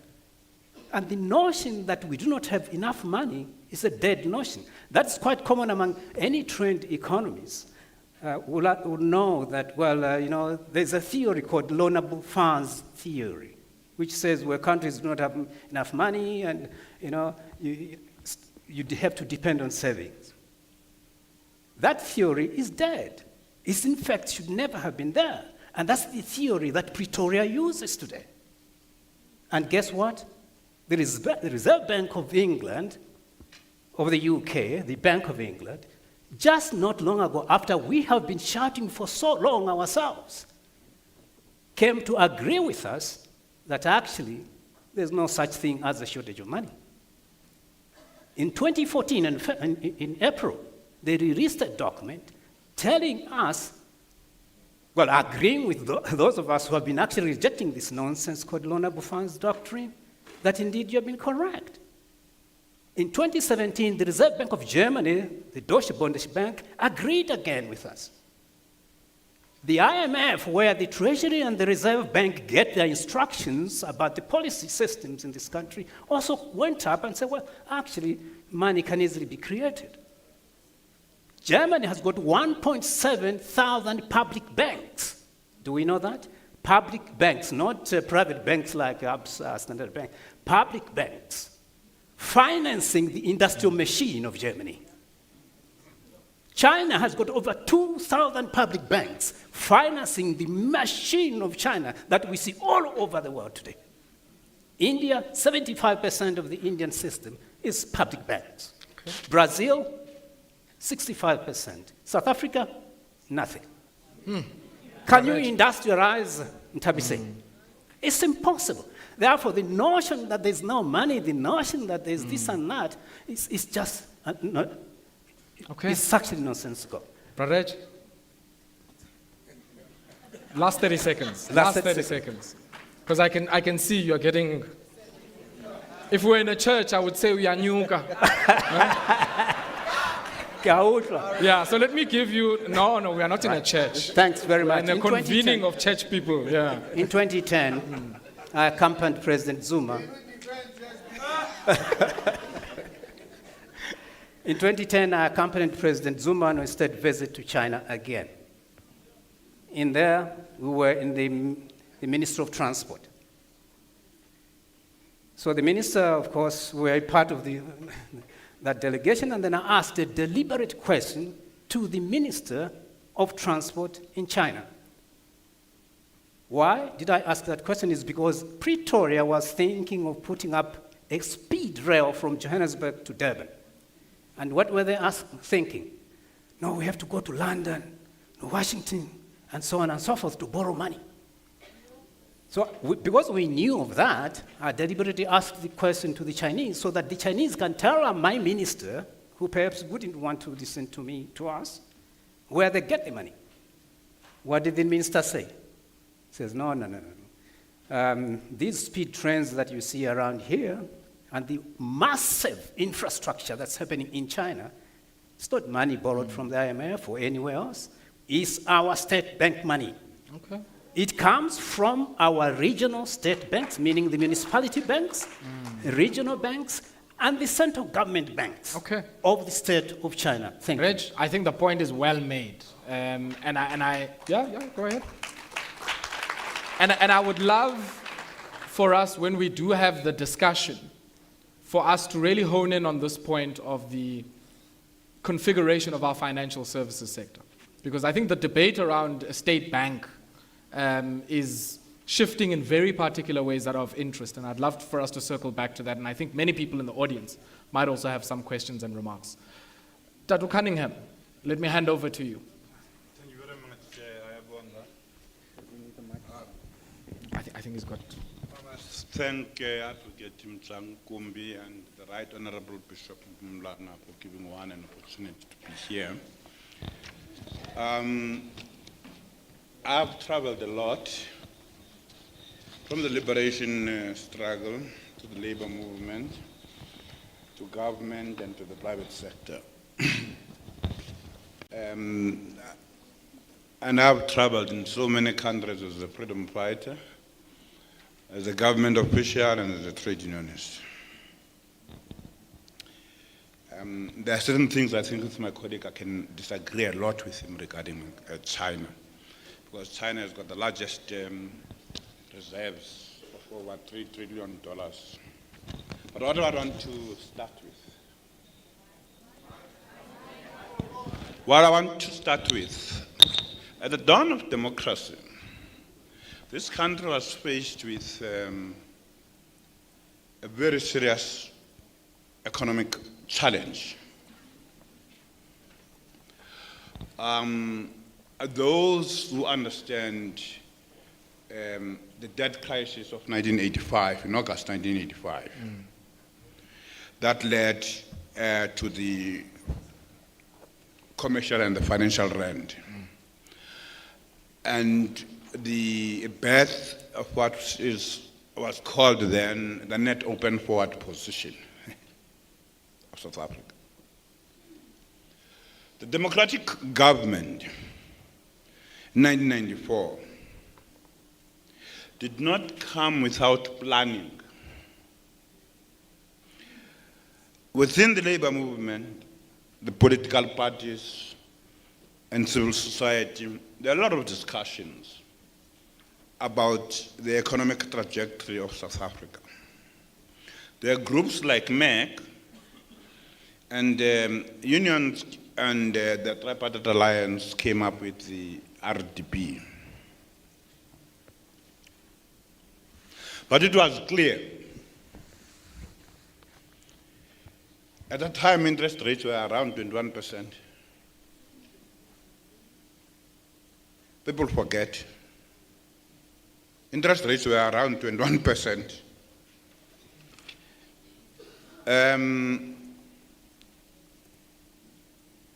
When we were in Geneva, we heard that South Africa has got a new policy called GEAR.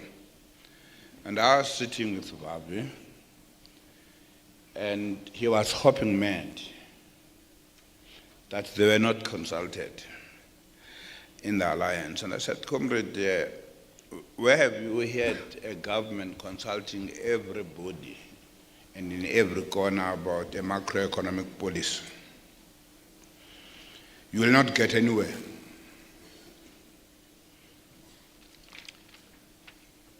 On our return, we came together and we said, let us respond, not in a way of insults, because we had people saying this is the 1996 class project. We then, as trade unions, came up with the first architecture, economic architecture for, those who are excluded. We called that document in 1996 the Social Equity Document.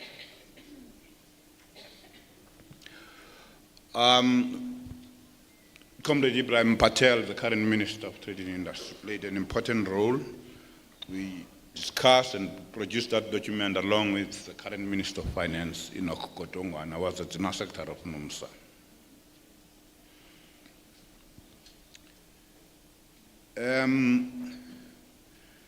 Whilst we had this document, in 1997, in August, President Mandela, because of the insults that were flying from the SACP, decided to pay all of us a visit. He started with Jeremy Cronin of the SACP and asked him, what is your alternative? Can you put it on the table?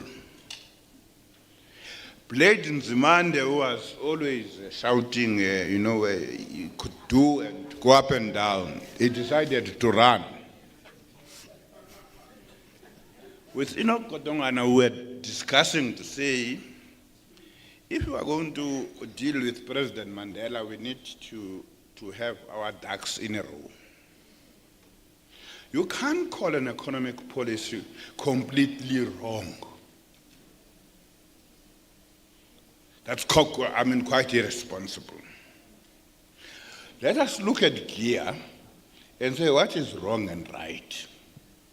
Otherwise, we are going to have ourselves between the people and President Mandela. I'm talking about August 1997. I then said to Comrade Kodongana Madiba, I'm going to say to this old man, we support the economic objectives of GEA, but we have got a problem with the policy choices to achieve those objectives. Because macroeconomic policies are generally generic. So President Mandela came and we met with him. And he asked us, what's the problem? We said, no, we agree with you with your objectives of what you want to achieve and what you want to address. Because really the country had no money. We had a commercial rand and a financial rand. Now when people speak here, they speak as if we inherited a completely and a perfectly functioning economy.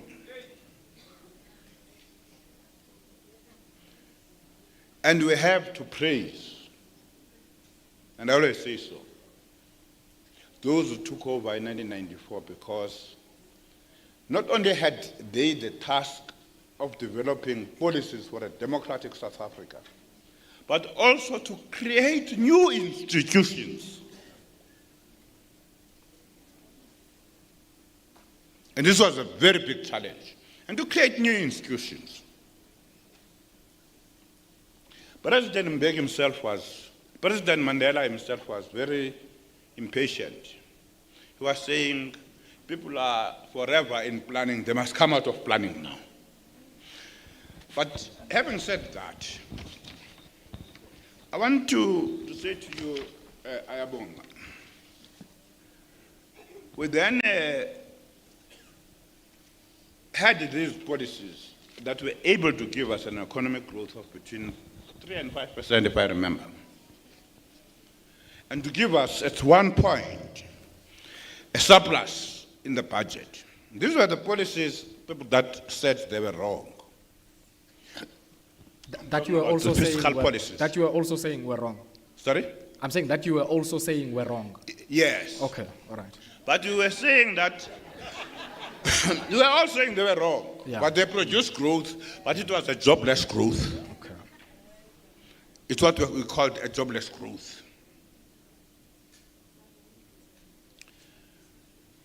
At that time, our monetary policy was targeting M3 money supply. Now, when you speak about South Africa's monetary policy, you have to talk about two phases. The phase before 2000 and the phase after 2000, when Tito Mboweni took over. So you don't just generalize. You have a minute, Dr. Ngana. Okay. The country then, having adopted these policies, was able to do a number of things that were mentioned yesterday.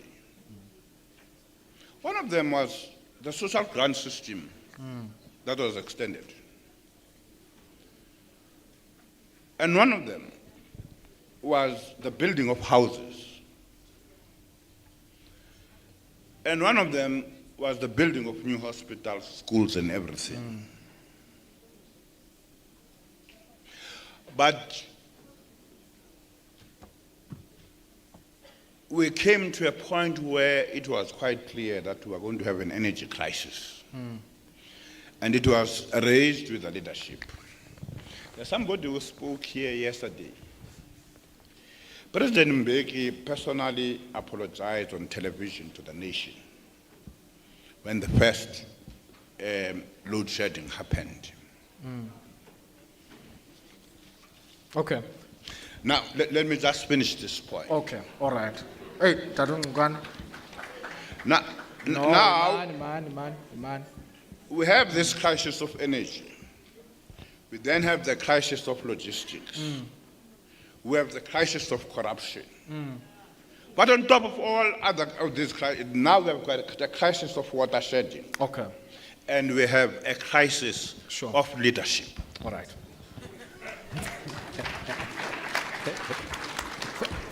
Thank you very much, Tadung Ngana. And it seems to me there are a few themes that are emerging here, Michael, that I want maybe you to weigh in on. There's the macroeconomic discussion, which put in simple terms is about where government is spending its money, what it is borrowing, how it manages the supply of money in the economy, and how, of course, it manages or doesn't manage the exchange rate. That's the one leg of it. But then there are also these microeconomic issues that Martin and Udadu Cunningham have been raising. Logistics, energy, network infrastructure, and all of those issues. I want to add an extra one there and get your thoughts as somebody who worked in the budget office. The challenge of municipal dysfunction and failure, which I think many of the people, all of us here, have the fortune or misfortune of living in some local authority.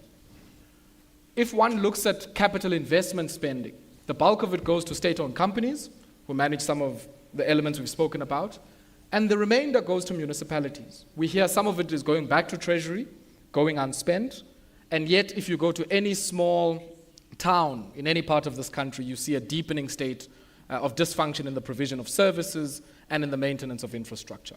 To what degree is that deepening the crisis of many of the economically excluded? But also, in a more positive way, to what degree is our solution in doing better at that level? There's a lot, and I'll try and be very brief. Firstly, on the macroeconomic issues. It's easy for us to get into a technical, theoretical debate about loanable funds theory and such things, but I don't think the audiences will benefit from that. What I would say is that if I look at what we call the developmental states, China, Japan, South Korea, and these ones, there's something that, and I'm connecting it to my earlier input, there's something that is common amongst them. And that is before they began this process of development, they changed the conditions that existed in their economy, particularly in respect of the distribution of assets. So in the case of Japan, in the case of South Korea, in the case of China, there were revolutionary transformations. Like a land reform in China. Of land reform. And there was also a widespread distribution of education in those societies. And so none of them, by the way, I think, obviously there were particular macroeconomic policies that they used, but those were not the drivers of development in those societies, I don't believe. We must, as part of an agenda to have a more widely distributed set of assets, the question of credit and lending should be on the agenda, definitely. I agree with that, absolutely. The danger is that, because the truth is we have many banks, or we have many financial institutions in the public sector in South Africa already. And I mean, you think of the national ones, Land Bank, IDC, DBSA, etc. Each province has a development agency, many of them engage in lending. So there are many financial institutions that we can observe. In Gauteng, there's something called the Gauteng Enterprise Propeller.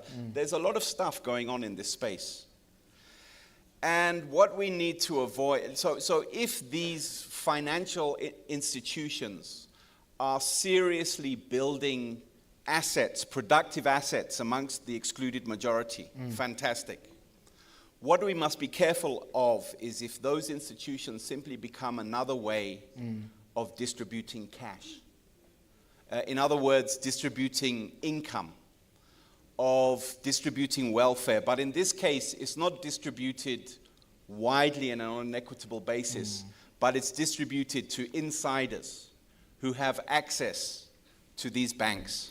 Michael, while you're on that, do No, you, so do you all I'm not think saying there are is- macroeconomic constraints to asset distribution?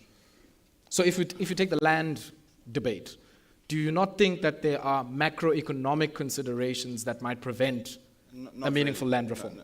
No, I think that if we were serious about land reform, we would need to ask what macroeconomic policy settings would complement that policy. And the ones we have now don't?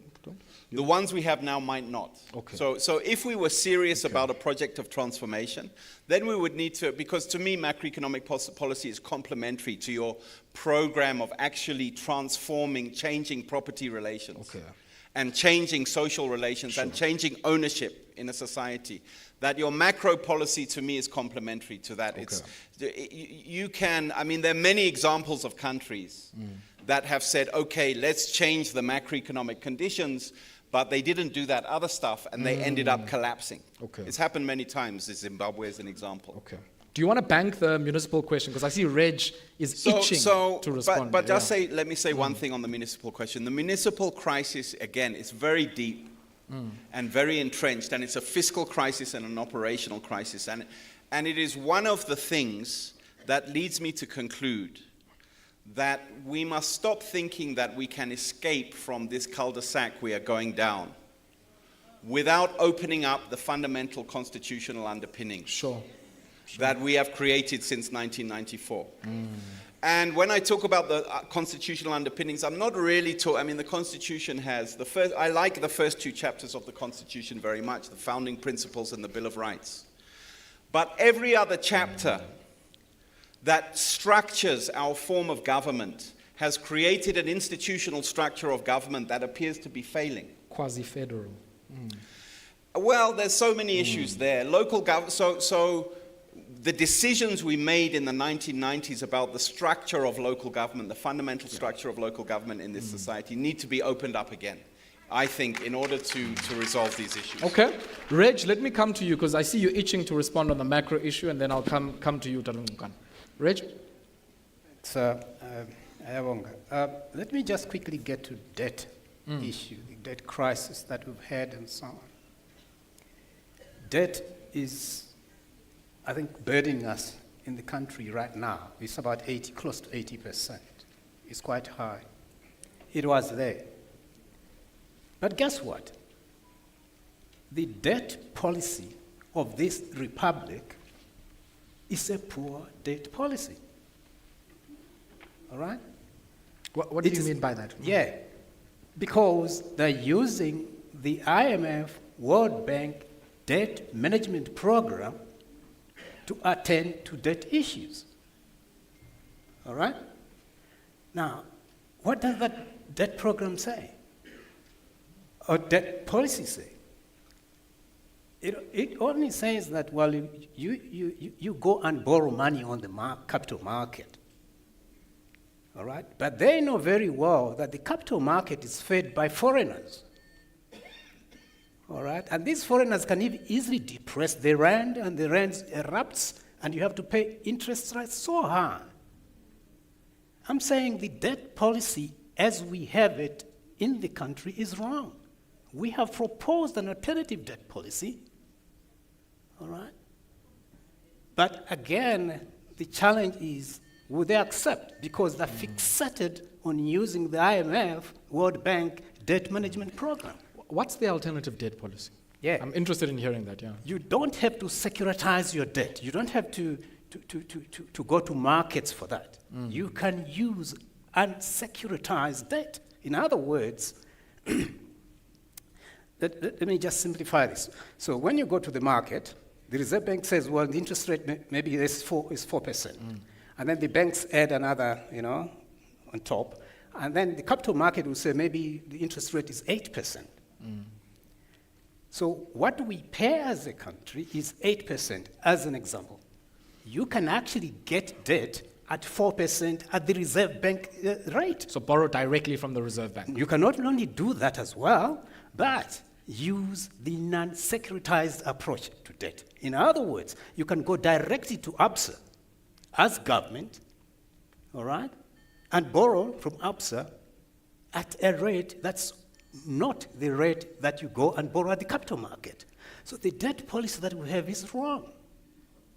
However, we all say, oh, our policies are good. No, we have worked systematically to see that the 4.whatever trillion debt that we have right now could actually be reduced to 2 if we had the debt policy that I'm now proposing. Okay. Now, monetary policy. Again, an example. This is not about dreaming. Japan's monetary policy. Of very low interest rates, yeah? Of that. But the Reserve Bank of Japan's mandate was to provide money for development. You follow that? And not price stability. No, that thing came later because that was a stabilization policy. All right? As a developing Japan, the Reserve Bank of Japan's policy, monetary policy, was the provision of money to the Japanese. Okay. Such that, therefore, the economy is owned by the Japanese, not foreigners who have to lend you money and control you, and they control democracy as well. Okay, Barich. I like that. You know what I really like about this discussion is that there are no holy cows and seemingly no science-like consensus in economics, which many people often make it seem like there is. Tadung Ngugan? Microphone, Bow. I wanted to deal with the issue of the debt. I want to start with municipalities. Yes, yeah. The issue of the municipalities, I think Professor Sachs has dealt with the issue that our constitution created a structural problem in terms of the structures of government. I don't believe that we should have municipalities in towns that do not have revenue. So, a revenue base. Under apartheid, the small towns were administered by the 4 provinces. And they just had managers and workers to do the work. They didn't have the check collectors called councillors who would be stealing money. Now, for me, it is to do away with the non-revenue generating municipalities, because what they do, they steal the infrastructure grant. When the infrastructure grant comes, instead of going to infrastructure, it gets into their pockets and to pay salaries. But under the old apartheid system, it would simply, the manager would simply be instructed by the province in terms of what that money should do. So that's a fundamental mistake we made.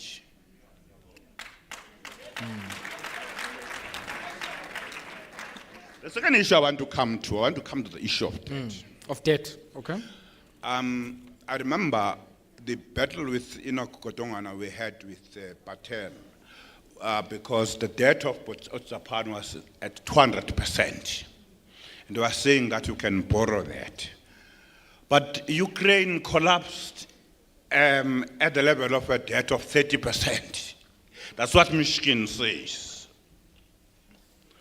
Now it depends. Japan has a high savings, and the Japan debt is a domestic debt, not a foreign debt. The other issue I want to bring, people like to talk about China. The Communist Party of China is in the Constitution of China. The ANC is not in the Constitution of the Republic of South Africa.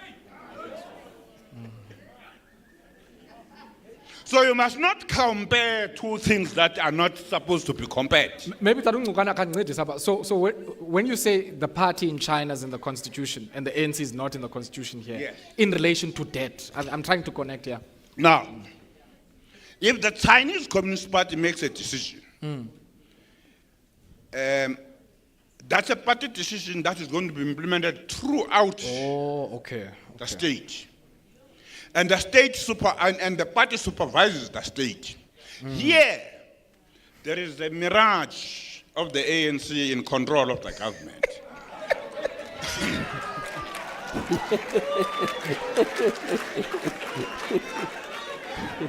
But the reality is that the government controls the ANC.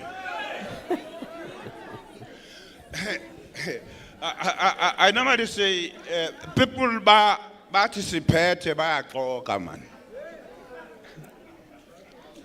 The government controls the ANC.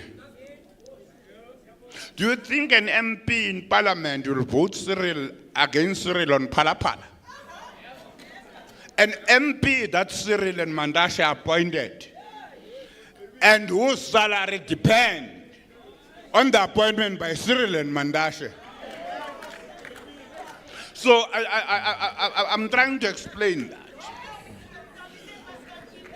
that. Now, where I want to it seems we have a new president, so I'm just just judging. So it seems Ntabi Singh has got a critical mass here, but please go ahead. Now, all I'm saying is that the challenges that we're having in this country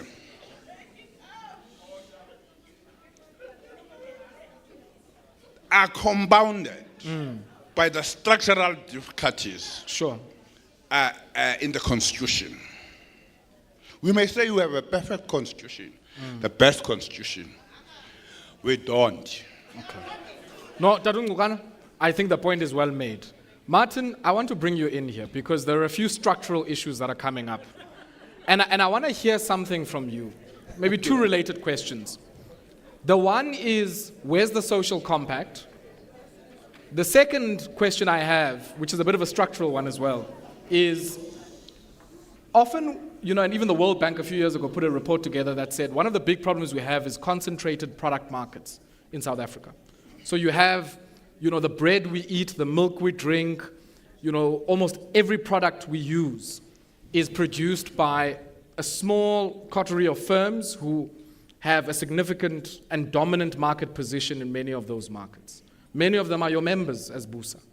I'm quite interested in to what degree is that part of the solution in resolving the challenges of many of those who are economically excluded, and what from your end, I guess, has been constraining that? Because one would think that it's also in your own interest to open up these markets and to get much more competition and, by extension, grow the economy. So where's the compact, but also where are we in relation to opening up key product and service markets that are heavily concentrated? Okay, well, I was enjoying the conversation about M3, actually. I'm joking. I'm joking.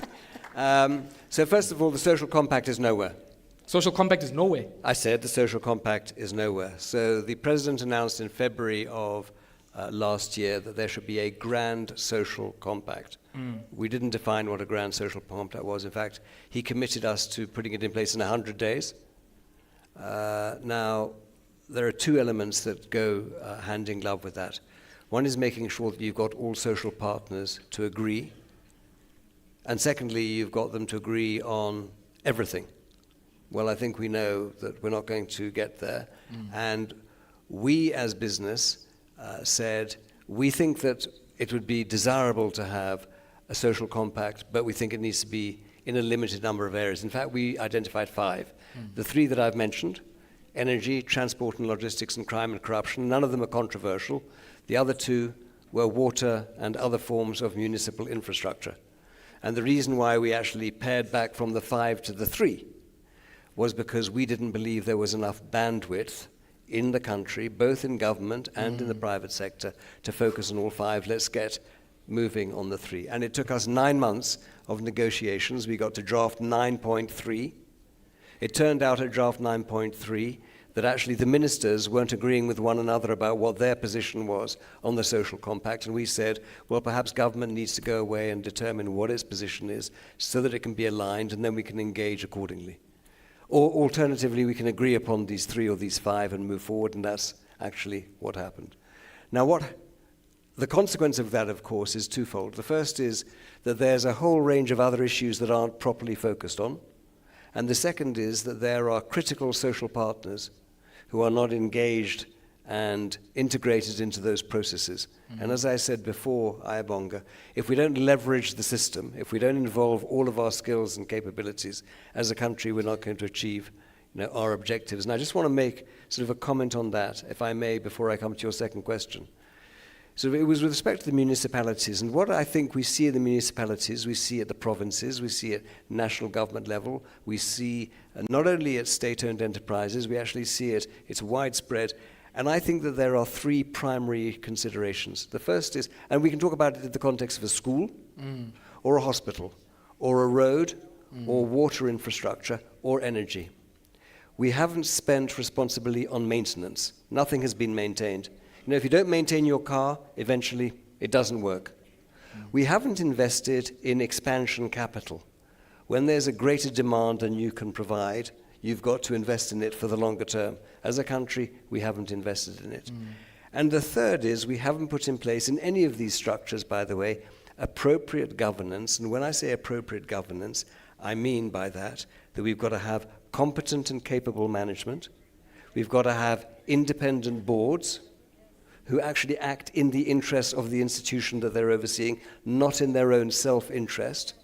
We need to eradicate political interference completely in every single one of these institutions at domestic, local, and national levels, which we're not prepared to do, by the way, and we have to hold people to account. Instead, what we have seen, and I think we need to be honest about this, Judge Goldstone said yesterday that the Zondo Commission's report has not been implemented. It is true. 12 months later, by the way, there was very little in the Zondo Commission report that was controversial, other than that it's uncomfortable for people to implement it if it impacts upon them or indeed their personal benefits. There is no responsibility, there is no accountability, and there is no consequence management. We know that. There's no consequence management. We have denuded the state of its capacity to do any of these things. And by the way, I'm not talking about consequence management just in the public sector. I'm talking about consequence management in the private sector or indeed in civil society. It doesn't need to be crime and corruption. It could be gender-based violence. It doesn't matter. It really doesn't matter. We need to hold people to account, and we don't. What we have seen is cadre deployment, crony capitalism, and rent-seeking. That's what we've seen throughout every aspect of society. Now, if we're not going to take the requisite steps, we're not going to remediate these problems, including at municipal level. It's just not possible. With respect to your comment about, let's call it large capital or big capital or concentration of wealth. So I think we all know. Or maybe monopoly capital. Or monopoly capital. I think we all know turkeys don't vote for Christmas. Sure. They just don't, okay? And the private sector doesn't regulate itself. It needs to be regulated.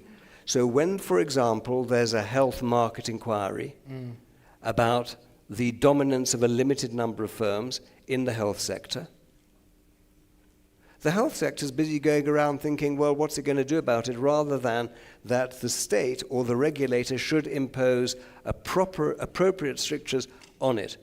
And that's the same, by the way, in respect of any of the sectors of the economy. Now, when you speak to the state, they'll tell you they've only got 4 people who can actually oversee the health market inquiry. They've got 0 capacity. It's the same point they were making before. Because, in my opinion, a capable state is about 2 things, or maybe it's 3. Appropriate structures, competency, and capacity, having enough people to do the necessary work. We don't have that. I think that there's a sort of a last point that I'd like to make, which is this assumption that somehow or other, dominant monopoly capital is the major contributor to the economy is a complete falsehood, in fact. I mean, there may be greater profile attached to large companies, but the reality, as I said before, is that in any economy that is a thriving, successful, growing economy, it is micro-enterprises, small and medium-sized enterprises, and entrepreneurs who drive economic growth, not large companies. And I think the same holds true here, and I believe that there is not a single company of size that doesn't acknowledge that, but as I said, they're not going to impose those strictures on themselves. Because turkeys do not They don't vote for Christmas. Christmas, okay. So I don't want this to be just for the gentlemen on this panel. I don't know how, oh yes, okay. So we've got these microphones at every turn. We're going to take a Q&A now, or a discussion, I should rather say. Uzanbetu Bishop Mpumlwana, he said I mustn't say it's a Q&A because it's a discussion. So please, besincokola sobabini Bishop. Dim lo ngokuyifaka kumntu wonke lento. Okay, so let's maybe try, I guess, I'll start on the left, that side. Please just come to the microphone. Please tell us your name and the organization you come from. You might have done so before, but unfortunately not all of us were here, so it's always good to meet in this way. Please go ahead, Mama. I'm Karuna Mohan from the South African Hindu Mahasabha. I have a few questions and a few comments. Okay. Mike, I think I'd like to hear from you about whether we actually have managed to transfer all the RDP houses that were built up from 94 to now into people's names, because I think that actually gives them a level of security. The second point is also linked to something very practical, and I think, you know, earlier on in an earlier session we heard that there was very little domestic savings in the country. And I know in every township and in every little household, people run after these funeral policies. It gives them no savings, and I think it's something we can actually think about and change the mindset in the country around it. The third point is for Comrade Cummings. If you remember, when we discussed around 92, 93, the RDP, we were discussing the strategy, the economic strategy for the country. And there was a big debate about growth with redistribution and growth and redistribution. And I think today we've got from the latest generation of thinking, growth through redistribution. And I think I'd like to hear your comments on it. My view is that we really have to fundamentally transform the economy. And there's no question about whether we have growth, we just have to have redistribution. And, you know, I think we're getting stuck on this growth issue. The last issue I want to raise is this fixation about jobs. And I think the problem in government, literally, and it will really be nice to hear from Reg on this, and even from the business sector. I think the job of creating jobs is for business to do. I don't think government creates jobs. Government creates a conducive environment so that jobs can be created. But if you go to any government department, their annual performance plan is fixated on jobs. And I think politically, the discourse is incorrect. The discourse is about how do we create jobs, when it should be about how do we develop the economy. Okay. Thank you. Thank you very much. Yes, yes, please go ahead, ma'am. Good afternoon. So I would like to speak as an individual. And I think that I'm quite a simple... Sorry, ma'am, as an individual, your name? Yes, my name's Astra. Okay. As a simple individual, ideas of GDP, of land ownership, of wealth redistribution, etc., I have to admit a little bit beyond me. So while I find that the conversation teaches me a lot, I have to say that my life is very different. I go to work, I pay my debt, and I try to live within my means. As a child of apartheid education, I take my responsibilities as a citizen very seriously. I do my best to live within the laws of this country. That includes driving within the speed limits. I pay my taxes, and I vote. But I have to say that so far, a lot of the discussion we have had does not deal with the challenges that I, and I'm sure most of the other people in this room, face. If I have to go to renew my license, I have to take a day off work. If my mother has to go to a hospital, she's got to wake up at 3 o'clock in the morning to be there at 5 o'clock, to be told at 4 o'clock in the afternoon, come back tomorrow. If my house is broken into, my local police station does not have a vehicle to send out to me. At least twice or 3 times a week, my home is without water. Let's not talk about the electricity. My needs, I think, are very basic. My obligations I try and fulfill to the best of my abilities. But I feel that my rights are not being met.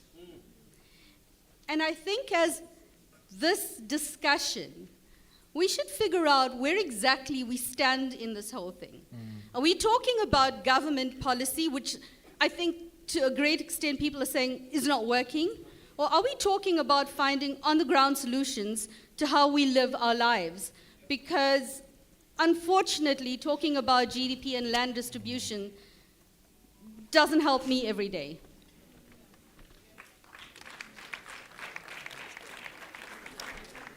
Oh, okay. Thanks, Asra. Yes.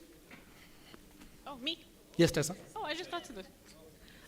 So, I think I was triggered by the last point, right? That we are having conversations about the economy and the macroeconomy more than we're talking about the interface between government service delivery and the economy. And that economic infrastructure in this country has broken down. And so the means by which people need to participate in the economy is not there. And I think part of how we need to frame our activism and our advocacy. So yes, the state doesn't create jobs, but what does it mean to create enabling environments? It actually means deliver basic services, deliver transportation, deliver functional communities, break down the apartheid infrastructure that still remains and the spatial injustices, deliver a livable society. And I think the government has gotten away with the jobs narrative for so long and gotten away with the idea that it's not their responsibility to create jobs and said it's the private sector's fault, when in fact the ability for a young person who doesn't have a home, who doesn't have transportation, whose cost of seeking for a job is 2,000 rand a month, that is government's responsibility to get that person ready and in an environment to do so. And so that is the economic conversation that we must all be rallying around and say, it is government's responsibility to create the economic and social infrastructure for people to participate. Thanks, Tessa. Okay, so we're going to move this way and hope that we'll come back. We're supposed to, okay. So let's start there and then we'll come back here.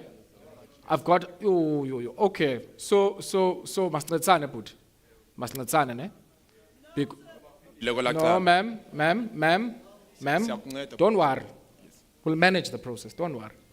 So what I want us to do is to recognize that we still have to go to breakaways. I'm also guided by yourselves. So the longer we take in this process, unfortunately, the longer we'll have to stay here. So let's do this. Allow me to take 2 comments that side. I will definitely come to you, my brother, and we'll move all the way that way to the right. Is that fine? No. Okay, no, but guide me. If it's not fine, guide me. No, but I can't. So I'm saying we're supposed to start at the end. It was my mistake, right? Okay. Now I'm suggesting we start there at the end. I will come back to you, my brother, and then we'll move to the right-hand side.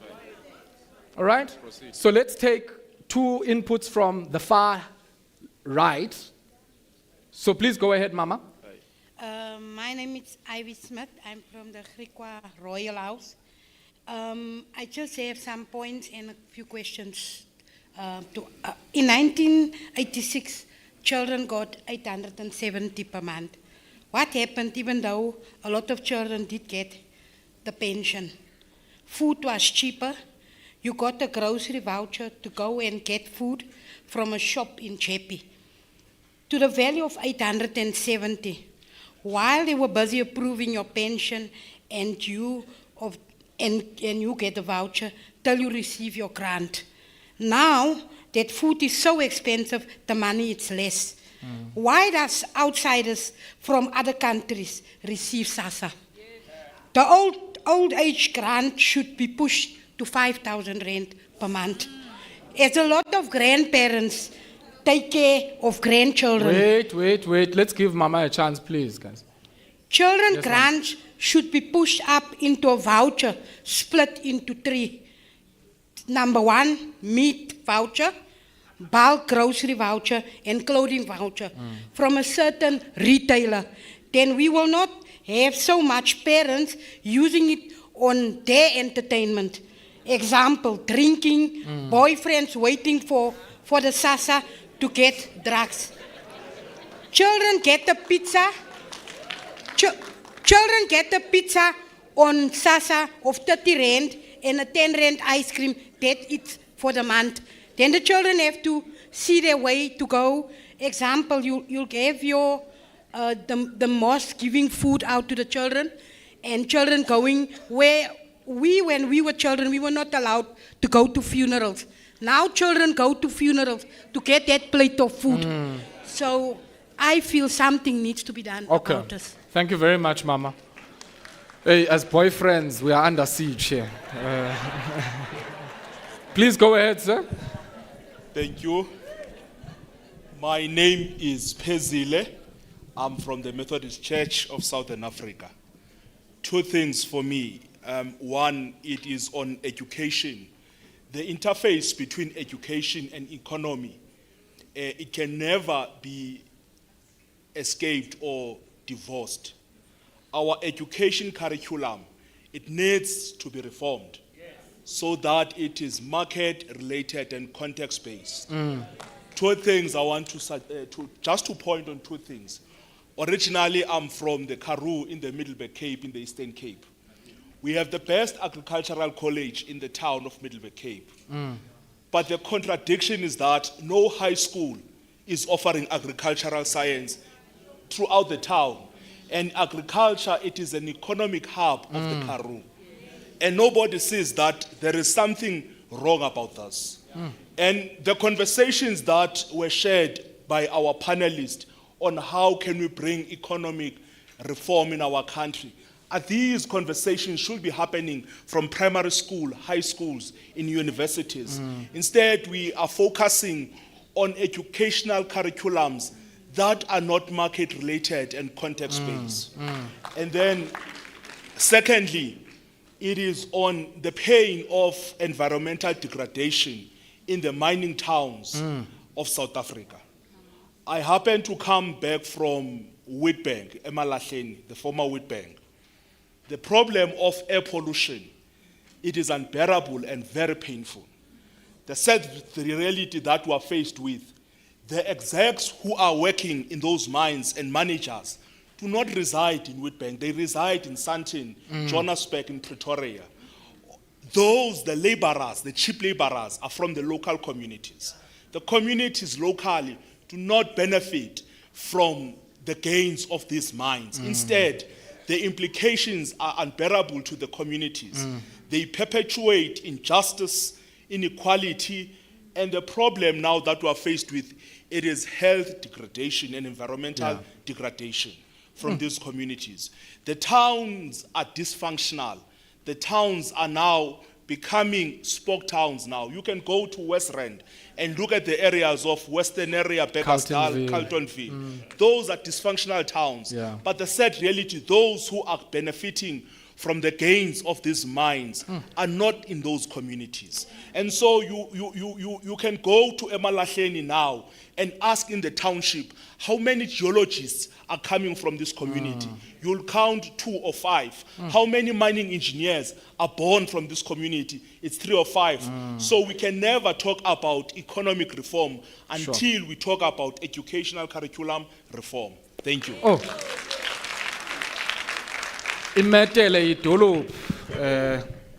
Please go ahead, Baba. All right, I am Pastor Dumile Lirite.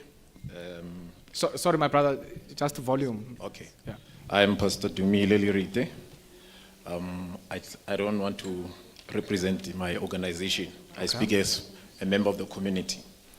Now, we have a problem with our economy today because of lack of moral fiber in the society.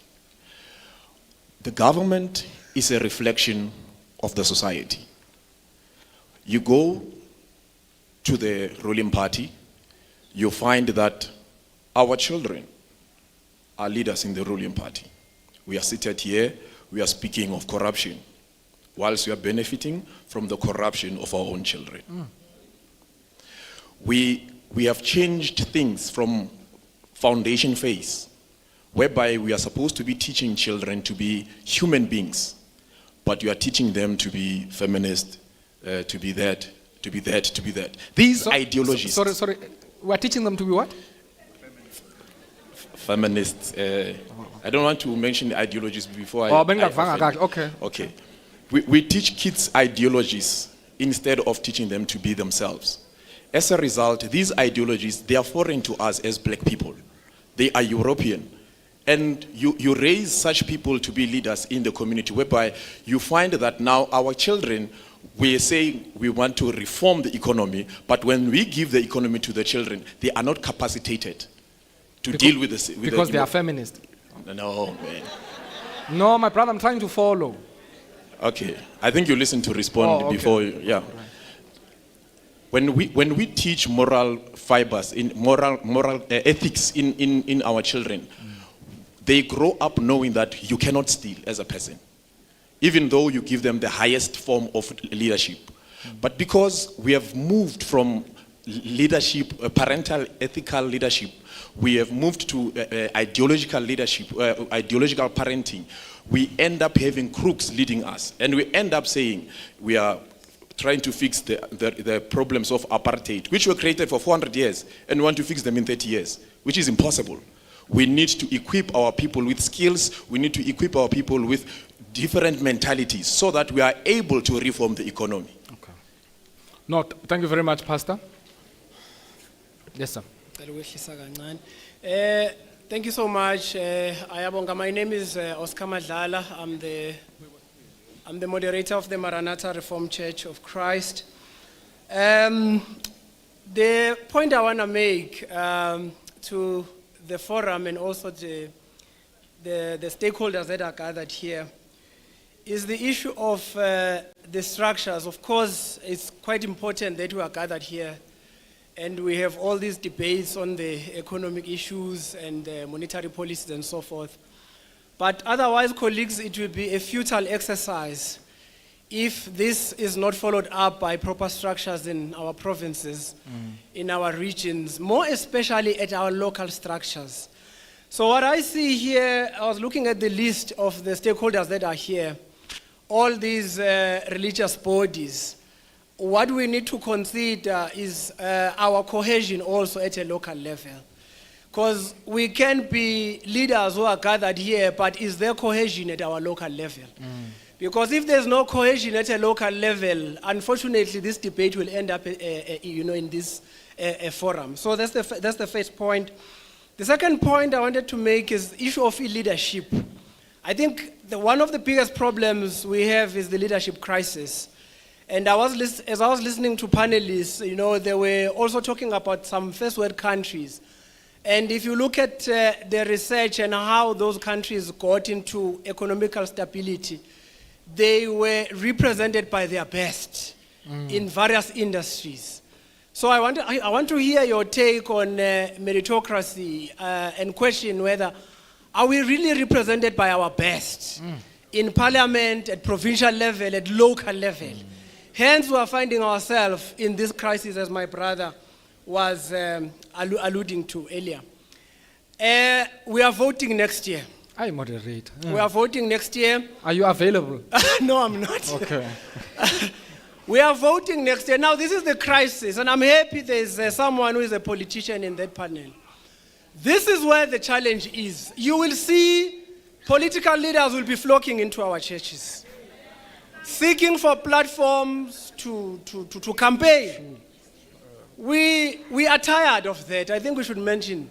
We are tired of that, our churches being abused because of votes. A time has come for us to engage government on all these issues that we are raising. We are the ones who are handling the youth that is unemployed. When a child is dying because of rape, we are the ones who are called as ministers. We are the ones who should look and counsel them. So I want us to realize the power that we have as this forum. Hence, C.K. Prahalat will say, Uguti, the fortune is at the bottom of the pyramid. So let us guard that bottom of the pyramid, because they know. That's why they come back from the top, because they know power is at the bottom of the pyramid. That's where they get their votes. So to Baba, I think you tell Ngugano, who was talking on behalf of labor and all that.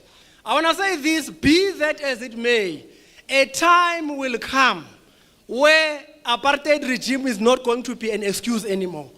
Next year is 30 years, and when we talk to young people and encouraging them to vote, they are asking us the very same question: what has happened in the 30 years? Thank you. Asbonga, Pastor.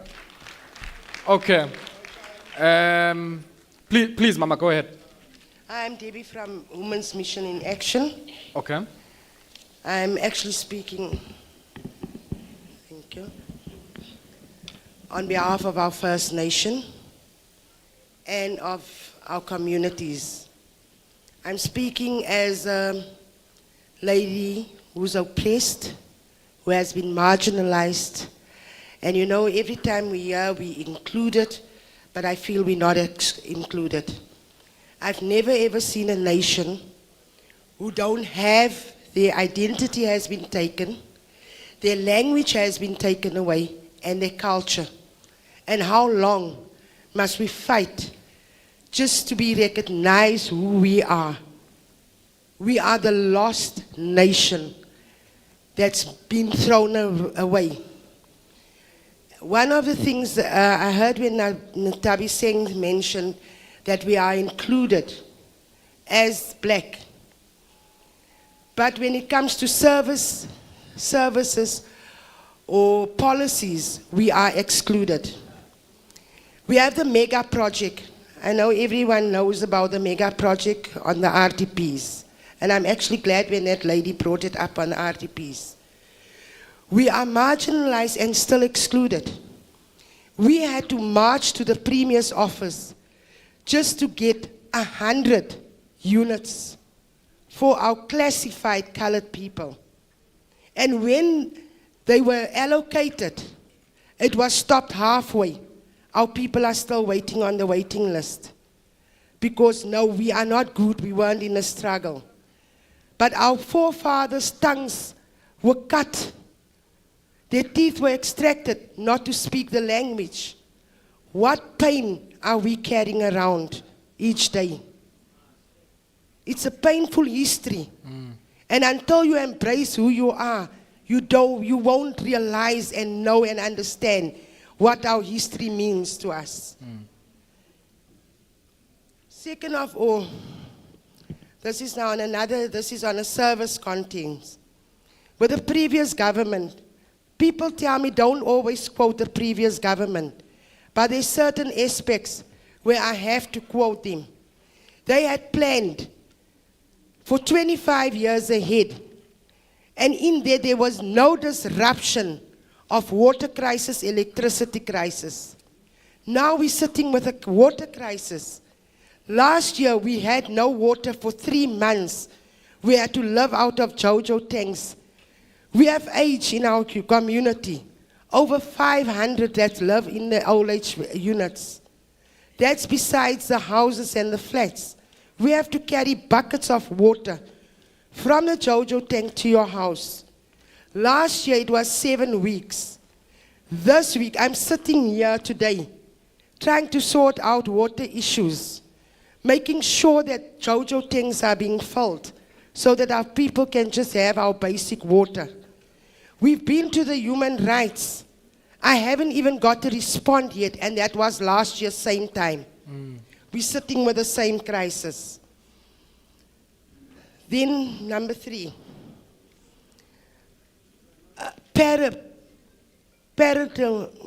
Parents, their rights has been taken away.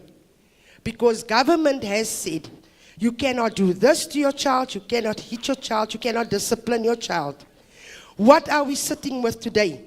Drug addicts, gangsterism. They're killing themselves. Children as young as 9, shooting already. They gangsters. Our children, where are we going to have children leading us? Where's our role models? If they're killing one another, we won't have children that we can say that will lead our country because they're dying like flies. Why don't the government give us our right to discipline our children? We had discipline when we were raised.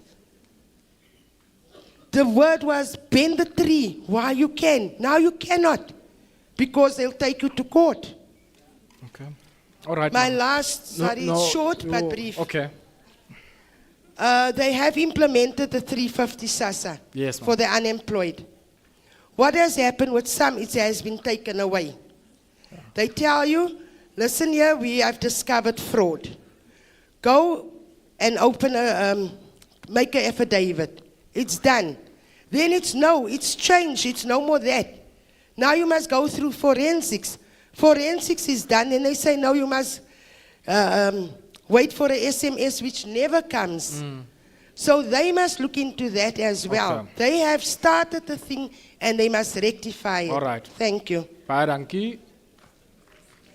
Okay. So, let me... Yes, Mama, please go ahead. Oh, sorry. Sorry, I can't see here because of the light. Sorry. You'll come back to the... No, Mama, it's fine. Sorry, Ma. There's a microphone there, Mama. Sorry, Mama. Mama, if there's no mic, you're going to have to join that row there. Okay. Please go ahead, Mama. Yes. Once more again, let me thank you, Program Director.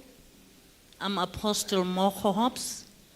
I'm representing female pastors, pastors' wives, and women in church leadership from an organization called Dunamis Women Empowerment.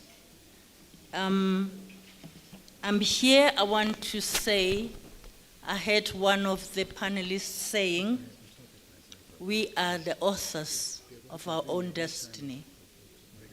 I believe that the church has been too quiet. The church needs to stand up and write their own story.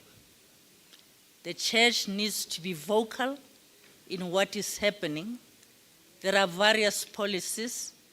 There are various acts that are being promulgated in this country, but the church is not involved. There are so many policies that have been written down, that have been enacted with the church being quiet. So I believe that includes what is happening in the country. We are in this mess economically in the country because we are too quiet, because we do not come forth.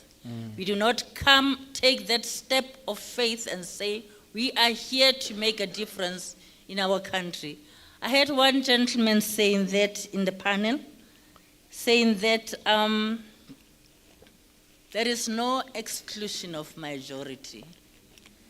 I tend to disagree with that, because we see a lot of our people in poverty circumstances.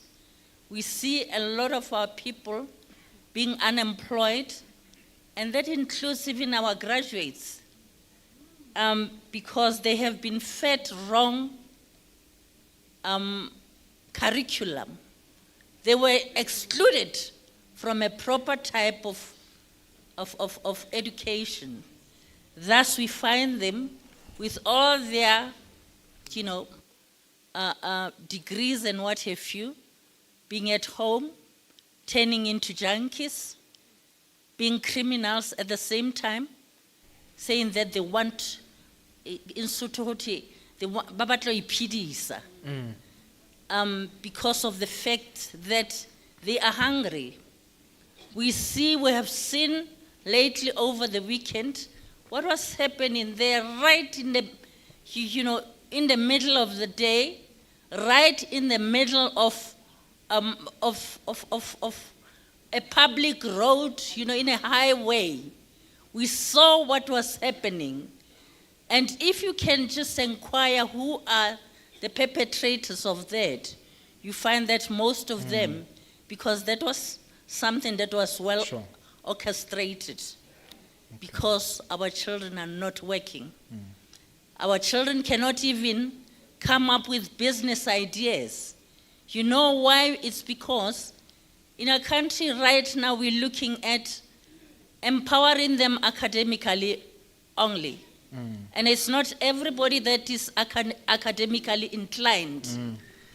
They need skills.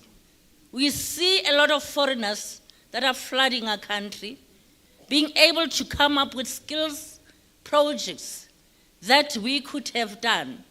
I believe that we threw the baby with the bath water, because what has happened, we used to have institutions such as Bomadikoti and all those. Where are they? Where those who are unable to use cognitive abilities could be in a position to use their hands, become mechanics, become carpenters, and there are others that are baking and all that. And this was instilled at a very tender age, at the foundational stage. Sorry, Mme? Yes. I think the point is very well made on vocational and artisanal training. Yes. I'm so sorry to want to pause you there. Okay. Because I'm also under very strict instructions that there should be adequate enough time for the breakaway sessions. So I've been requested to say, if you can wrap up, Mama, and then we'll have to try with the remaining contributions to try and keep it at least 2 minutes so that we can have enough time for the breakaway session. So please wrap up, Mama. That's understood. Thank you.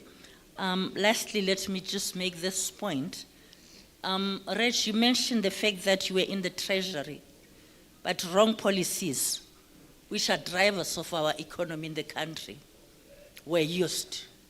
What did you say?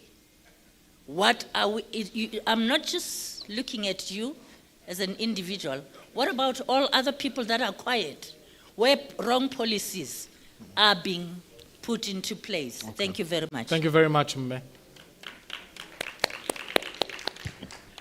Good afternoon. I'm Mabatu Ramakhoshi from South African Women in Dialogue, and I'm a feminist.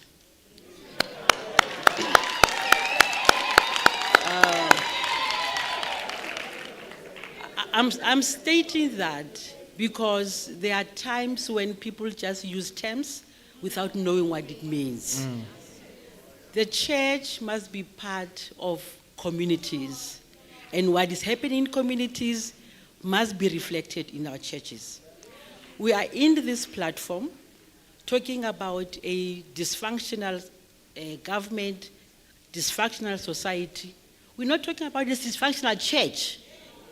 We have so many cases of gender-based violence in churches. And we're not hearing the church standing up and calling up the pastors who are abusing children, wives, and including their own wives. So you cannot heal when you are festering the wound inside. So I think as we're talking here today and talking about the curriculum, the involvement of the church in schools is critical. The involvement of the church in policy making is critical. We need to know, we should not hear the church only talking about sexuality education without even knowing the content. Because many times you follow what the church is saying. Once you read the document, it's different from what the church is saying. So we need to involve ourselves in policy decisions so that as a church, we can stand up and say, in that policy, this is our input. Now, I think the other thing that I want to see coming out here as Sawid is that we need to have a plan of action. Yesterday in our breakaway, we're speaking about high unemployment. We've got children who are not supposed to be quoted in our statistics. 15 to 18, those are children. So why do we inflate our figures with children who are supposed to be at school? If they're not at school, they are still not ready to work. So let's look at how to force parents to take their children to school, but we should not say they are unemployed youth. That is wrong. So lastly, we agree with everyone. Every meeting must have a plan of action, and that plan of action must have clear target, so that we know whether it's 2 years or 3 years, we are able to come back and say, these were agreed upon, these we have achieved, and then we can hold government but each other accountable. Thank you. Thank you very much, Mme. Gosiam. Good afternoon, ladies and gentlemen. My name is Muruti Mulifi from Council of African Independent Churches. Most of my points have been covered by the previous speaker, but I would just like to reiterate the time factor. Next year it will be 30 years into democracy. How long are we supposed to talk? For how long are we going to have these discussions? When are we going to go down on the ground and get the job done? And where is the young people in the midst of this? Because if I am sidelined, I will not be able to exercise my creativity, and you are not going to provoke my thoughts. Let us be very realistic and practical. We are the future of this country. Can we be part of each and every discussion? We don't want to be spectators. We don't want to sit here and listen to us being fed the information. Can we be part of whatever changes that we need in this country? Mr. Nkosi, I'd like just to applaud you in the practical discussion that you have. Sometimes we talk these big words and we end up being confused. Can we be practical? I like your example when you say you were in a plane with the SG and the president, you know, and you ask these questions as a practical way to say, where do you get the money? Sometimes we need to stop talking and put things into practice. Let's test the waters. Put us there, you know, give us a chance. Let's see what this 4IR can do for us. Because gone are those days, and nothing is being done. And then just in closing, do you value our lives? Do you value our lives? 350 is a solution. Can you do away with handouts? Let's come up with long-term solutions. Mruti, it seems the young lions are here. Thank you very much, Mruti. Yes. Thank you, moderator. Please go ahead, sir. Thank you, moderator. My name is Sinamumu Lisiwa. I'm a theologian, General Secretary of the Council of African Instituted Churches of Southern Africa.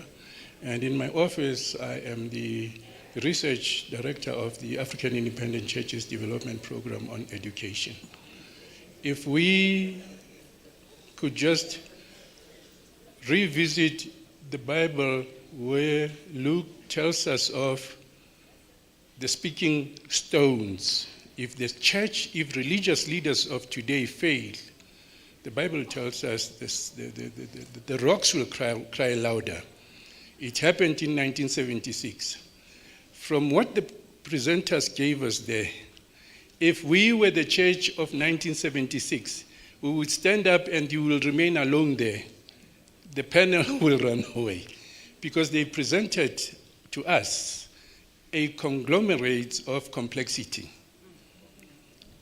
I personally don't know to which I should respond because it is quite clear that the last 30 years, it seems, is given wrong, and some of them were part of that. And yet, we need to move forward. Now, as an advocacy of interfaith movement, I plead with the review of land reform and the fact that we need, as a community, to address the cry of some of our people who are in serious, in dire needs. I am part of the DNA of the colored community, born in Boksburg, in Statenville, in Reiger Park. I know how difficult life is in these communities. And the church there is quiet. I visited several churches, and I spoke about South African Council of Churches to them. I've seen that they don't seem to know about or even follow it. The answer on social cohesion in the faith-based organization is found in two ways, ecumenism and fraternals.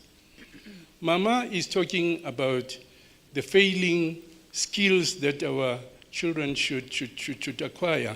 It is clear the government has cancelled the vocational schools. We don't know what is happening with the VET. And that to us is a cry to you as the moderator and the panel to say the church is ready, the interfaith is ready, and therefore we will take it up with us. Tumamina. Thank you. Excuse me, I have to intervene. I'm sorry. We are supposed to have time to talk about what needs to be done. That's what people want to talk about. And we need those breakaway sessions. We cannot afford to have more and more speeches here. So please, I'm overruling the moderator. I'm asking that we go to breakaway sessions now. I'm not going to the breakaway session. I'm not participating. So I think it's quite unfortunate, certainly for those who wanted to make input, but we'll have to leave it here. And to my panel as well, thank you so much for availing yourselves. Unfortunately, we can't get closing remarks, but we'll have to leave it here. Thank you.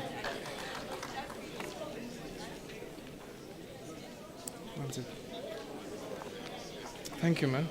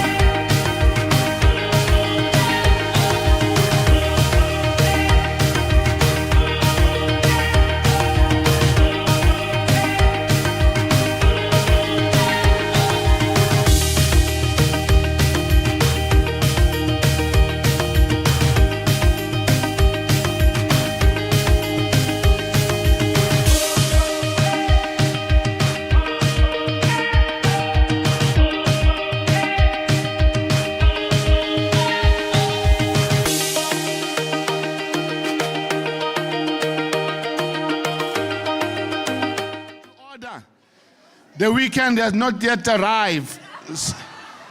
So those who are trusting the weekend, this is not the time. You are a wonderful, committed group of people who come to conferences. Give yourself a wonderful round of applause.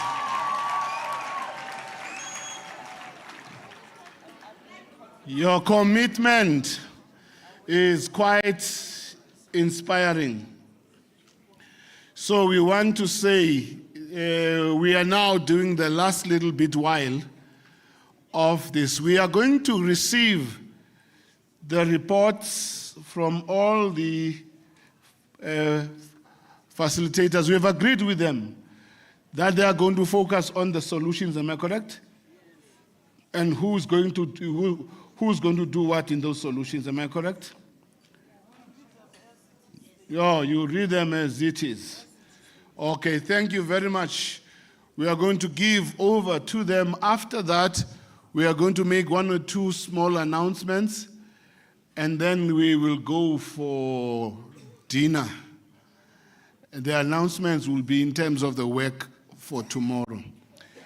I'm going to give over now to our wonderful MC, who emceed that for the whole day. Give her a round of applause. I give over now to Feli Sattel. Feli, I got Feli seated, so thank you. Come to. Thank you so much, Rev. I don't think I've been so inspired since, well, I can't remember when. So thank you so much for the Brenda fans and for the lovely dance that you just did. Okay, so I'm going to ask if your indulgence, please, if you can just pay attention for a little while longer. We're going to go through, as was said, the reports back from each of the groups, and I'm going to start with the Marco Polo group, please.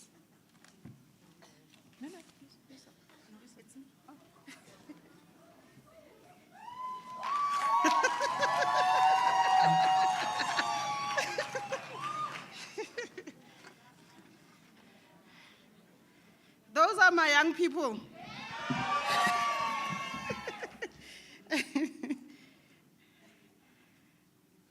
Young people spoke and we listened.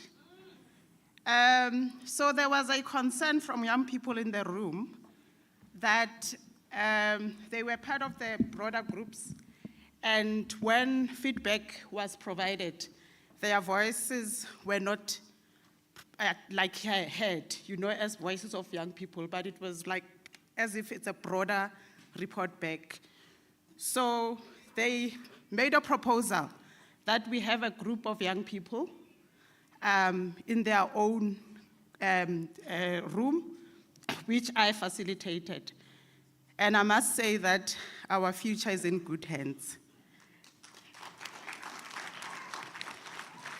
So what came from the discussions was us answering the 3 questions for today, but they also felt, the young people in the room felt that they needed to draft a statement from young people that I will read on their behalf after going through the 3 questions that they answered. We had 61 young people who participated in the process. And there was a good amount of gender balance amongst the 61.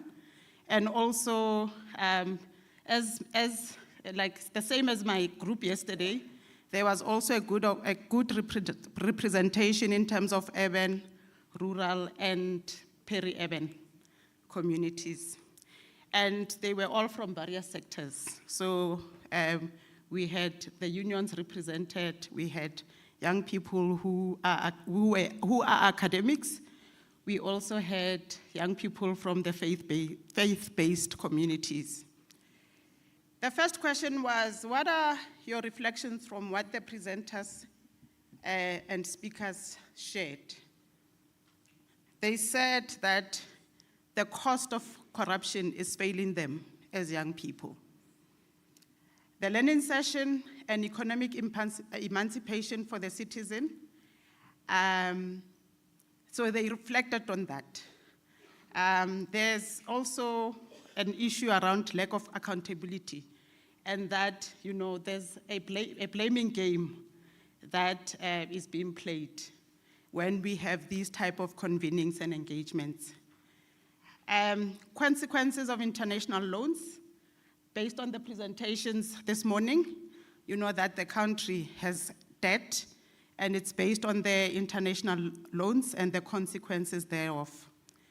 The inequality in education,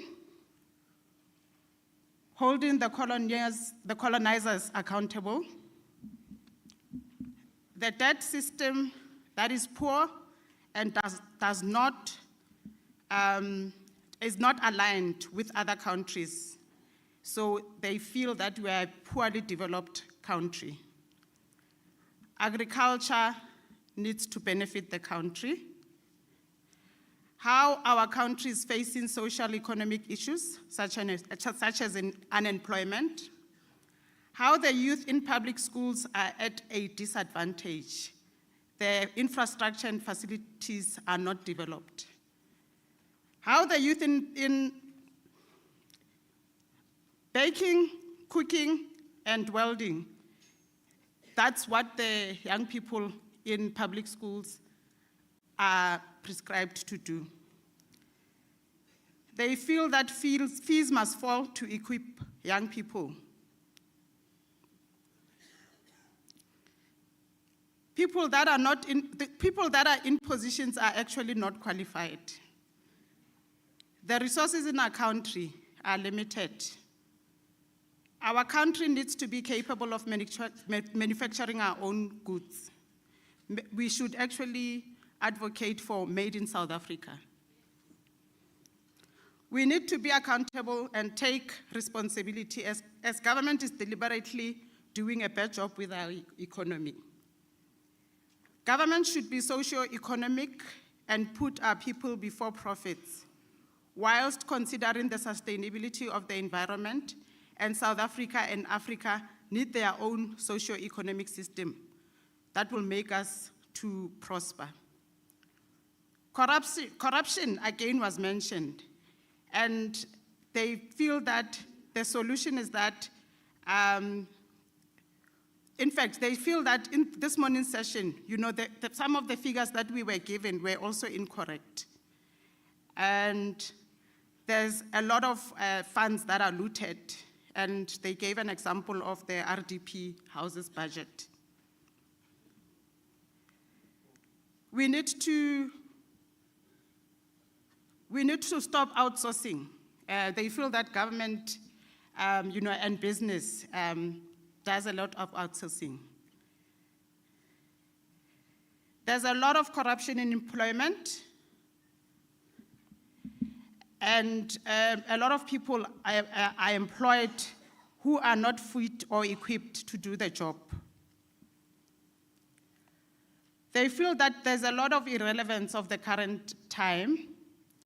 Most of the presentations that were referenced today made references to the past, but there was no practical plan to introduce or implement.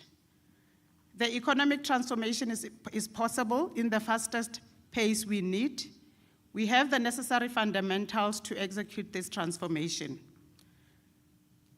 Transnet and the post office are not functionally and properly managed, as they fail to hire professionals to do the job.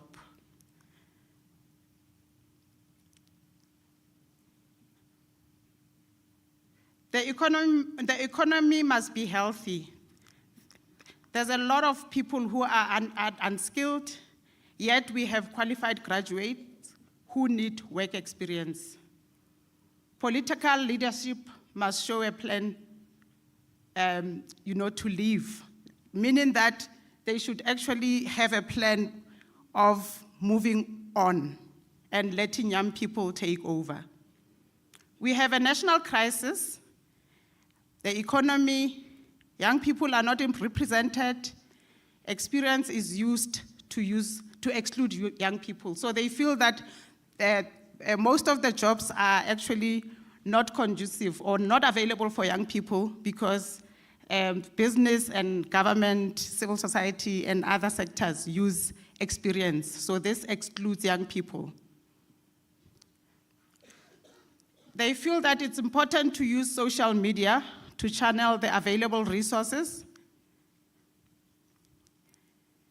Entrepreneurship is being flagged, skills development, and the lack of informative capital. Question 2 was, what are your inputs? What do you think was missing and what needs to be added? They feel that there was no voice for young people. They feel that throughout the 2 days, young people's voices were silenced. Economic inequality, exclusions of religious input in decision-making, lack of practical solutions at grassroots level, lack of South African identity. They say that we should stop building churches and replace them with factories.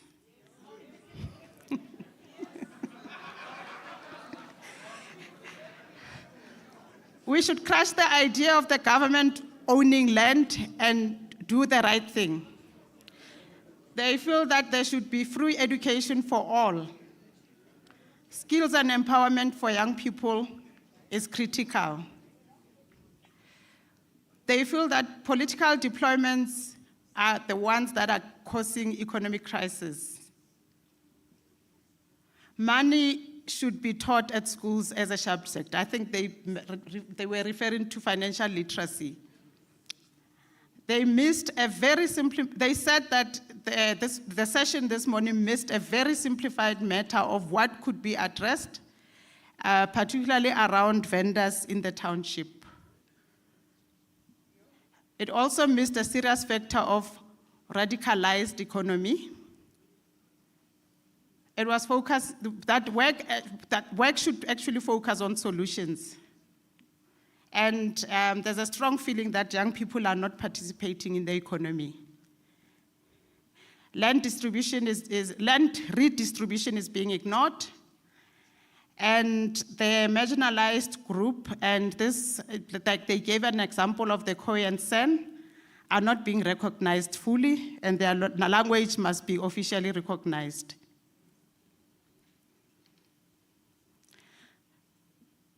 BBEE is discriminating against coloreds. They feel that we need to have more artisan schools. No young people were involved in the program. They said that the youth league in this convening was over 75 years old. Information overload and lack of implementation plans. The speakers were dictating our future. Government is not taking responsibility in creating actual employment. They give grants and provide learnerships which are not sustainable, just to pacify people and make it seem like they are doing something. Retail has infiltrated townships' economics as they occupy a huge part of the market share, leaving the space for the township economy to be very limited. We are trying to address the economy and how to get people involved, but we are not doing proper needs analysis to see what works in the different communities that can be a blueprint for change. Empowerment of the people to buy local products. So they're still saying, buy South African, market South African. And we never got the chance to actually type up the solution 3, which focuses on, question 3, which focuses on solutions and actionable things that young people feel they want to do. They feel that it is important to capacitate faith leaders to participate in economic, social, and policy-making processes. It is important to integrate with people from different cultures and economic backgrounds. Faith leaders need to allow young people to lead and be able to express themselves without fear. Declare foreign loans as a generational curse. Create and promote innovative spaces for skills development through the skills development centers for the young people, for youth. The NYDA, National Youth Development Agency, should partner with faith leaders and organizations. There should be community safety nets. There's a strong belief that we should promote local brands and production. There should be a removal of older people in parliament, equal representation across all sectors. Building climate resilient communities is important. And I was also required to put this in bold, that young people are saying, give us the keys to the country.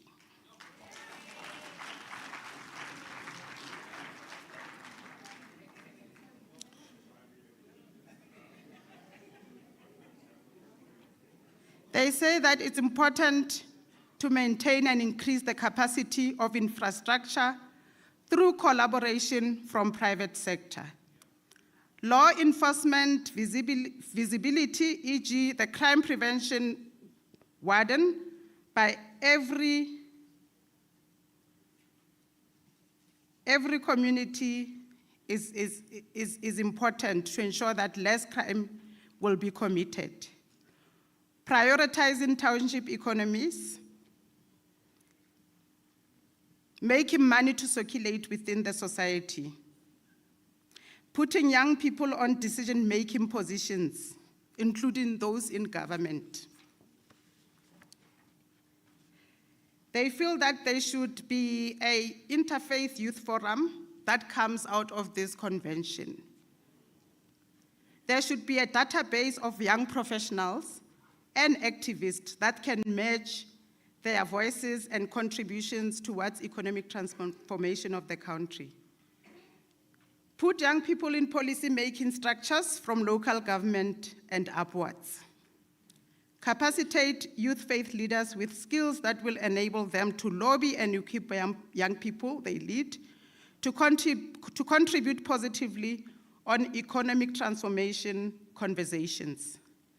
Training, seminars, awareness to reach maximum participation of young people, especially those in rural areas that do not have access to social media and data is critical. Churches and mosques, etc., to facilitate skills development of its young people and capacitate them with relevant information and skills needed to be contributors in transforming the country and continent. Mosques and church schools to take up their moral regeneration approach through education. YMCAs, art centers, sports facilities, churches and safe spaces will create social cohesion programs that are spearheaded by interfaith, but through young people. They feel that there is a need for reparation by big businesses, improve the infrastructure to advance the ecotourism, invest in skills translation within generations, digital transformation investments. We need to digitalize money, and we need to follow suit technologically. Support local business and each other. Bring it home. So that is cross-cutting. Map out needs as per community and design thinking methods. We need to focus on and change our impoverished mindset. Stop focusing on the past, racism and other discrimination, and more forward as one South Africa. So we should move from racism, discrimination, and focus more on moving forward as one South Africa. We need to have a behavioral mindset, review local government structures. Councillors have overinflated salaries. It's more about money and not the people. Comrade deployment. We have unqualified people in big positions. We need to build a culture of accountability again. But what is more important as young people, they feel that we need to start from our own homes and all the way into government. They feel that they need to conscientize each other, and we need to also relook at the advocacy model, particularly the one for the National Youth Development Agency, and understand who has influence to address the issues. In terms of education, our educational system should practically and usefully and be useful to our youth after they leave school. Bringing awareness to the propaganda around security. There should be a mindset move to mentoring and coaching.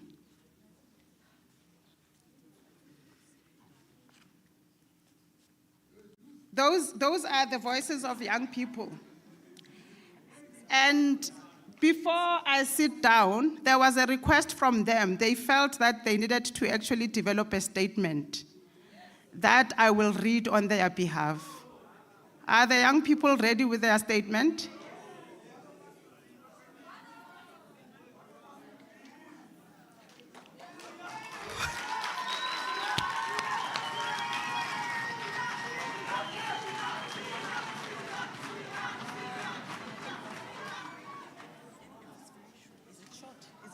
It's one page.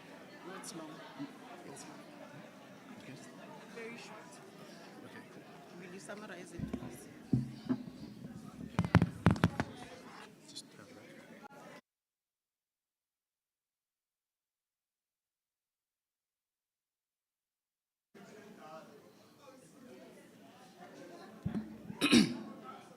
As youth gathered at the TIFSA convening from the 9th to the 11th of October 2023, deliberated on the myriad of socio-economic and socio-political issues existing in South African society. Within our deliberations, we noted the following concerns. We noted the lack of opportunities for young people to express themselves within this convening, as illustrated by the fact that the speakers at this convening did not include young people as speakers. We also note that the underrepresentation of young people in general public service and political office within all our institutions represented here as well. The average age of a South African is 29. I repeat, the average age of a South African is 29.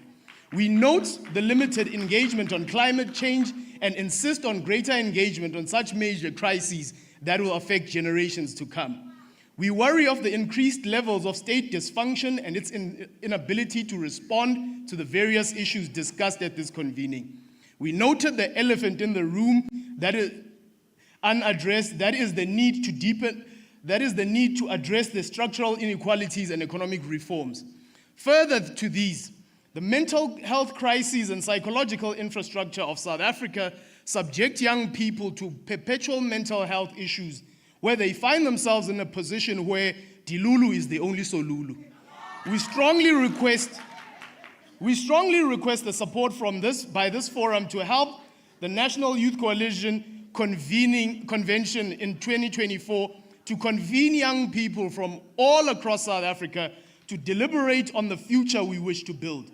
We still yearn for a new South Africa that was promised to us.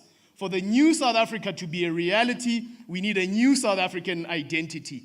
We call on civil society gathered here to declare a people's state of emergency that ensures that all religious institutions, community workers, sports teams, arts groups, cultural groups, unions, NGOs, etc., are all places where young people can find refuge and mobilize against turning this tide.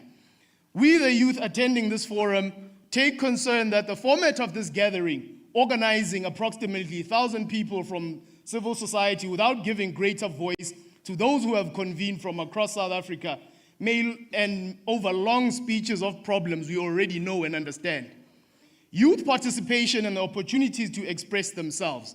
Our solution is that modalities must change to incorporate more youth voices, more youth representation within our leadership structures, not just only at this convening, but also generally within our organizations. Our responsibility to support them in their leadership roles, particularly through intergenerational skills transfer. We worry that there has been limited space to discuss the action points and participatory engagement. We noted the breakdown of the family structure as illustrated by thousands of black children who grow up with absent fathers who are supported only by their mothers. History should not repeat itself.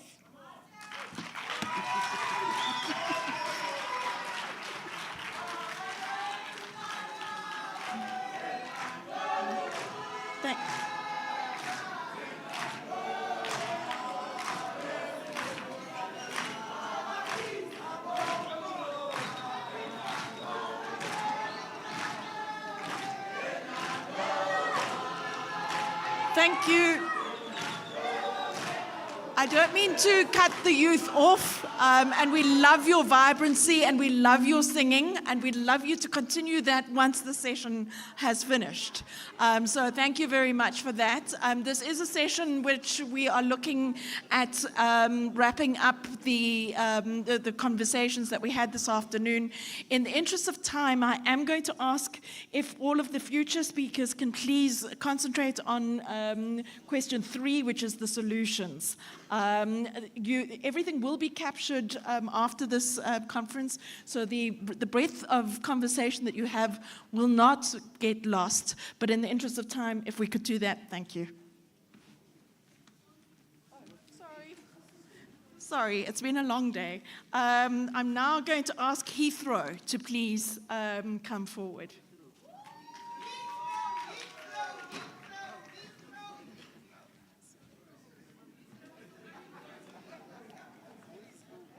Good evening, ladies and gentlemen.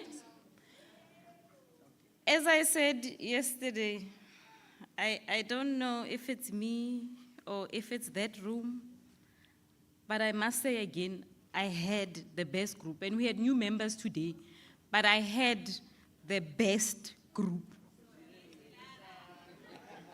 So I just want to give a shout out to my group, a job well done. We ended on a very positive note. They actually dismissed themselves. I didn't have to shout at anybody. We have the solutions. So since I'm tasked with only focusing on the solutions, and the rest of the stuff will come through on the scribed notes, Heathrow was calling for visible policing in schools, community engagements when it comes to policing issues. And what was also raised was that councillors not be enforced upon communities, that communities should elect their own representations. Tender reform, that tenders must go on a scorecard to track for transferring of skill, and that the communities are benefiting. And we also spoke extensively about skilling the youth, but first and foremost, asking the youth, after we've addressed their issues, after we've brought them healing, after we've gone to the youth where they are, find them where they are instead of inviting them to where we think they should be. We need to go by the byways and the highways, go fetch our young people, engage our young people, and bring health and transform them from mindset level. The other important thing that was raised in our group was intentionally teaching financial literacy and business literacy at foundation phase in schools. And to that one, can I be too mad also? Romangna to go develop or assist the young people. I've got skill that I can transfer there. Tumani mina, Romangna. And the other solution was that the interfaith organization must oversee elections and bring forth candidates from this forum that we can trust and we know have integrity, that we've taught values to. Another point was that faith organizations must stop allowing political parties the opportunity to canvass on their platforms unless they are going to be accountable or they're going to take responsibility or they are saying they are endorsing that candidate. And for schools to be supported, so there should be school support programs, fundraising in schools, and individuals in community such as myself should teach or impart their skill to young people. We shouldn't wait for programs. We should start, either you start the program or tomorrow or Monday when you wake up, you take one child to work.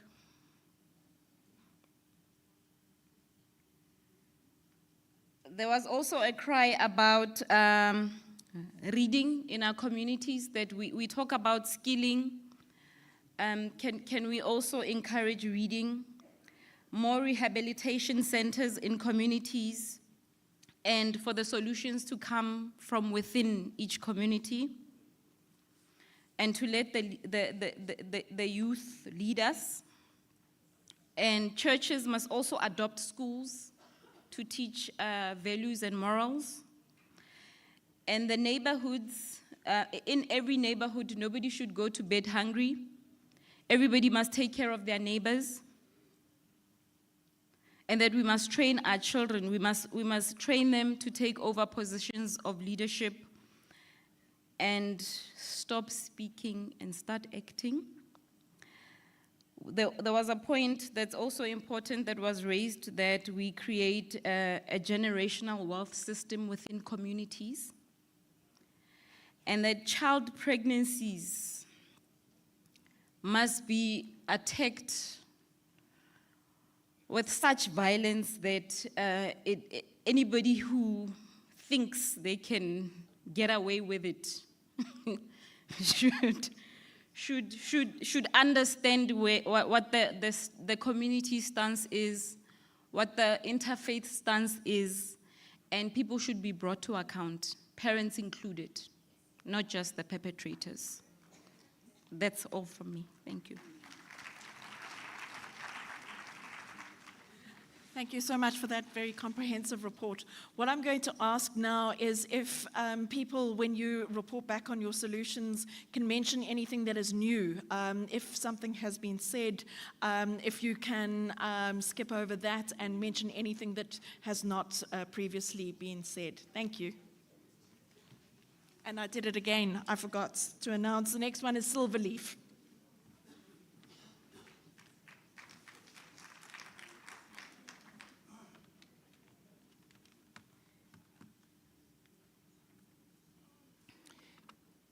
Good evening, ladies and gentlemen.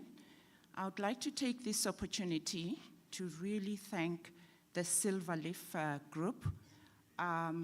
They were it was a very good group, vibrant, and I learned a lot from them also.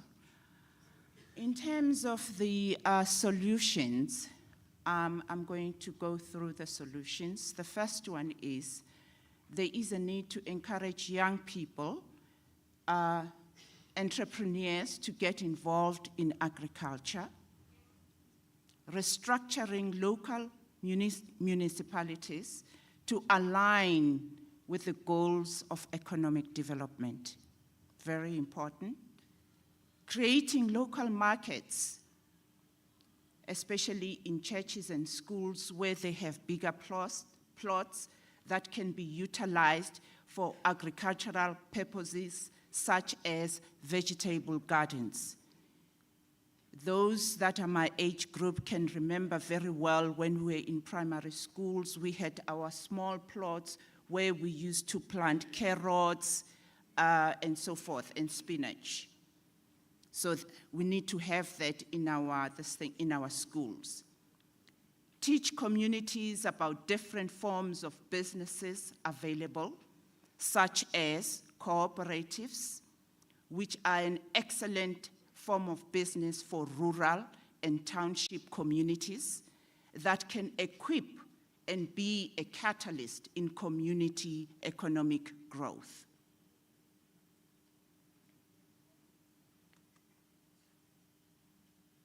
Funding from the government should be at the core of this process, thus requiring the municipalities to account for the management of the funds, integrate decentralized manufacturing and agricultural spaces, address competition issues with foreign nationals that have acquired the economic space in our communities, that is plaza shops, barbers, tailors, to enforce a healthy relationship.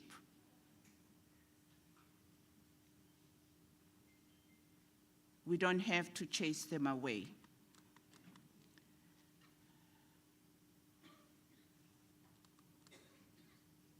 Refrain from waiting until the youth have matriculated to address the skill gap.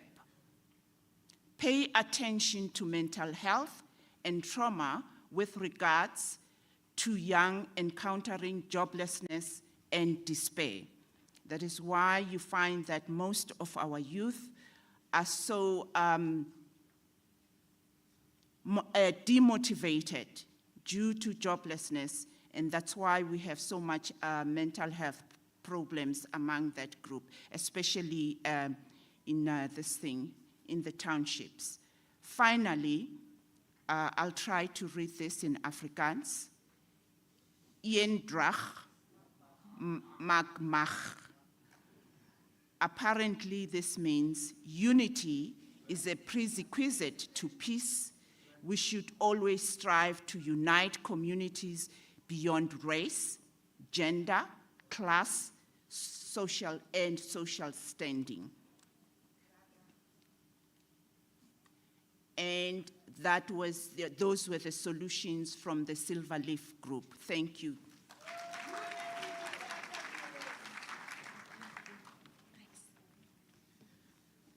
Just being a part of that group and unbiased, I agree that it was the best group over the last 2 days. On that note, I'm going to ask the King Shaka group to please come up.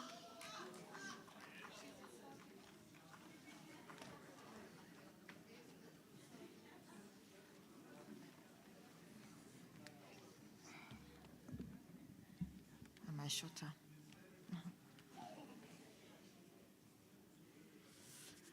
Good afternoon, ladies and gentlemen, or good evening. Yes, good evening. From the Shaka group, we have the following solutions. However, I'm not going to start with that without mentioning that my group emphasized that the morning presentations made them aware of the gaps that exist in our society in terms of production and being consumers. They also mentioned that presentations gave by Ntabi Singh simplified economics for them, and they were also inspired by the Qadani project that was presented in the morning. The solutions. From here, we need to develop a declaration or People's Manifesto of South Africa we want. And the declaration must come up with key deliverables from each community. Each group will take the message, creating many communicating avenues with one message of action and accountability. The message must be from top to bottom, bottom to top. So we must not speak in different tongues, but say the same things. Basically, tell the office bearers of government what we want, not the other way around, and have our own shopping list and the best implementer to take office. And the office must be outcome-based and time-managed, have reward system for the best performers in public service. So they must not just be there and drive expensive cars, they must be on reward base. Transformation of curriculum. The education system must fit into the skills and the needs of the economy. Our learners and children must be taught skills that will enable them to participate in the productive of the economy. We need to teach our children technical skills, vocational skills, and professions that need to be embraced to make them attractive. Because we generally know that children don't want to study boiler making, being electricians, and tailor making. So our economy needs to start right at the bottom to encourage young people that anything can build our economy.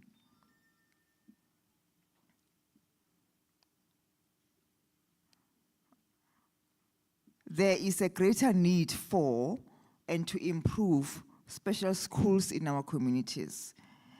We find that children with special needs in schools don't find enough places to go to attend schools, and those who attend schools are forced to go into private schooling, and it means people who are marginalized or are poor cannot take their children with special needs to schools. And every child is born to be educated. Every child deserves to be educated. So we don't need to have education that marginalizes their children with special needs. So all of them must go to school. Because remember, a child who is disabled in one area of their functioning is enabled in another area. So with special schools, all of us will be able to participate in the economy.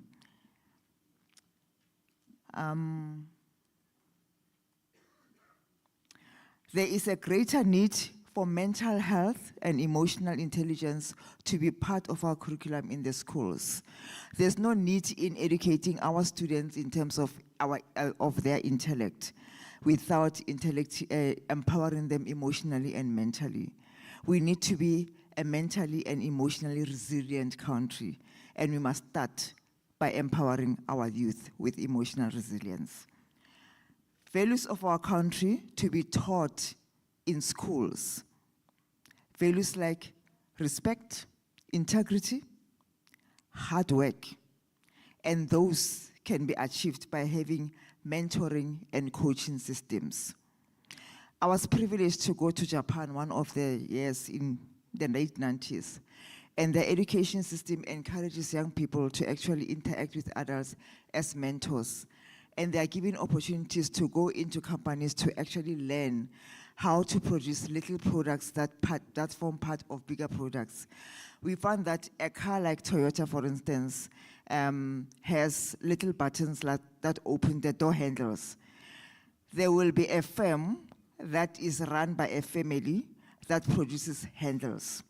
Another firm will be for producing wipers.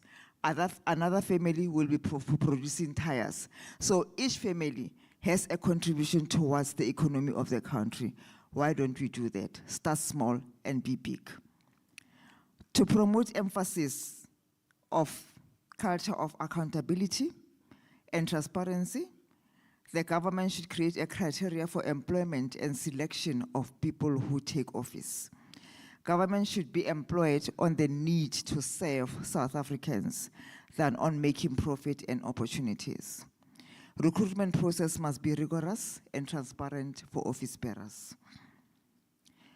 Our banking system needs to be changed and scrutinized because current banks do not support small businesses and small communities. We need to have new banks such as state banks that will support the country if anything or any disaster befalls us, cooperative banks that may support small businesses, and mutual banks. The government deliberately needs to fund small businesses, which means it must intentionally fund small businesses. It must not go out of favoritism or who you know, but because of the criteria that they will develop in order to give small businesses support. And also offer business support to new entrepreneurs.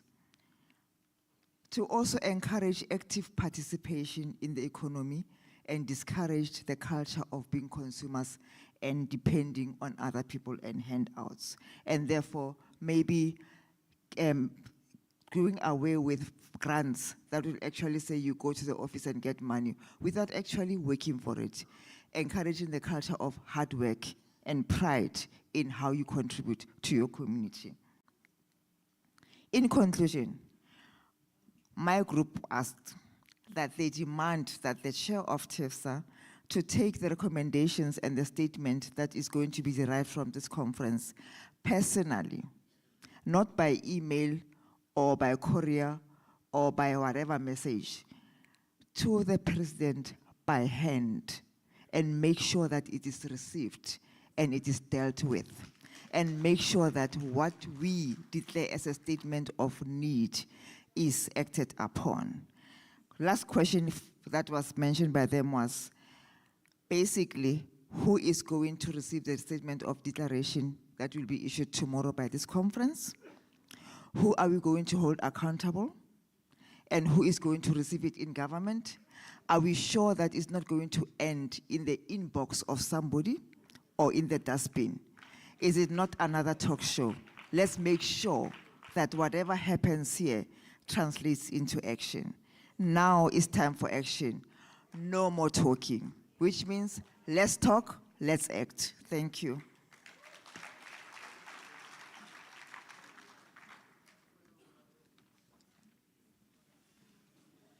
Thank you so much for that. Without any further ado, I'm going to hand over to O.R. Tambo.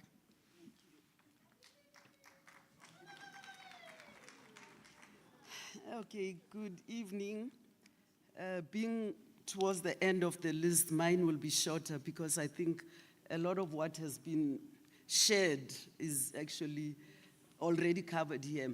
I'm going to, however, focus on the ones that I haven't yet heard, which I think have quite a huge impact. The first recommendation on the action list from O.R. Tambo, which I must say was a very diverse, very decisive and dynamic group. Their first action point was, and if I'm going to group these into, I think, 2-3 categories, it's to form an interfaith forum emanating from this conference that will drive the dissolution of parliament. Also, this forum should drive the amendment of the Constitution, and they stipulated that it must be done in 5 days. Again, this forum is tasked with ensuring, and I want to say in response to what was shared about youth marginalization and non-participation, we didn't have any young people in our group, but the agenda of young people was still very much central, so be rest assured. And so to that end, they also said this forum should make sure that young people are included in parliament. That is this forum that emanates from this body. And finally, in terms of the forum, that it should play an oversight role and a monitoring and evaluation entity on the promises that government makes to its people. Okay, and then in addition, the creation of sustainable businesses in communities, acceleration of the programs that are already in place to empower youth, again, women, the disabled, GBV, and yeah, again, strong emphasis on action rather than theory. And finally, approach the Constitutional Court to explore legislative tools that can be deployed to enable the actions that we are agreeing on today. Thank you.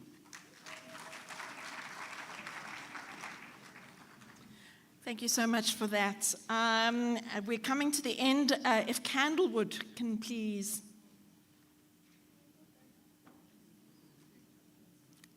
Okay, she's on her way up. Thank you.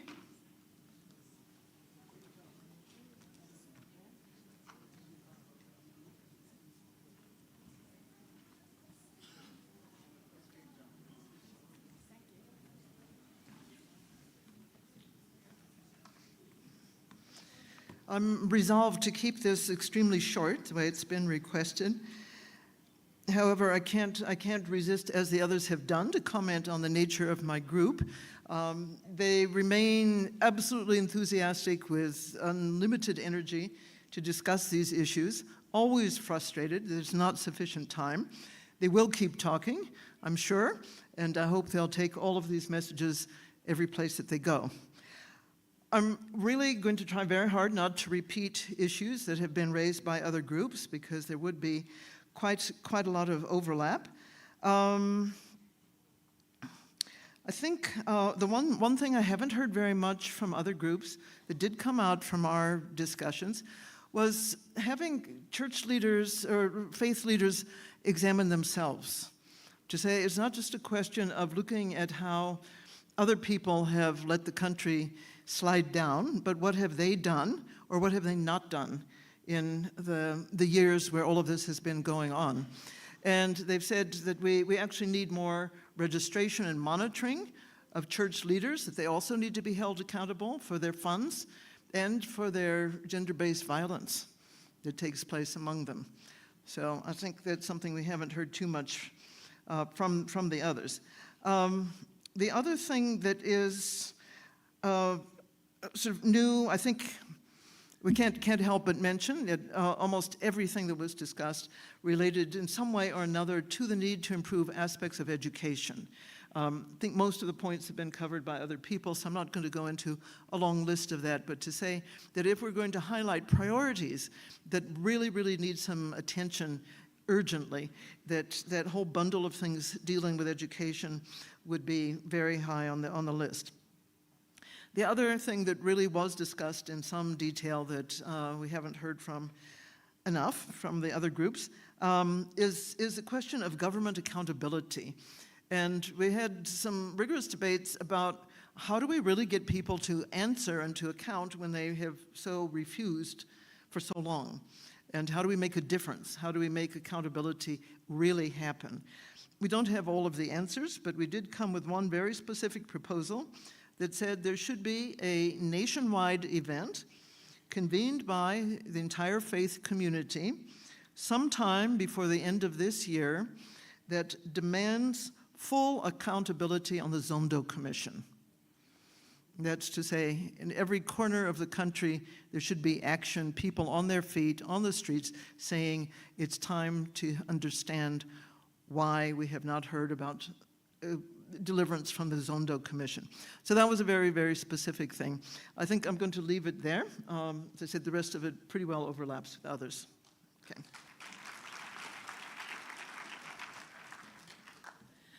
Great, and last but not least, Cape Town.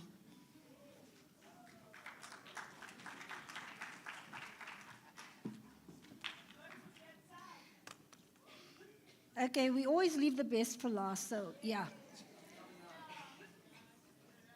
Somebody asked me if I'm actually from Cape Town. Yes, I am, but I was in the Cape Town breakaway group, so it was a coincidence.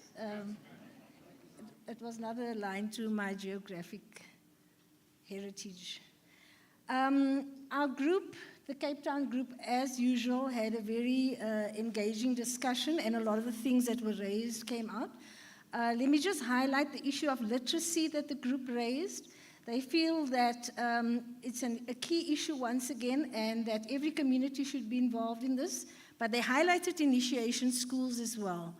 And particularly in the light of GBV, gender-based violence, the group felt, is an issue that needs to be raised at initiation schools, where boys become men, and they're not taught how to become men and what is expected of a man. And so they feel this level of education at initiation schools is exceptionally critical. Also, the issue of communal land that wasn't raised. We need more advocacy around that. There are lots of traditional leaders, it's felt, that monopolize land, and they privatize land.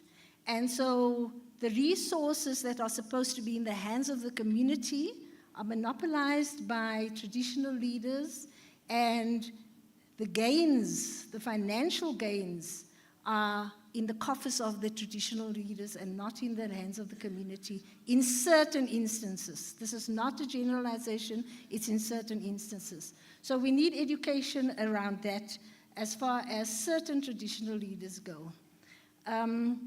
We need to make use of local resources and people who have migrated to urban areas to return to their rural bases, as was in the example of Gloria Sarobi, to return with the skills that they've acquired in the urban areas and to empower their rural counterparts in the rural areas with those skills that they have acquired.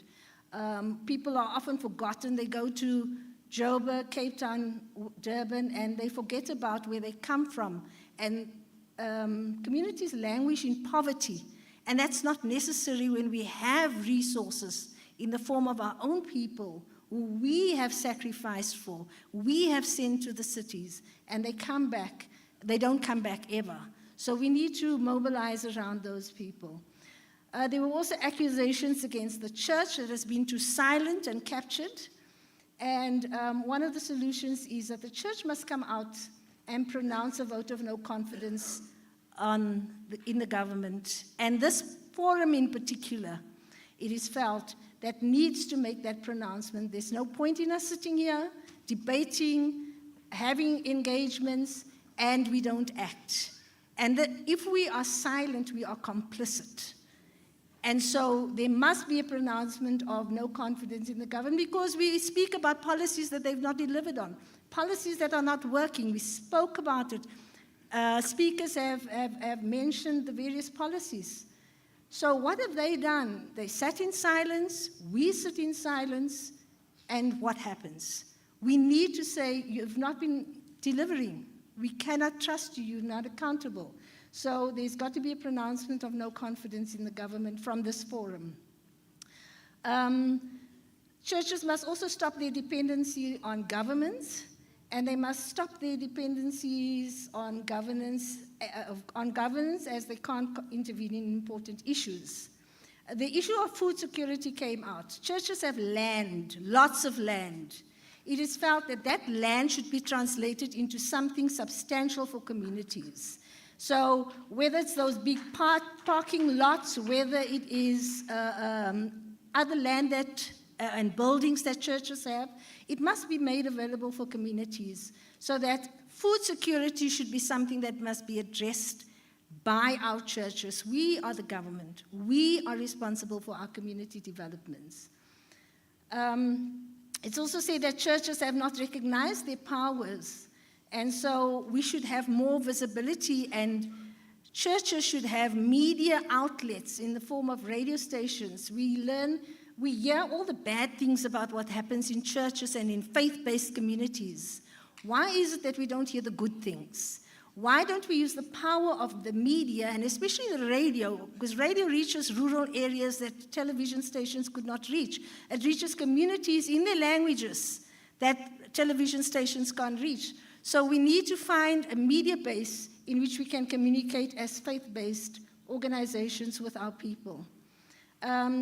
the issue of economic slavery was mentioned as well. And the issue of manufacturing, taking what we have and creating our own wealth. Manufacturing, agriculture, starting youth centers, starting reading classes, skills development centers across the group. It is also felt that faith and traditional leaders contribute to moral regeneration, and so they must reclaim their role in society. A proper school of governance for civilians and civil servants on the roles of governance, from councillors to mayoral officers and authorities, need to be established. TIFSA must be an independent voice that oversees government oversight and policy. They need to be part of the Chapter 9 institutions. And the issue of crime and corruption, it is felt that we need to find more ways to combat crime in our communities. The suggestion was that we have street committees and volunteers. We teach our people the value of human lives.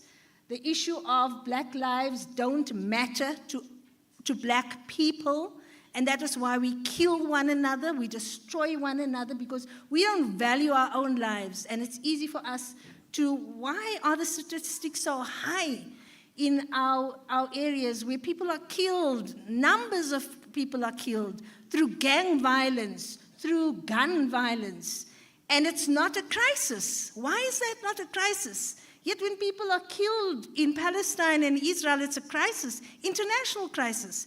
If we add the numbers, it far exceeds the numbers of people that are killed on an international platform, yet it's not a crisis to us, not a crisis to our government. Why is that not so? Why is the church quiet? Why are faith-based organizations quiet about that? We need to make our voices heard as far as that is concerned. The issue of traditional and religious leaders and royal leaders, the recognition of these traditional and royal leaders by government is an important factor. I don't want to go. Just in conclusion, our group felt, and sorry group if I'm again missing some of your points because I was nailed for missing some points yesterday, but some of them were mentioned already. So the group just feels that some issues that were missing from this conference, this convention, was issues of child protection, human trafficking, advocacy for the abortion of the Bella Bill, the difference, what is the difference that government can do in relation to the process for applying for funds, etc. People feel that there were lots of things missing. People feel that part of the presentations, and especially the last presentation, the panel presentation of today, was highly technical, and lots of people were lost. They could not understand some of the technical jargon. They could not understand some of the information that was shared because it was of a technical nature that they could not relate to. So if the organizers of such conventions could consider that in future, that yes, we need the information, but make it accessible in terms of the language that is used and how that information is conveyed to delegates at such conference. Thank you so much. Gosh, it has been a long day, but I think it's been worth it. I really do.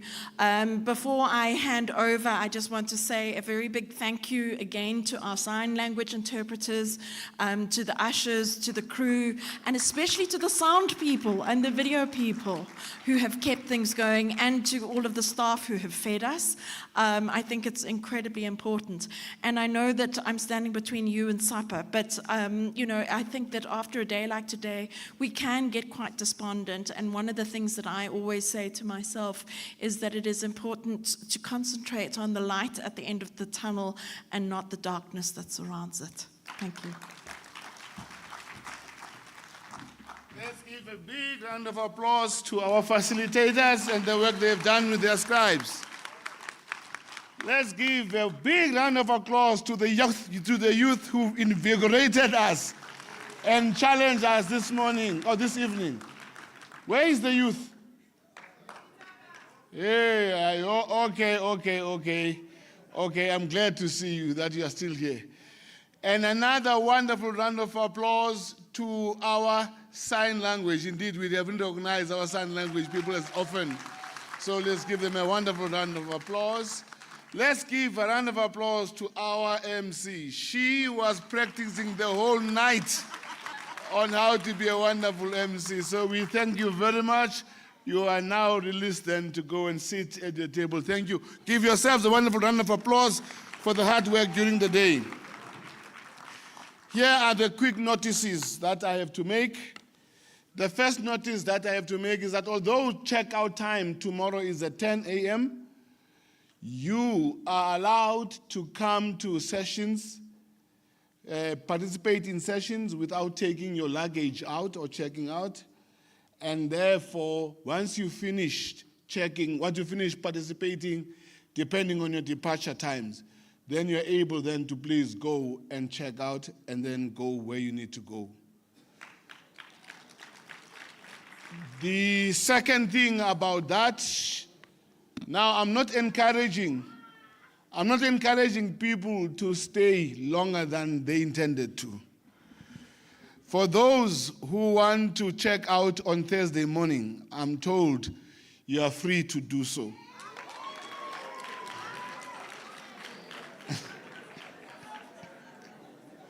Sorry? Sorry, Bishop? No, that's what I told Mr. Bishop. I checked that twice. Thirdly, tomorrow is a shorter day. Tomorrow is a shorter day, and it is high intensity, high focused. Tomorrow will be spent on understanding what it is, or at least an attempt to explore what it is for us to have a common sense of understanding of who we are as a nation. The values that perhaps might spur us on, undergird us, and the kind of things that we believe should transcend our differences and build us to a common foundation of building whatever else we want to do. Tomorrow we do not have breakaway rooms, breakaway sessions. We have inputs that are going to come from the chair of TIFSA, which is Bishop Malusi Mpumlwana, and then we've got a panel discussion, and after that we'll engage one another to make sure that we are in the right space in that understanding. So we ask you to come fresh, ready to engage and listen on these matters and contribute as best as you can. Tomorrow, the security apparatus will be up again, and therefore we ask people to please, one, wake up and have your breakfast in time. If you can help us, that at least by 8:45, you are already in the hall, seated, so that we can start exactly at 9 o'clock, chasing on the time that we need to chase on. We don't have the luxury of being late and an overlap that we are going to do tomorrow. We really need you, my dear friends, to be on time. Other notices, the technology is, please, you're encouraged to check your WhatsApp and SMS for communication from the team. And please, now that you might have not seen it, you are still encouraged to answer the survey. The survey is a way of collecting our thoughts. We encourage you to please participate in the survey, even if you didn't participate earlier on. So we encourage you. Secondly, I'm asked to make sure that I ask you, my dear friends, to follow in the social media platforms. Your pictures are there. We've taken pictures. I'm told they're in the social... Okay, we try Poppy Eye Act. Okay, the pictures of the conference are there. And therefore, the idea is to encourage you. Let me see where the social media things are. Please, here they are. Facebook, please share your thoughts and engagement. TIFSA official, that is X, which used to be Twitter. Watch, if you want to have time, watch it on YouTube. There are the social media. Please follow that up, because when we follow it, it makes a sense for us to take the work forward. I have finished the area of the checkout of times. So my dear, and then tomorrow, I think it's done about 11:30 or so, I can't remember the time now in the program, we will consider the statement that comes from this conference. There are people who have been listening, who are beginning to draft that which will be presented to us tomorrow as a reflection of where we are and the things that we wish to reflect on and take forward. Again, thank you very much for your commitment. You are here because you want to change the country. You are here because you know that this country will not be changed unless you and I take responsibility for that change. And because of that, you stayed for hours and hours and allowed us to converse as deeply as we have, acknowledging the spaces that we have not fully addressed. That is a firm foundation to build on the way forward. I ask you then to please stand as we now try to do as I've asked before. Before I proceed, I just, as a matter of messaging and language, before we conclude, I'm going to encourage delegates and participants that when we make contributions, we are a little bit aware that this is an interfaith meeting. And therefore, the dominance of the word church can also be exclusive. And we need to expand our language, we need to expand our vocabulary, so that when you say church, please remember that other people meet in mosques, other people meet in temples, so that in our language we reflect the diversity we want to talk about. When we are so focused in a certain way in our messaging, in our languaging, without intent, we can create an exclusivity that is not reflective of our commitment. And I trust that you hear that with humility and commit ourselves, so that tomorrow, whenever you speak, when you're going to say church, don't end there, because it is a reflection of our diversity. We thank you for this time. Let us now take a moment to be quiet, remembering the millions in the world who are not having something to eat. Or before I also forget, I was asked, and I acceded to that request, that we are going to take a minute to remember the tragedy that is taking place in Palestine, Israel. The senseless loss of life.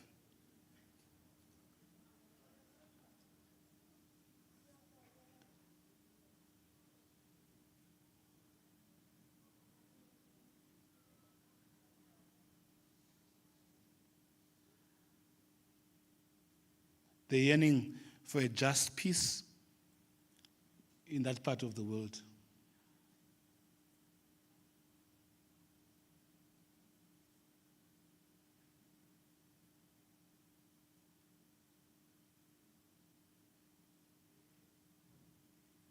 Thank you, my leaders. Go and have a wonderful evening and enjoy your dinner.